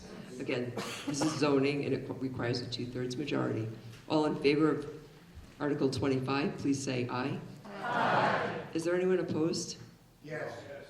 Oh, say no, I should say. Sorry. I believe that passes by a 2/3 majority. So I'm going to say that passed. And we're going to move on to Article 26. This is a zoning bylaw amendment. This is also 2/3 requested by the planning board. Can I have a motion for Article 26 as it appears on the warrant? In a second? Go ahead, Mrs. Thornton. This is your recommendation as well. Yes, thank you. Jessica Thornton, 352 Granville Road, Planning Board Chair. Warrant Article 26 is requested bylaw amendment to Chapter 185, Section 37 of the town's zoning bylaws entitled Site Plan Review. This amendment is recommended by the Planning Board and was developed in conjunction with the addition of the by right accessory dwelling unit, as was just previously discussed and approved. Before you is Chapter 185, Section 37, Site Plan Review in its entirety. The language in bold and underlined is being added and the strike-through language is being removed. The addition of the language in Section A removes ADUs from the list of accessory structures that would not require site plan review. If left unchanged, ADUs could be interpreted as any other accessory building as listed under site plan review, and that would not trigger a review by the planning board. The language changes in sections D and E are being made to reflect the actual process that applications follow for site plan review and for recording the plan with the building department. Does anyone have any questions for Mrs. Thornton on this article? All in favor of Article 26, please say aye. Aye. Anyone opposed, please say no. No. That passes by a 2/3 majority. Okay. The next article is a citizens petition, 27. That, you're all set. Well, you can just shut that off. We don't have that on there. Okay. My presenter, I'm sorry. I didn't see. I was like, I knew you were sitting there, and then I didn't see you. Can you give your name and address and then make the motion, please? Janice Kripke, 75 Davis Road. Motion for a bylaw that no person shall hunt by any means, trap, or discharge a firearm on any private property in the town of Southwick, other than on said person's property, without written permission of the owner of the land upon which hunting, trapping, or discharging of a firearm will take place. Permission form shall be obtained from the Southwick Town Clerk's office. The fully completed form signed by the owner shall be retained by the hunter and must be carried while hunting. All permits shall be valid for not more than 2 years or a shorter period as indicated by the landowner. Each offender shall receive a written notice to appear before the clerk of the district court at any time during working hours, no later than 21 days after the date of such notice. Fine for the first offense shall be $100. Second-time offenders shall be fined a minimum of $100 up to $300. This bylaw shall be enforced by all state and local law enforcement officials and shall be administered under the provisions of Massachusetts General Law, Chapter 40, Section 21D, on non-criminal dispositions. This bylaw shall not apply to the lawful defense of life and property or to any discharge of firearms in accordance with law enforcement. Is there a second? Second. Do you want to give a little explanation about this? Yes, my grandparents began farming in Southwick over 100 years ago, and I grew up here.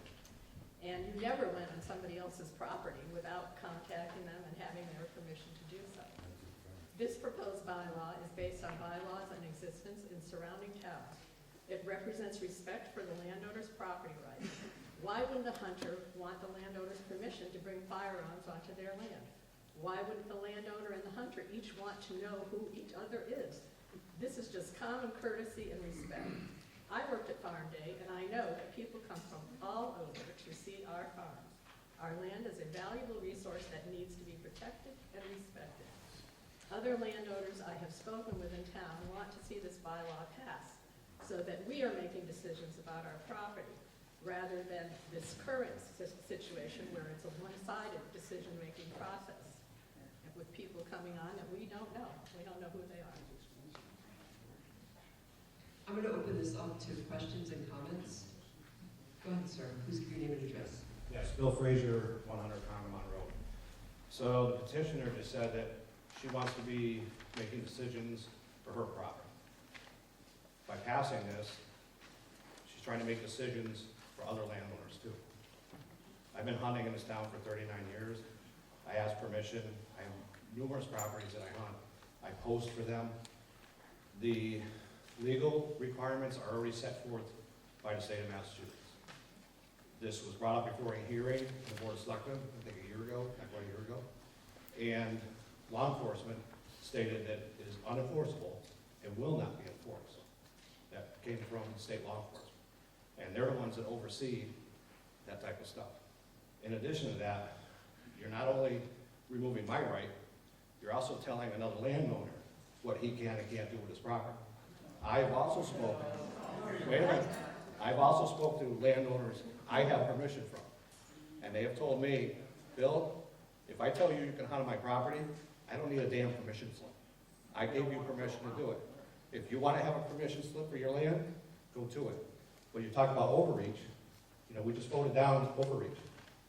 You are telling other landowners what they can and can't do.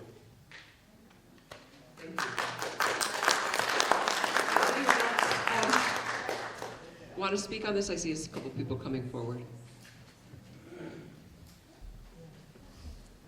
Go ahead. Sure. Anissa Cook-Obergon, 126 South Loomis Street. Currently, the onus is on the landowner. That's great if you are in a situation where you are communicating and you have permission. That's fantastic. But there are instances where that has not happened. This is an evidence-based approach where we have had incidents in this town where people have gone onto property, effectively trespassed on it, because if you do not have a no trespassing sign within 50 yards, I believe, is it 50 feet? 50 yards. 50 50 feet. Are those signs always respected? Unfortunately, not always. If you're somebody who hunts and you do understand kind of the rules of the land and common courtesy and respect, and you do see that sign, that's great, but we have instances here where that does not happen. The onus is on the landowner.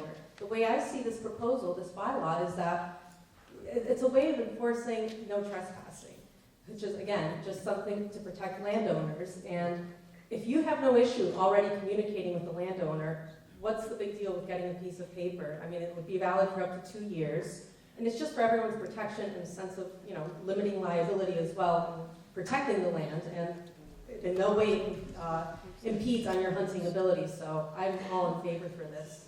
Thank you. Carl Jackson, 126 South Vineyard. Couple things. First off, we are the Commonwealth of Massachusetts, and the laws about being able to hunt were written by the state of Massachusetts.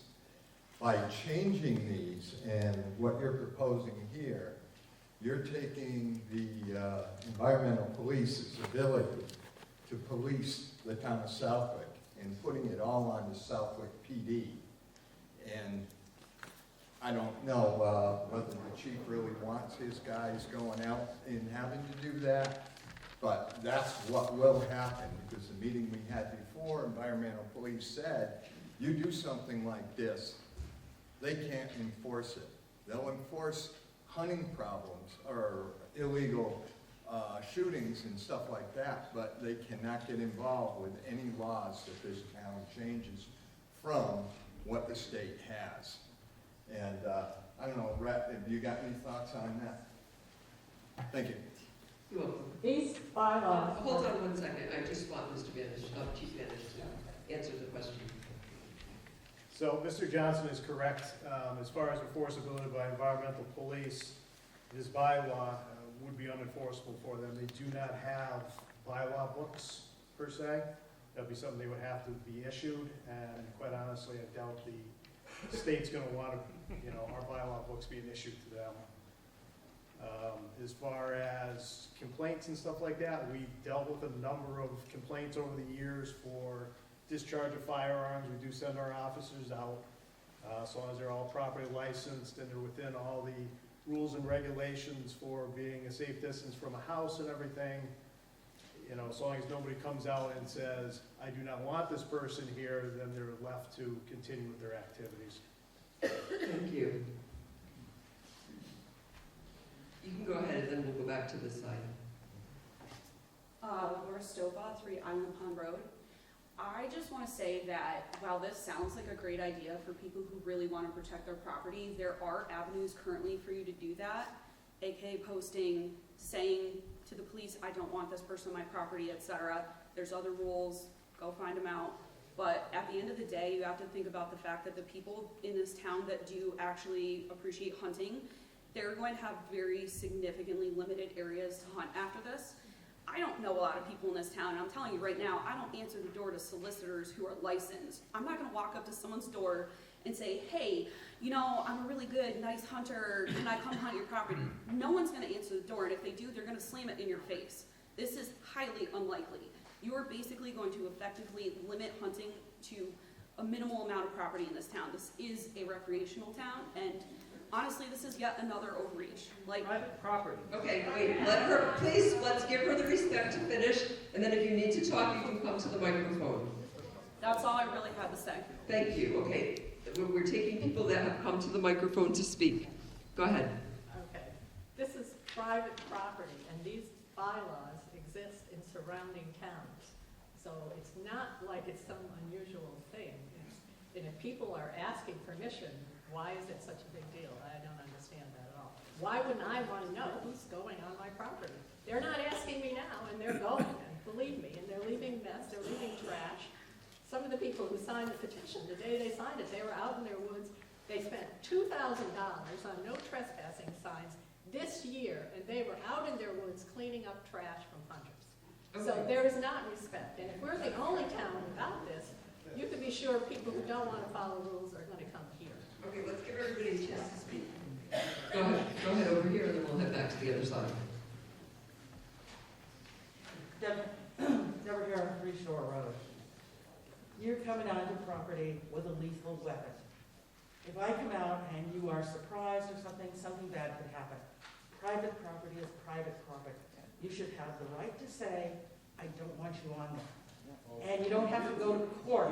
Okay, you can say that when it's your turn to the microphone, sir. People have had to go to court because people are building on their land, they're pulling down their no trespassing signs. So I think private property is private property, and you've got a lethal weapon, and I want to know who's there. Okay, go ahead. I think, Give me your name and address first. Sue Grasta, Logie Lane. Okay. I think property owners should know who's on the property, and hunters should know whose property they're on. We have, my property's posted, and I really appreciate it when people do come and ask if they can hunt.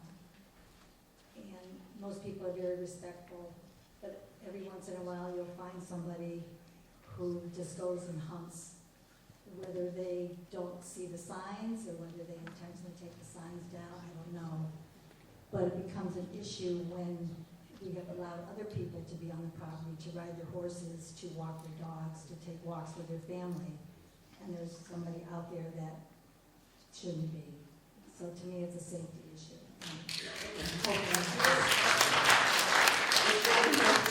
I'm hoping that this bylaw will help minimize any accident risk in the future. Go ahead, sir. Christopher Macchio, 19 South Loomis Street. I agree, private property is private property, then poster property. And for somebody to say that trash was left by hunters is ridiculous. How did you know that it wasn't a bird watcher or somebody out there just going for a hike that left the trash? This is ridiculous. This is town overreach. And like somebody also said, this is a recreational community. So if you don't want people to recreate on your property, then post it. Thank you. Okay, over here, sir. Now you can say what you wanted to say before. 126 South Long Yard. I live directly across the street from about 400 acres of state land. That, with your bylaw, would mean everybody that's going to hunt that, and I think you'll get the state of Massachusetts very upset, especially the wildlife department. Let him finish, please. There's private property all around that, and the people around there have accepted that the hunters that are there are great. As a matter of fact, they only hunt it maybe about a month every year, and the townspeople galore go in there afterwards. The hunters aren't complaining about them walking their dogs and going in, taking pictures and all of that. But again, we're the Commonwealth of Massachusetts, and 98% of the hunters are going to respect whatever the landowner wants. And that's all I have to say. Thank you. Over here, and then we'll go back over there. Dorian Guard, 230 College Highway. It comes down to it's private property. If somebody is on my property hunting and they're not allowed, if I have a gun, they're gonna see it. I don't care. It's private property. It's posted. Excuse me, let's have order and let her finish, and then we'll move on. It is, I know for a fact where we ride on Sue Broska's property. She has 170 no trespassing signs. 170, yet she still finds people hunting on her property. That's a fact. It's private. So what is this gonna do? Okay, you can come to the microphone if you want to speak. Thank you. Okay, go ahead. Again, Bill Frazier, Hunter Congo. I do understand you got private property. I only have 2 acres, and I don't want somebody walking on my property. One of the people that just spoke here tonight, I hunted for 30 years on their property, and I was very privileged to do that. I posted the property for them, and I kicked hunters out that were unethical and didn't ask permission and violated that posting of property. And I did that for years. But I'll tell you something right now, you can post your property every 2 feet, and I guarantee you, those same offenders are gonna come back and come back and come back. They're gonna pay the $200, they're gonna pay the $100, they're just gonna do it. There's nothing you're gonna do to stop it, unless they're put in jail for criminal trespass. So in addition to that, what you're trying to do is take my privileges away because of a very few other people. And you're also trying to tell other property owners who allow us to hunt on their property that now they can't police their own property the way they want to. You want to police your property, the state says put up posted signs. And then the repercussions follow after that. I have other landowners who allow me to hunt their property, they police it themselves, I help them do that, okay? If you want to do something in addition to the state law where you want to penalize posted property trespassers, great, go ahead and do that. But if you want to go after me and make my property owner sign a little permission slip, or what are we, 3-year-olds here? Sign a little permission slip for me to go on their property. That person knows me, they already said you can hunt on my property. They are not going to go to the town hall and sign and get a permission slip and have me sign it. In addition to Okay, your that, 2 minutes are wrapping up. those other towns that allow it can't enforce it either. Ask them that question. Ask them how many tickets they've paid out. They can't enforce it. Okay, thank you, sir. Mr. Organ, go ahead. Marisa Obregon, 126 South Loomis Street. Just to respond to a couple of the points that you made, sir.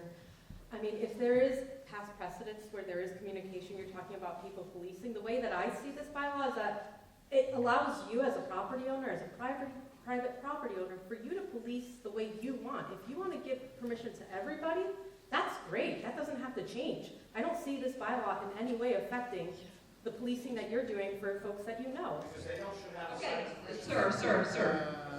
You can't have a back and forth, that's not allowed. If Okay, so let's make your point and then you If can go there's a back good to the microphone in a understanding minute. and You can speak communication. one more time, Mr. Fraser. If there's good communication and understanding, as you're saying the majority of hunters do, have with property owners that they, work with to hunt on their land, I don't see the issue with having this paper there, because that might be good for some property owners who already have past precedents, like you're saying, that's great, this doesn't affect them. But for somebody who might own 30, 40, 50, 60 acres, we are a rural recreational community. And other communities that have analogous laws are even more rural than us. Huntington has this on the books. Blandford has this on the books. I like to think that they know what they're doing when it comes to hunting.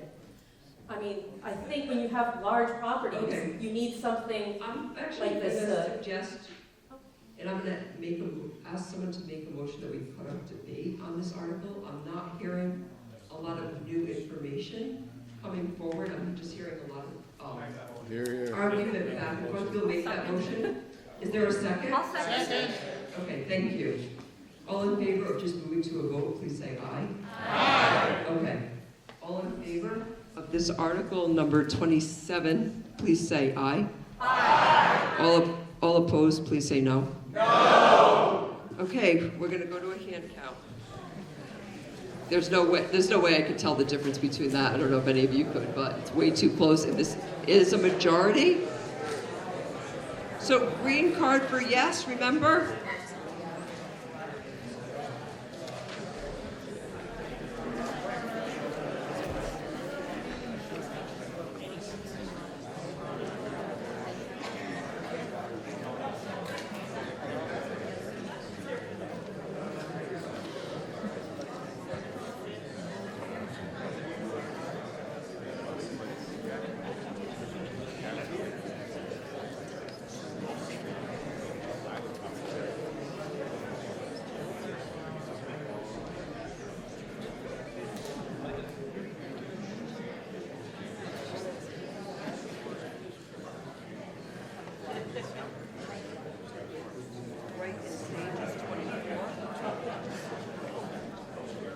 Where? 31.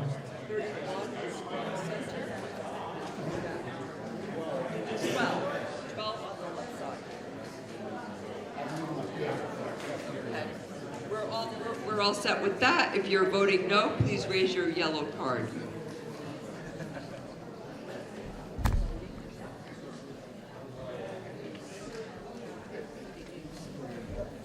Yes, yes. A nuisance coming. We don't teach them.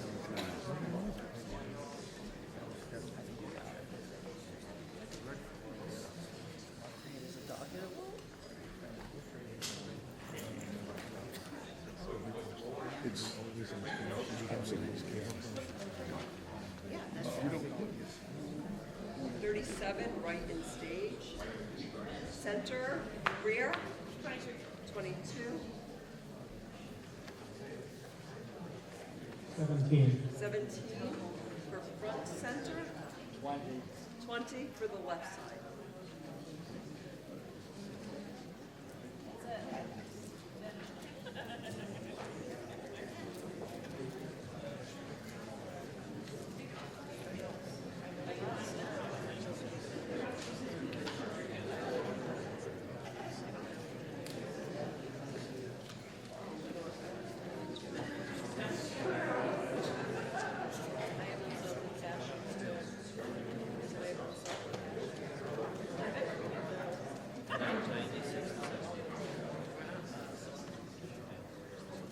The article fails, 96 to 71. Okay, I have one more article. Let's just power through.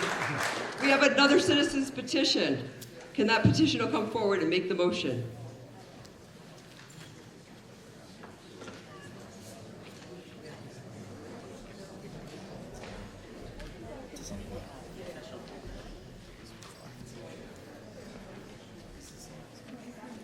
Go ahead, sir. Give your name and address, and then you can go ahead and make the motion for your article. My name is Tim Foster, I live at 38 Miller Road. Petitions to see if the town of Southwick will vote to appeal the adoption of Article 13 zoning bylaw amendment. Excuse me, the light is terrible. Short-term rentals bylaw that the town voted to add as chapter 185, section 38, the code of the town of Southwick at the annual meeting held on May 16, 2023. And further, the town engaged in impact studies on the town, neighbors, and neighborhoods before reinstating, modifying, or introducing any further short-term rental bylaws. The purpose of this article is to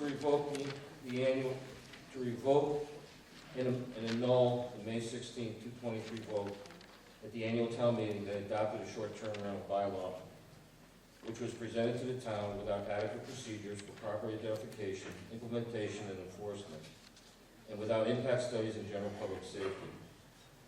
Direct neighbors' rights to safety on their private property, safety on their neighborhood streets, residents' rights to peaceful enjoyment of pride in the neighborhood of the town of Southwick. With that said, I'd like to make some comments. Hold on, sir. We need a second. Is anyone going to second that article? Second. Okay. Before you do, our attorney's going to make some comments. He's going to come forward.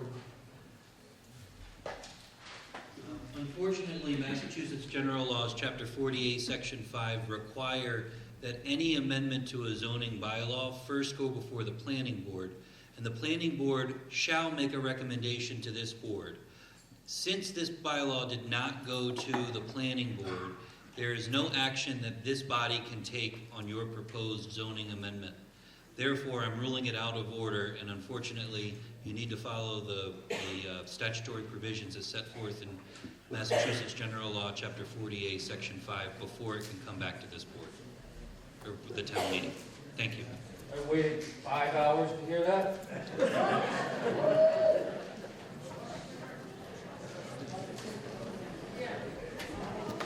I'd like a motion to adjourn the town meeting. And a second. All in favor say aye. All opposed say no. Thank you very much for coming, and thank you for staying in and during this meeting.